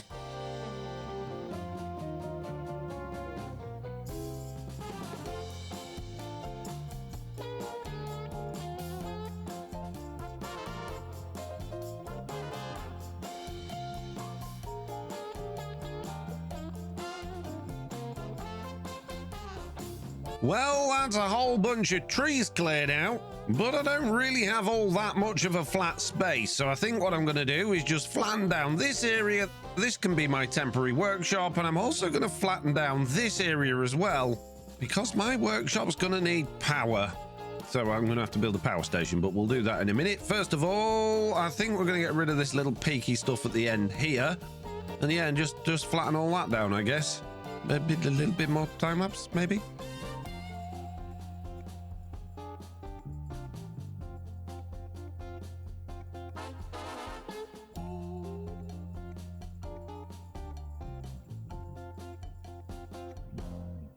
So now we've got a decent sized flat area, I want to see if my workshop fits on it. And the other thing I need to consider is what orientation my workshop needs to be in so it doesn't break everything when I put it down. See, I don't know if putting it down in a different orientation to what it was on before is going to cause a problem. But I suppose we're about to find out. Right, okay, so I need to kind of put it down towards the middle. If I just free cam through this, we can see everything is still in it. Apparently it's even still got packages on the chains. Right, okay. It does take up a little bit more room than I thought it might, but I think we're going to be able to squeeze it on just about. So after placing this down in a whole bunch of different positions, I think I'm actually going to go for it here because that gives us enough room around the back to be getting through. It also means that I can extend this down with sort of my harbour for my boat further down here and actually probably link it up with this little island and then just extend the terrain underneath it to make it fit. And then that gives us a little bit more room here for our power station. I think that's what we're going to do. And in order to do that, what I need to do is pick it up again, put that down there, make sure it's on lock rotation. I'm just going to activate that first before I actually set it in stone. And now I'm just going to flick the lever and it's all going to become a thing. Is everything still in? And does it all still work? I mean, none of the frogs are facing towards... Oh, no, they are. And they're still named. And these things are still totally broken. All of those, that's fine, but apart from that, I mean, we still got, yeah, it all looks like it's working okay. Fantastic. Right, okay, well, I'm just going to take a minute to get my workshop set back up, put in the water and the lava and whatnot, sit back in, at least get the storage system working, then we'll move on to power systems and things like that. Well, it hasn't taken me too long to get everything back together again. Everything's been reconfigured, all of my little factory gauges are sorted out, and believe it or not, every single one of my frogs already knew what it was doing. In fact, the factory gauges retained most of their information. The only thing I needed to change was where the items were coming from and how many they would create. So the only thing I'm missing now is power, which means we're going to need a power station. And fortunately for me, I just happen to have a big old tank of lava left over from when we gathered it from Mr. Beardstone before. And this is exactly what we're going to be using to generate an infinite lava source. But FoxyNoTail, there isn't enough lava in that little lava tank to generate an infinite lava source. There is, because Create is totally broken. However, the downside of that is I do need a rather large hole to put it in. Now, if you don't know how to make an infinite source of lava, you basically need 10,000 lava source blocks. And the best place to put those lava blocks is in a square hole. And the smaller your edges of your hole, the deeper it needs to go. And with mine being 10 by 10, that's 100 blocks in total. So I need to go 100 blocks down and basically fill the entire thing with lava. But I don't just want this 10 by 10 because, of course, I want at least the top section looking rather nice. So we're going to build a system that's not only going to dig me a 10 by 10 hole 100 blocks down, but it's also going to decorate the size of it for me. So I spent a little time creating a contraption that consisted of 100 drills to dig the hole, 40 deployers to decorate the sides of the hole, and a couple of vaults to store all of the decorating blocks, as well as the blocks generated by the drills from actually digging the hole. And now we should be good to go, although I have glued on the rope pulley. Hopefully that'll be okay. Yes, it is going down. And it does appear to be building a wall. It's doing it. I've just got to let it go down 100 blocks. Oh, how could that be? Oh, no, water. And it is slowly getting down through the deep slate. Ah. Ow. For some reason, it's pulling me down with it when it does. This is not ideal. Let me fly back out of the water. Oh, geez, I'm going to drown.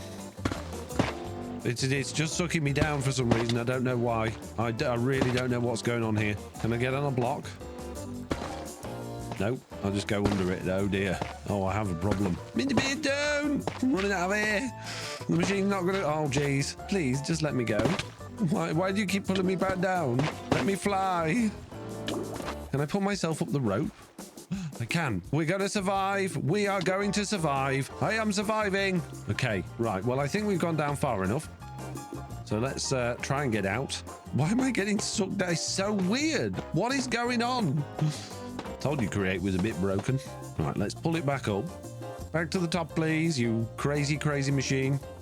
How fast these deploys are going. Go, boys, go! Now I've just got to go and clear all that water out from down there.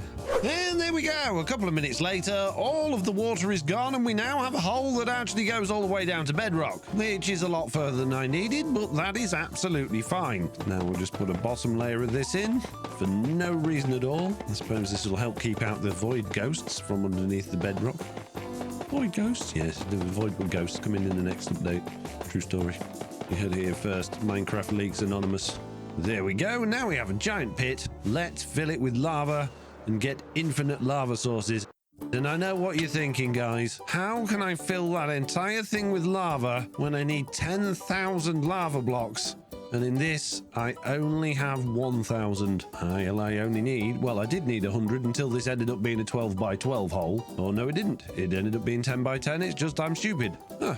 I still only need 100. Fantastic. Need a bit of pipe, need a hose pulley, and a pump.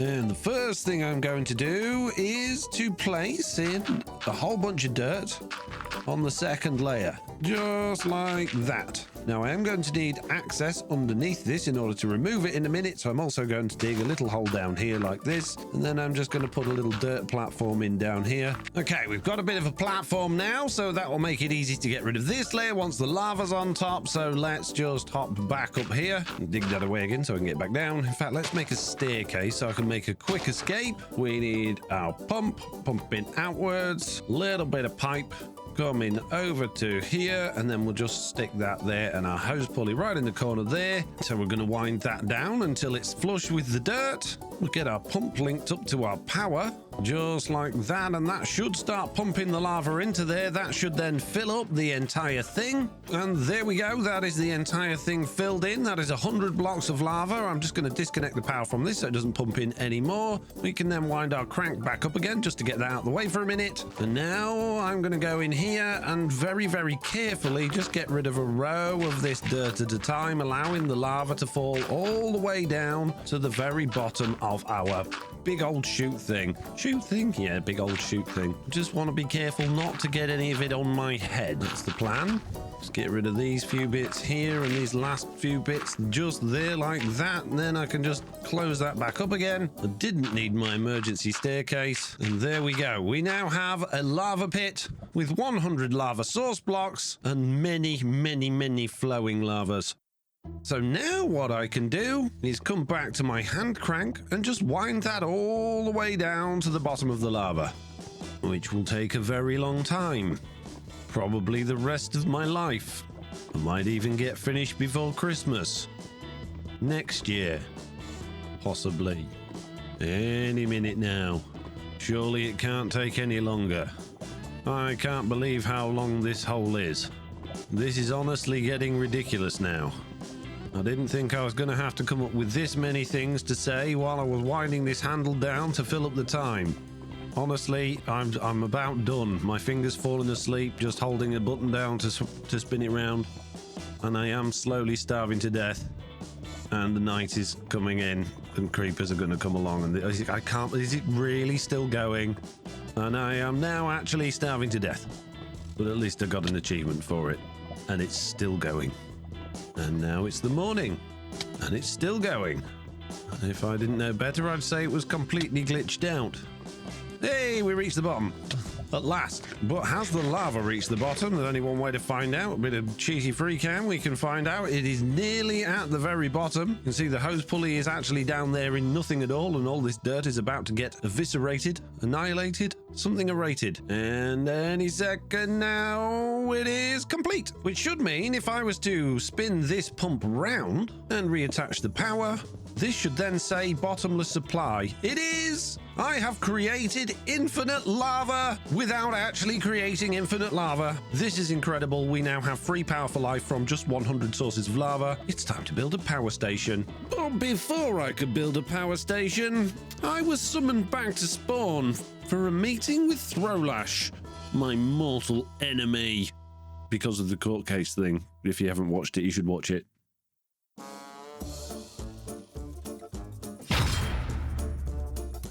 Foxy. Hello? Hi. So I feel bad about some stuff, and I have this for you. You don't have to read it right now. You can read it on your own time. But yeah, if you want to just get a hold of me, and I mean, that's fair. That's totally fair. You do. It's your book now. You do whatever you want to do with it. Okay. Traitor. Okay. All right. That's all right. I'll talk to you later. All right. See ya. What does he want now? It's bad enough that he completely ruined me at court. Now he's giving me more things to do. Task redeem. What's this nonsense? To Mr. FoxyNoTail, I feel bad that you were doing right by all of us. Yes, I was. By trying to get us out of our IOUs. I'm genuinely sorry it didn't work out. Oh, yeah. Yeah, it's your fault, Throwlash. And I feel that I threw you under the bus a bit in court. A bit. Completely under the bus. Sorry. Please take this book as a token of my apology. This book is a one-time free, non-transferable, redeemable token to have me assist you with a task of your choosing. This is not an IOU. Task needs to be reasonable for a person such as myself to accomplish within a reasonable amount of time. This book cannot be redeemed for freebies or discounts of any kind solely in the assistance of a task. Sorry again for throwing you under the bus, but I look forward to assisting you with stuff in the future. Throw. Now that gives me an idea. Mr. Throwlash! Where'd he go? He's over at the shops. Throwlash! I believe I have the perfect task for you, my friend. Okay, that was quick. Yes, it's not quite ready yet, but you will love it. I've got it perfect. So thank you very much for that. I thoroughly appreciate it. And if you could maybe get the other people that threw me under the bus to give me something similar, that would really help me out. I appreciate that. Thank you very much, bud. I'll see you soon. Goodbye. Yeah, no promises, but I'll do my best. Yeah, bye.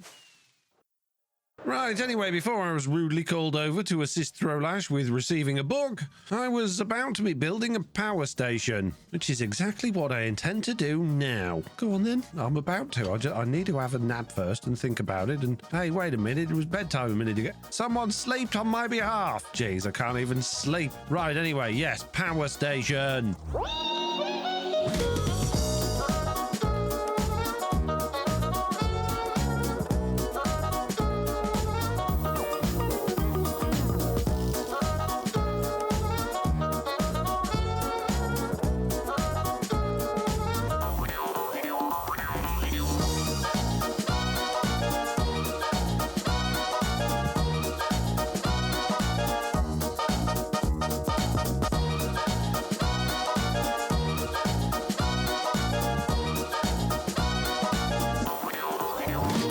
Mr. Fox. How you doing, buddy? Oh, I say buddy, Good. traitor. Whoa. Is this about the court case? Yes, of course. You know, that one where you stabbed me in the back. Yeah, that one. I didn't stab you in the back. I just answered honestly, Foxy. That's all I did. Which just happened to result in me being stabbed in the back. Well, I mean, you know, make of it what you will. Yeah. Yeah, well. Yeah. Well, the people have been a bit worried, Foxy, because in my comments, you've not been interrupting, screaming in panic. No. So that's got me a bit worried about your safety, really. Well, the thing is, Mr. Beardstone, one thing more than anything else was highlighted to me from that court case, and that was apparently how stupid I am. Oh, you're not stupid, Foxy. Exactly, and I'm proving that. Wait a minute. This is a power station. Yes, many power. I was hoping to sell you my power. No, again. I don't want your power, Mr. Beardstone. I have my own. And this even has magma wheels. Magma wheels? Yes. See, I've used the cheaty method of I'm only using 100 source blocks of lava. The rest of it's flowing. As a result, I can power the power station from the flowing lava. All right. Is that why I've got no frames? One sec. Let me do a refresh. Get out of it, no frames. I'm getting... No, it was just that server thing where the frames randomly tank. It's Right. fine. Yeah, it's I'm fine. getting It's fine. no less here now with all of this in place than I was a minute ago before it was in place. No, it's beautiful. There's like, around 200 frames, Foxy. I'm impressed. Yeah. I'm impressed. Yeah. And so what were you saying about power stations being laggy? Well, framey? but that's at spawn. This isn't at spawn, Mr. Beardstone. True. that is true. I have also reduced the number of pumps in the power station. I realized I was pumping in like way too much water. Right, okay. So Yeah. there's actually less pumps now, and there's 3 times the amount of power. Good. Well, that's good then. Excellent. Yeah, it is. Question. Yeah. Is this what I think it? What? You moved your workshop again. Yeah. Well, I don't need it at spawn now. I mean, that's fair. I Yeah. mean, can't argue with that. Yeah. Yeah. I mean, Spawn will appreciate it as well. All the extra frames we'll get. Exactly. I'm doing my bit, you see. The lag police You are. are on duty. We are sorting things out for everybody. Even though everybody stabbed us in the back, we're still trying to do our best for the server. I feel like you're taking it a bit personally. I guess I can't sell you power then. No, That's, you absolutely cannot. That's disappointing because the nearest link up is only about 200 blocks that way. While you're here, can I interest you in purchasing a boat? That boat? Yeah, well, the thing is, Miss Beardstone, you notice how it's got no drills on it now? I was about to say it looks less drilly. Yeah, and before it was held together by about 8,000 pieces of glue, and now it's only held That's a together lot by of glue. 8 pieces of glue. But for some reason, that makes it even more laggy, not just for frames per second, but also ticks per second as well. The fact that it's got less drills and less glue, it's worse. So if you would like a boat, and it's free to a good home at the minute, Miss Beardstone. Oh yes, before we go though, so Throwlash approached me earlier with a very nice thing because he felt guilty about, throwing me under the bus. So he gave me one of these, and I think it would be only fair if all of the server members that threw me under the bus would also give me something similar, Mr. Beardstone. I'm going to take that as a yes. Yeah, that was nice of him, wasn't it? Yeah. Yeah, so obviously, Miss Beardstone, I no longer require power at spawn. So feel free to go to where my workshop was at spawn and collect your power system from there because it's no longer required, and all of the other bits of your power system are just here waiting for you. Look, here you go. I put them all in a nice box for you. You can have them. I don't even need your stupid power tokens. Consider that my payment. 45 power tokens. That's about a diamond each. I think it's worth it. Actually, they're 64 for a diamond. So. Yeah, but they've been aged. They're matured. Aged? They're matured. Yeah. No, that just means that they're a bit knackered. No, very valuable. Very valuable. Nah, I disagree with all of this. Yeah. I also don't want that stuff because I can't be bothered to carry it. My inventory's got some stuff in it already, so you can keep that. Oh, it's all yours, and you can have some scaffolding. Oh, brilliant! Just what I needed. Actually, I could use that on my power station. Thank you very much, Miss Beardstone. You're welcome. I'm glad we can have this conversation. I mean, you do still owe me for that invoice, though. Yeah, it's not happening. Right. As long as we're clear. As long as we're clear. Good luck. Cheers, Foxy. Pleasure as always. Yeah. See you soon, bud. Bye. Right, anyway, time lapse. Where was I? I just finished building the power station, which is now generating many power. Nearly 600,000 SU. So I need to obviously get this hooked into my base so I could actually produce the materials I need to build the building around it. So we've got 2 outputs here, one for this and one for other things in the future. So let's just, I guess, take it underground so it doesn't look messy and just hook it up to here, and that should basically do everything we need. And we could use chain drives to do this, but to be honest with you, I prefer shafts because I just believe they are a little bit more reliable. A little bit there, one of those there, and then a little bit of shaft across there. Let's just encase all of this shaft so we don't have visual things causing FPS problems. Put a bit of grass back on top, and there we go. We now have power to the workshop, which should mean everything is now able to run. It is. Things are already going. Oh, this is fantastic. It's all going backwards. I do need a speed controller on there. Throw that on there, and now many speed. but is it going in the right direction? That's the question we need to find out. Yes, it is. Excellent. We have power. My base can finally get going again. Look at all of the things going around being delivered and sorted and stuff. Oh, this is wonderful. And now all of that's nicely sorted out. It's time to decorate. Both of them, ideally.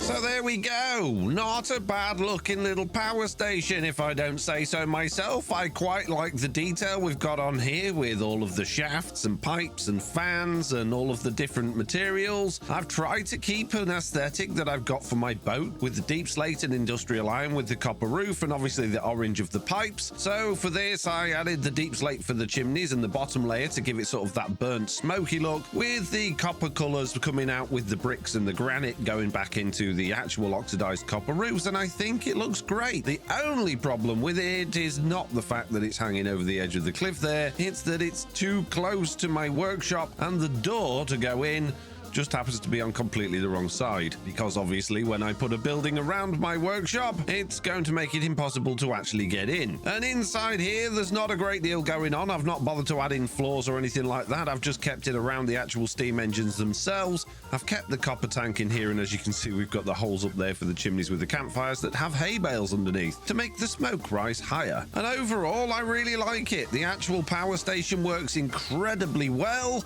Everything is running at maximum power, which means in total we're generating 294,000 SU on each side. That's pretty much 600,000 SU. More than 500,000. But that does leave me with a significant problem of yet again having to move my workshop. But I've come up with a plan for this workshop while I was working on that, and that is to build a completely new, brand new one that's actually good and not just, you know, recycled many times. So yeah, I've got big old plans for workshops, iron farms, and all of the good things coming very soon. And I don't know if we can quite see it from here, but just over in the distance over there, oh, there you go, look, there just happens to be an ocean monument, and I want it. Although it does look like someone's already broken their way in the top of it, so I'm guessing it's probably missing all of the sponges, but that won't stop me turning it into a farm. So all of that's coming up, but for now, that's it. Now, last time on the Just Create SMP, I moved away from my starter base to my main base island, taking my entire workshop with me. And then I built a brand new power station capable of producing a whole bunch of power. This time I intend to recycle my old workshop into a brand new mega workshop and storage system, as well as finishing off a couple of the projects I left over at spawn. And the main projects I'm referring to are basically decorating the underside of the lake, which I made a little bit of progress with on my last live stream, as well as adding to Dogtown, because we don't have anything over here yet, and it looks rather bland and bare. Now, because I started doing the bottom of the lake on my latest live stream, you can check that out on twitch.tv/FoxyNoTail, and the VODs for those are on my second channel. I'm going to leave the rest of that for my next live stream, which is tomorrow, which means today I need to focus on this Dogtown area, and that means adding in quite a few little buildings and things where we're going to open little stalls that don't actually sell anything right now, because I don't have anything to sell. Well, I suppose we could probably wrangle up stuff from my storage system, but I don't think it's going to be a great deal of use to anyone. But I've got some more interesting items that I was given on my birthday. Yes, the last live stream I did just happened to be on my birthday, And while I was streaming, Stam and Throwlash popped along with a couple of presents, even though they're both traitors and they hate me. In game, it's just part of the story, guys. In real life, we're all good buddies, mate.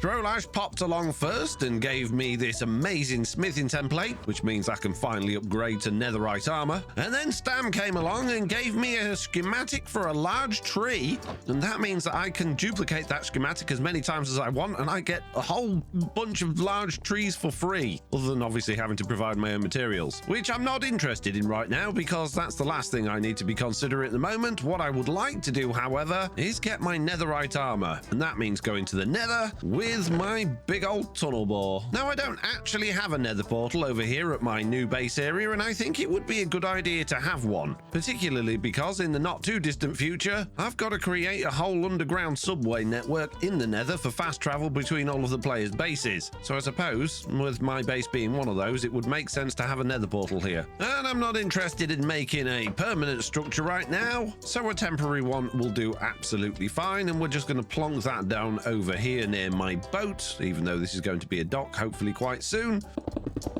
Okay, so that's popped me out here. There's not ever so useful. Is there anything around me of any use? Oh look, there's already a staircase, kind of sort of a bit. Okay then, let's pop that down, unlock rotation, pop that down, out, check my filters, make sure they have got netherrack on them. They do, that's good. I don't need to adjust that then, which means we can basically just crack on. Pop a few bits of rail down so it doesn't get all upset. Just stick a bit of coal in it. Off you go, mate. Have some... Ah, no, I need to put fuel in. Oh, no, it's doing that thing again where it just... Oh, no, it's gone berserk. I'll stop it. No, don't do that. Create with your bugs, mate. Jeez. Now, look. Ah, fire.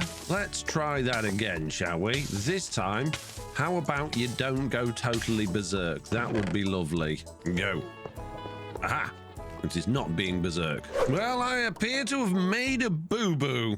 Not only have I just traveled through a lava lake, which meant I couldn't actually get to it, when I finally did dig my way round to it to get to it, I've accidentally broken the minecart, turning this entire thing into blocks, which means I can no longer pick it up unless I find another minecart, which is a bit of a problem. So I need to try and block this lava. No, stop it. Get a new minecart, put a new assembler down, and I don't think I have any iron with me at all. I do not. So now I've got to go home, get some iron, come back, fix this, and maybe do it somewhere where it's not quite as deadly. Great. I'll just be a minute. Stop. Stupid ghast. You broke my portal. Have you seriously done it again? You've turned all of my iron into iron sheet again. I had loads of iron. What's happened to all my iron? Right, stop making sheet. Stop it. Don't ever make sheet again. I'll do it manually. How have I got? I had loads of iron. I steal it from Stam. Nothing. Not even it. What? I guess I'm going to need some iron. Jeez. Anyway, let's go fix my thing. Good morning. Right, okay, back here then. Let's get my contraption back on the road, I guess. I need to make a furnace minecart out of those. I need to pop that on there, turn that on lock rotation, pop the minecart back in, pop it all back up again, take that away and run away from the lava. It's coming. Yeah, I forgot about that. That was going to happen. I've got to pick it up. I should have picked it up when I made it and then run away from the lava. I just need to try and... There we go. I got it. Ha! Don't want to go through the staircase because that's handy to have. Lava lake. Yeah, lava lake. And a bit of lava lake there, but we might get away with that. Right. Okay. Right, let's give you a little bit more rail and fingers crossed. Oh, jeez. No, I've done it again. Ah! If I can make a little trench along here like this, that'll force the lava to go in there instead of on me, and as it comes past, I can whip it away. There we go. Whip it away. Whip it away. There we go. I whipped it away. Good whipping. Thank you very much. In that case, we'll go in somewhere else because this is ridiculous. Let's go find a non-death biome. Oh, Bastion. Sebastian. No, not Sebastian. Lava lake. Oh, just rubbish nether. Oh, lava lakes. Why is there so much lava? Right, this looks like a big land mass to me. This doesn't look lava. Oh, there's a lava lake, because there is. Big land mass. Alert, alert. There's a big land mass. And a ghast. And a lava lake. Run away. Oh, I have made a challenge. Ow. On a wall. Oh, what another wall. Well, the only place I can see that's not completely surrounded by lava is at this bastion here. Well, that's concerning in itself. But yeah, if I was to go underneath here, well, yeah, there's lava everywhere. Ah, no, we got a good stretch in that direction. So I guess we need to get down underneath this bastion somehow. Is there any brutes in here? I'm going to assume it's already been raided. I can hear noises though, so I'm going to run away. Ooh, maybe not. Oh, there's a brute. No, no, oh dear, I'm dead. I'm dead. I love the nether. Everything worked so well. Right, spares. And yeah, the brute is still there. The brute is still there. Hello, sir. I would just like everything from my body. Thank you very much. Goodbye. Good. Right. Anyway, as I was saying, yes, we're going to dig down underneath the bastion and hopefully not die to any more brutes or lava. Oh, no. I'm still over it. Run away. We'll go over here. Be no bastion under this bit. And I think this level here will be perfect. And we've got basalt, which is something I actually want. So this could be good, as long as we pick the right direction to go in and don't run into any lava.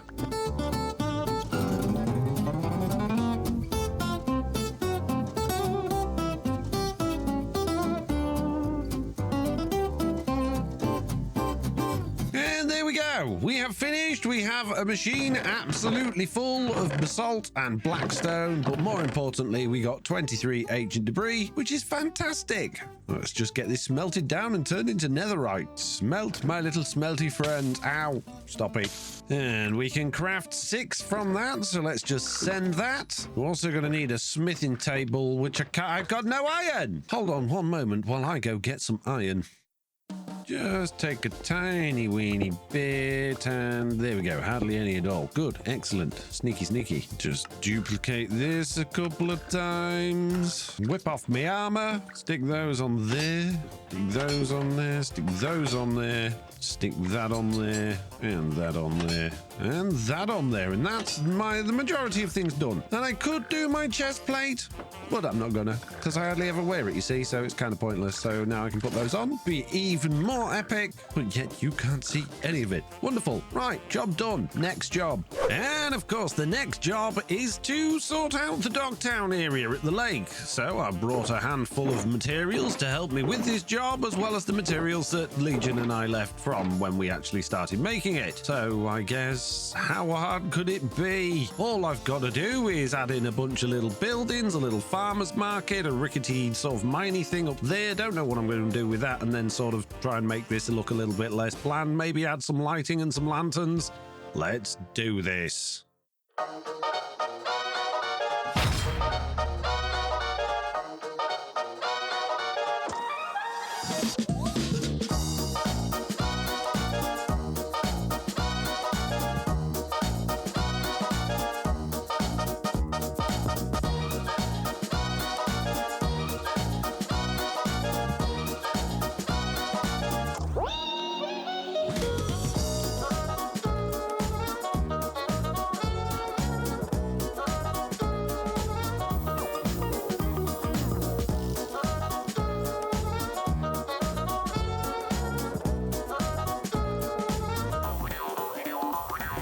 Well, there's one quaint little building for our little Dogtown, and I think it looks all right. It's relatively simple, but it does exactly what it needs to do. It's got some greenery for colour, it's got some limestone for more colour, just to stop it all being spruce, and we've dotted a few barrels around and made the walkway look a little bit more interesting and worn around it. Inside, there is absolutely nothing at all, ready for somebody to set up a shop or to do something with it if they want to, and that means I can now move on to the next building on Dogtown, which is going to be a little farmer's market over here. And for that, I'm going to need villagers, but I think I'm going to get it all set up first and then worry about villagers. In order to build this farmer's market, or fish market, as I should say, I'm going to need to be shopping, which is why I brought myself over to the shopping area. And this is a good opportunity for me to see what's actually new over here, because a whole lot of stuff has been built and I don't even know what it is. So we're going to start over here with Chosen Powder Company, who is selling powdered concrete, which could come in useful, but that's not really what I'm after. We've got a building over here with that looks to be in construction, so let's not look further into there. There's a purple one here, or a magenta one here, which is maybe also under construction. It is. And we've got Mr. Beardstone's stones, which is full of stones. Across the road, though, is the one that I actually want to be coming to, which is the Diomat. And the reason I want to come here is for these tablecloths. Whilst I don't believe they're actually on sale here, I have brought some wool with me, and I'm hoping to dye that wool various colors. And this is a system where you can just pop in a diamond, dye your stuff, and there you go, you get your dyed things back. So tablecloths for this little area, I think we're going to be probably going with light blue, probably yellow, probably lime, and probably red. So let's get some diamonds, let's get some wool. I'm hoping I can do a whole stack of, I've just put a whole stack of, oh geez, I broke it. Eggs, I didn't know I could put a whole stack of diamonds in there, mate. Eggs. Where's the little entrance to get in the back rooms? Oh geez. Eggs, I put too many in. There's going to be a clever system in here somewhere that deals with all of that. Oh geez. Be locked in a hopper probably.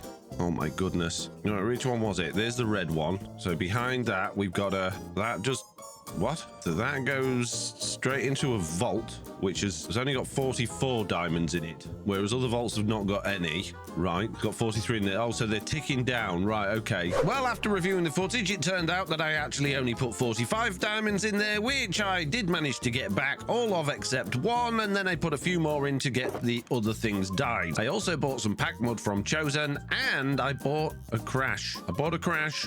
Where were we? Just wait a minute for everything to load in and settle down. Eventually, we got the weird floaty things in the sky again. What are those things? That's the top of depots. Right, best not ask questions. Yes, I bought a bunch of frog lights from Stam, or at least I believe it was Stam's shop. I'm not 100% sure. So now that that's all out of the way, there's no reason I can't start building this fish market.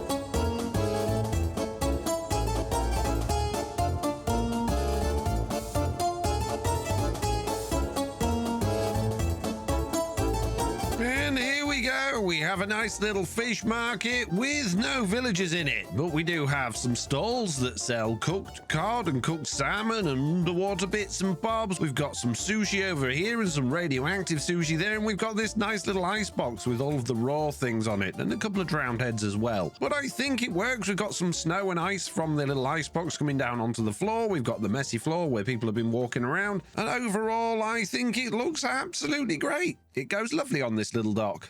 But of course, it needs people to actually work here, and that means villagers. And I don't really want to add more villagers to spawn because, as you guys probably know, we've been struggling a bit here. Although not really since we got the new server upgrade, thanks to Nodecraft again, like I said in the last video. But I believe Chosen has some spare villagers in here that aren't doing anything. What did I just walk into? They were all sat down last time. So were these guys. Yeah, I was going to borrow some of Chosen's, but I guess what I need to do is speak to the other server members and see if anyone's got any spare villagers. Or the other thing I could do is just use some straw statues and have some fake people selling stuff. Because don't forget, these are not actually shops you can buy things from. Well, not yet anyway. And probably never going to be, because I can't imagine anyone's going to want to buy any fish or drowned heads or used treasure maps. So we'll see what the future holds. For now, I need to crack on with the next bit, which I don't really know what I'm going to be doing with this. I'm thinking here maybe just sort of a little fishing hut raised off the dock with a hole in the dock where they can actually fish from, which makes no sense because there's a giant lake right here that they could be fishing in, but I thought that could be kind of fun. And over at this bit, I do want to do a little bit what like DeJojo's got going over there, but a bit more rickety going up here, allowing us to get up to the surface there, and also maybe having a mine entrance in the wall. But that will still leave this sort of area spare that I don't really know what to do with, and as well as that, it would also leave all of that spare and all of that spare, and I really wanted to get Docktown finished today, and I've got a feeling it's not going to happen. Oh geez, maybe I could say that my bid is done and Legion's still got a lot of work to do. Yes, that sounds good to me.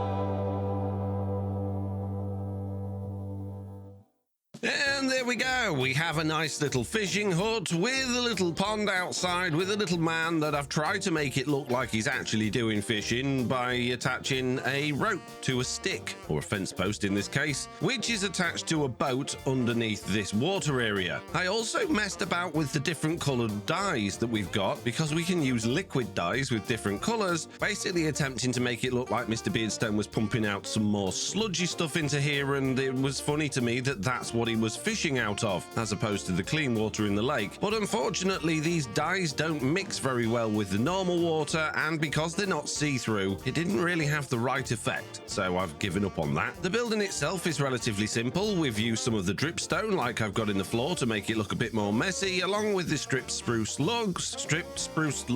Jeez, I can almost say that. And of course the spruce roof and the spruce fences, and basically it's a whole lot of spruce with a spruce door that leads into a very sprucey looking interior. Tried to make a little bit of a kitchen area here. I didn't have any cobblestone to make a furnace, which is why we've got a block of andesite there, and I've given him some shelves, a little dining table with a fish on it, and I think that will do for this chap. So yes, moving on to the next thing, and I was thinking here would be a good place for a big old sign that says something like "Welcome to Docktown," but I don't think we can have angular signs, so I'm going to have to do a little bit of testing. So here in this flat world, there's a couple of ways we could do this. The first one is using immersive paintings on a big old board like this, and hopefully if I spin that, no, it just disappears and falls off. Well, that's annoying. I guess immersive paintings is not going to cut it. The other mod we can use is the camera mod, and that comes with these. It doesn't quite fit, but we could work with that. The question is, can I get that to stay on when I move it? Spin it around. No, it moves, but it doesn't go with it. Oh, that's annoying. So no, I can't have a picture on an angle. You stock pictures that don't go on an angle? In which case then, I think the best place to put our sign is not in the corner behind me, but over on one of these walls, because I don't really know what we're going to be doing with this bit, so this bit might be a good place to put it. And alternatively, I'm not sure that Throwlash and I are going to be doing this wind power thing at spawn anymore, so perhaps we could block off a good chunk of this by putting a big old sign in front. And there we go, look at it in all of its glory, it's marvellous. And it doesn't quite cover up quite as much as that big gaping hole as I was hoping it would, but it'll do nonetheless. I'm sure it'll catch people's eyes as they're in the area, and they will come over to it and look at the writing which says, "Welcome to Docktown, relax and enjoy. Warning, large laggy boats can be seen operating in this area," because of course Stam's managed to graffiti this already. Oh, naughty Stam. Right, anyway, moving on to the next part of this, which is going to be something here that I haven't decided on, and I'm thinking to take a leaf from the Villagers book and build some very simple little villager style houses. Not big ones like this, of course, because I don't think that will fit in Docktown, but some of the smaller ones, like these. I think these will fit perfectly. So this time-lapse is going to need a bit of a talk over, because as much as villager houses are very quick and easy to build, a surprising amount of things went on while I was building them. Starting with the first villager house, for which I copied from the village, switching up some of the textures to make it fit with the existing Docktown builds, and adding a few extra bits like fences and gates to make it feel a little bit less simple. Then, for some reason, I decided I needed pale moss carpets growing up the side of the building, but I didn't have any pale moss, or any pale garden things at all. But as I know Stam is obsessed with the pale garden blocks, I knew he'd have some. So I nipped over to his base, borrowed a couple of grey concrete pale moss blocks, and took them home to bone meal them into even more. Once I gathered all that up, I realised that wasn't going to be enough. So I took a trip to an actual pale garden over 7,000 blocks away, and proceeded to tear it all down, gathering pale oak logs, pale oak leaves, pale flowers or whatever they're called, the little pale viney things hanging from the trees, and even more grey concrete powder, pale moss blocks. Once that was all done, I set to then farming up a little bit more glow lichen with some of the bone meal I left over, gave Stam his grey concrete powder blocks back, before heading back to the dock to start on the second villager house, for which I barely had enough room to squeeze in between the first one and the cliff. Again, I modified the original villager house slightly with different materials, a few extra details, and it was done, albeit in the wrong place. But that's nothing a mechanical piston can't fix. So I shifted both of the villager houses I just built 3 blocks to the left which made all of the pale vines and glow lichen fall off. But then I put them back together again and started on the third villager house, which was also very, very small. Once again, I changed up the textures, added some extra details, threw in a very small interior, and it was done. 3 houses in about as many minutes. All I needed to do now was decorate the actual dock around them, which involved smashing lots of holes in it, replacing them with varieties of dripstone and mud slabs and bits and bobs like that, throwing down a few copycat boards and texturing them with barrels and stripped logs and other things, and then throwing down a whole bunch of actual barrels, leaves, glow lichen and other things to mess it all up a bit and make it feel worn down and used. Basically just trying to add a little life into the whole thing, which I feel like I've achieved. I think they look great. I'm very, very happy with them, even if they are just spruced up villager houses. I have added some signs onto the front. This is Ropey's Rope Shop that sells rope. This one is Little Lanterns, because on the inside there is a little lantern. And this one here is Bushy Bushes, because this one sells bushes, or leaves, I guess. Not that any of them are actually selling any at all. I have added an interior into this one now. It was where I was just keeping all my sugar boxes and things while I was building them, but now it's got some tablecloths on here and a little upstairs here with some barrels in it. And that's basically it. And yes, I've made the Docktown sign even bigger. I've made it as big as it could possibly be, which I think makes all the difference to this area. The only problem I have now is that this video is over 20 minutes long already and I haven't done any of the things that I actually wanted to do in it. I also haven't finished the Docktown area. I haven't finished it. Oh, jeez, I haven't finished down here. So I'm basically running very far behind, which means this video is either going to be incredibly long or I'm just not going to have achieved all the things I wanted to achieve. Let me know in the comments which one you think I'm going to do. And speaking of the comments, I got some names for my boat. In the last episode, I asked you guys to come up with a name for my boat, now that all of the drills have been removed and it's no longer Drill Boat. And I had all sorts of suggestions, but most of them were focused around my name, FoxyNoTail. Things like Boaty No Sail, Boaty No Drills, Boaty McBoatface, of course, and a bunch of other ones like that. And I think I really, really like Boaty No Drills. So from this day forward, it shall be known as Boaty No Drills. And I will forget that, and I can't actually name it because it's not on a bit of station that's straight enough to disassemble it, name it, and put it back together again. So we'll just have to remember that for the future. And speaking of the future, it's about time I moved into the future and started getting some of these things actually finished off. Expect now a big cut to me having completely finished the Docktown area. Maybe, possibly, maybe a bit. Unlikely. Are you going to cut then? Yeah, in a minute. I'm just getting there, mate, so that I could, I don't know, really. I should have cut ages ago. Don't know what I'm even thinking. I mean, I really should have cut the video part. Just cut the video! All right, jeez, keep your hair on, mate. Jeez. I'm working on it. Just press the cut button. Well, there we go. That took me forever. A lot longer than I was expecting, so I've decided to actually show you it. Here we go.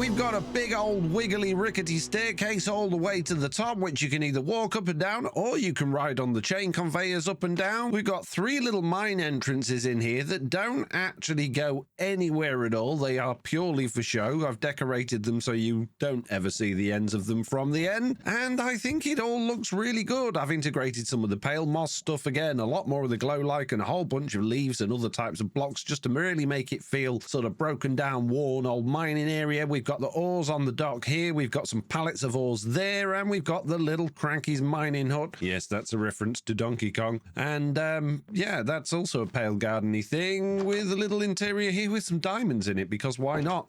And as this sign clearly states, that's my side of the dock finished, apart from the big sign, because I did that. So yeah, I consider this part of Docktown complete, apart from the lake, which I'm going to attempt to do now. Oh geez. Oh geez indeed. Finishing off the lake took well over 4 hours, not just placing in ridiculous amounts of dirt and gravel, but also resource gathering and even making farms. I started by creating some underwater terrain with the shulker of dirt I had on hand to use as a base for the gravel that I then placed on top. The idea here is to make the lake feel like it's dipping towards the center, sloping down from the edges with some uneven terrain at the bottom. But I had hardly any gravel in my storage system, and I knew I'd need a lot of bone meal later on, which is when Stan popped by, offering to give me some gravel for a shulker of sand. He then took a little stroll around my half of Docktown. Is there any fish for sale? No. When are you going to start selling the radioactive sushi? When I've made the farm for that. This is Ropey's Rope Shop that sells rope. That doesn't sell anything yet. Oh, okay. Yep. This is the little lanterns shop that doesn't sell lanterns. Yeah. Not yet. No. Okay. And this is the bushy shop that doesn't sell bushes. Yeah. Okay. And once he was completely disappointed that none of my shops actually sold anything, he then let me spend some time at his moss farm generating some bone meal. With the bone meal ready, I threw together a temporary sea pickle farm in the center of the lake, utilizing a moving floor design which proved to be the fastest sea pickle farm I'd ever made. And it didn't need to run long. It generated an entire shulker box worth of sea pickles in just a couple of minutes, which was all I needed for the lake. And now that I had all of the resources I was going to need, I grabbed some schematics of some vanilla shipwrecks in a flat world and then blasted them into the bottom of the lake with the schematic cannon, all the while mildly concerned that perhaps another man may suddenly appear inside one of the wrecks. Fortunately though, the lopsided degraded old wrecks were Roman free and served as just a little bit of variety and interest at the otherwise very, very grey, boring lake bed. With the decoration in place, it was time to turn this grey landscape green, starting with sea pickles, planting them sporadically all over the bottom of the lake, making it look like it had some sort of ugly green rash. The idea was to have enough of them to prevent or at least reduce the number of drown spawning in the lake, while also adding some variety to the upcoming foliage. And that's foliage in the form of seagrass. Tons and tons of seagrass, suddenly manifesting all over the surface of the gravel just by hitting it with a little bit of bone meal. But it was too much, as the seagrass has a tendency to fill in far too thickly. I'm sure that's probably a word. I had to go around thinning it out a little to make it all look a little bit more random and natural. And just as I'd finished doing that, Mr. Beardstone arrived to take part in the exclusive new shipwreck tour that I just decided was a thing. Enjoying your swim down there, are we? I'm having a lovely time. How are you doing, buddy? Yeah, I'm all good. There appears to be some danger zones in your port for any incoming boats. There's a couple of sunken wrecks, it would seem. There's a couple of there's 4 of them. Yeah. Would you like to go on the sunken wreck tour? It's only a diamond. Yeah. Okay. Oh, hang on. Right. If you'd like to hop into the water, I'd love to. There's one there, and there, and there, and there. There you go. I hope you enjoyed the tour. I can only see 2. Oh no, there's a 3rd one. Yeah, I'll send them all now. I did thoroughly enjoy that tour. Yeah, I'm glad you did. Worth the diamond, wasn't it? Is there no, like, historical references, how they came to be, any of the history of the area? None of that on this tour, or? No, well, it's one of those make up your own story tours. Right. Yeah. You use your imagination and just imagine how they got here. I'm putting it down to bad driving. Is this entire dockyard build yours, by the way? Yes, everything on the bit. And let me come out of the water and show you. Yeah, me too. More helpful. Right, so you'll see there's a couple of signs here that signify where my work ends. Right. Okay. So this is a joint project because I came down here the other day. I think it was actually in my last episode, which I did message you about because I don't know if you want the spoilers in there or not. It's a video that goes out Sunday, and I don't know when yours does. Hopefully today. Oh, okay, cool. I will leave it in then. I will leave it in. But I came down here. There was a couple of buildings. There was some market stalls. I was like, oh, this is cool. Who's doing all this? And then I saw a couple of copycat slopes on the ice, and I was like, oh, it's Foxy. No, shh. Hey. There's like no, 3. I know. It looks very cool though, Foxy. I have to admit. You've got to have so is this some going to fresh be like? fish. Is this going to be like your own little shopping district then? What's I'd like it to be eventually, but at the moment it's just for show. But yes, at some point I would like to open squid farms and glow squid farms and fish farms and all that sort of stuff. And eventually get it going. So you're going to be the water guy. Yeah, why not? Whee! Yeah, no, I like this. Thank you. I mean, this is just fun. I'd have paid a diamond for that as well. You missed out. Oh, well, there you go. That's the story of my life. Miss Beasto, before you go, look, there's been a vandal in the area. Have you seen my sign? A vandal. Stam was here. Yeah, I reckon it was Stam. Yeah. Looked like Stam to me. Yeah, see, I saw it was sprayed in green, so I thought it was going to be one of those go green shenanigans, No. which seems to have no explanation. I have no idea what that's about. No, me neither. I think Throwlash and I have pretty much completely given up on the old power station plan since putting a big sign in front of the hole, so that okay, so you can't see the hole anymore. Yeah, that's the idea. Yeah, so I just stick like a giant animatronic kraken in there, and you'll be fine. I was thinking if I get the time at some point, Big Skull Pirate Bay. Oh yeah, that'd be good. Yeah. You can have like a little boat ride that goes through it. That's what I was thinking. Little pirate scenes. Yeah, exactly. Yeah, little dark rides. Make some money out of it. Well, thanks for popping by. Thank you for giving my side of the dock the tick of approval. I don't know what Legion's been up to, but it's very lacking on his side. I mean, I only just decided today that it is his side. But oh, okay, I see. So he's slacking off, but also doesn't know. Yes. Classic Legion. Yeah, classic Legion. Yeah. Well, that was unexpected. And yes, for once, I'm actually not using my full brightness mod because I wanted to see how well my sea pickles were doing underwater. The problem is, though, because I have a conduit, I don't need the full brightness mod because I get full brightness underwater. So that was kind of pointless. Anyway, it's kelp placing time, and then this area is completely done. Hurrah! At last. Sea pickles don't appear to have stopped the drowned fellas from spawning, though. So for this kelp, then, rather than just littering the entire lake with kelp, I think I'm just going to do it in patches near the dock to sort of signify it being overgrown where that is, and a little bit less kelpy where the shipping lanes are. So I'm just going to go around placing kelp, just like I've been doing with everything else, I suppose.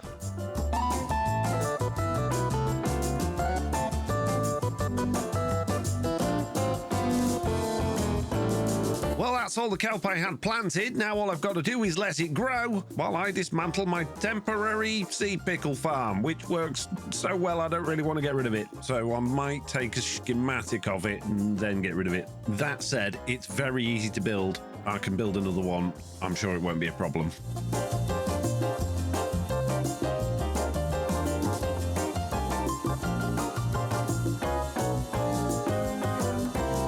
And there we have it. The lake is now done. All of the kelp, I believe, has grown. As you can see, we've got a little bit over under the dock all the way around the edges. Not too much. I think there's probably a little bit too much going on here, but that's what we had originally. And I've just dotted it around the sides over there and the sides over there, keeping the area in the middle a little bit more clear because obviously that's where the boats would be, which would, you wouldn't want kelp in your rudders, basically, would you? Is my theory. And I think, considering the size of this lake, I've done a reasonable job. Now, we did talk about on my live stream how I could have made it really special with all sorts of different blocks and textures and moss and all of that sort of stuff, and it could have looked amazing, but it's such a huge undertaking just slapping down some gravel, sea pickles, sea grass and kelp, as well as these boats, that if I had done that, it would have literally taken me forever, so it would never have got done. So I'm happy with what we've achieved. It's not the best, but it is good enough, which is basically my mantra etc. And that now means overall my little portion of the spawn area is complete. That doesn't mean to say that I won't be adding shops over at the shopping area and working on a few more things around here in the future, but for now my journey here at spawn is complete, and my episodes going forward will all be based at my main base area, unless I've got stuff going on here or with other people. But mostly, I really want to do that pirate ride though, but not now. Busy.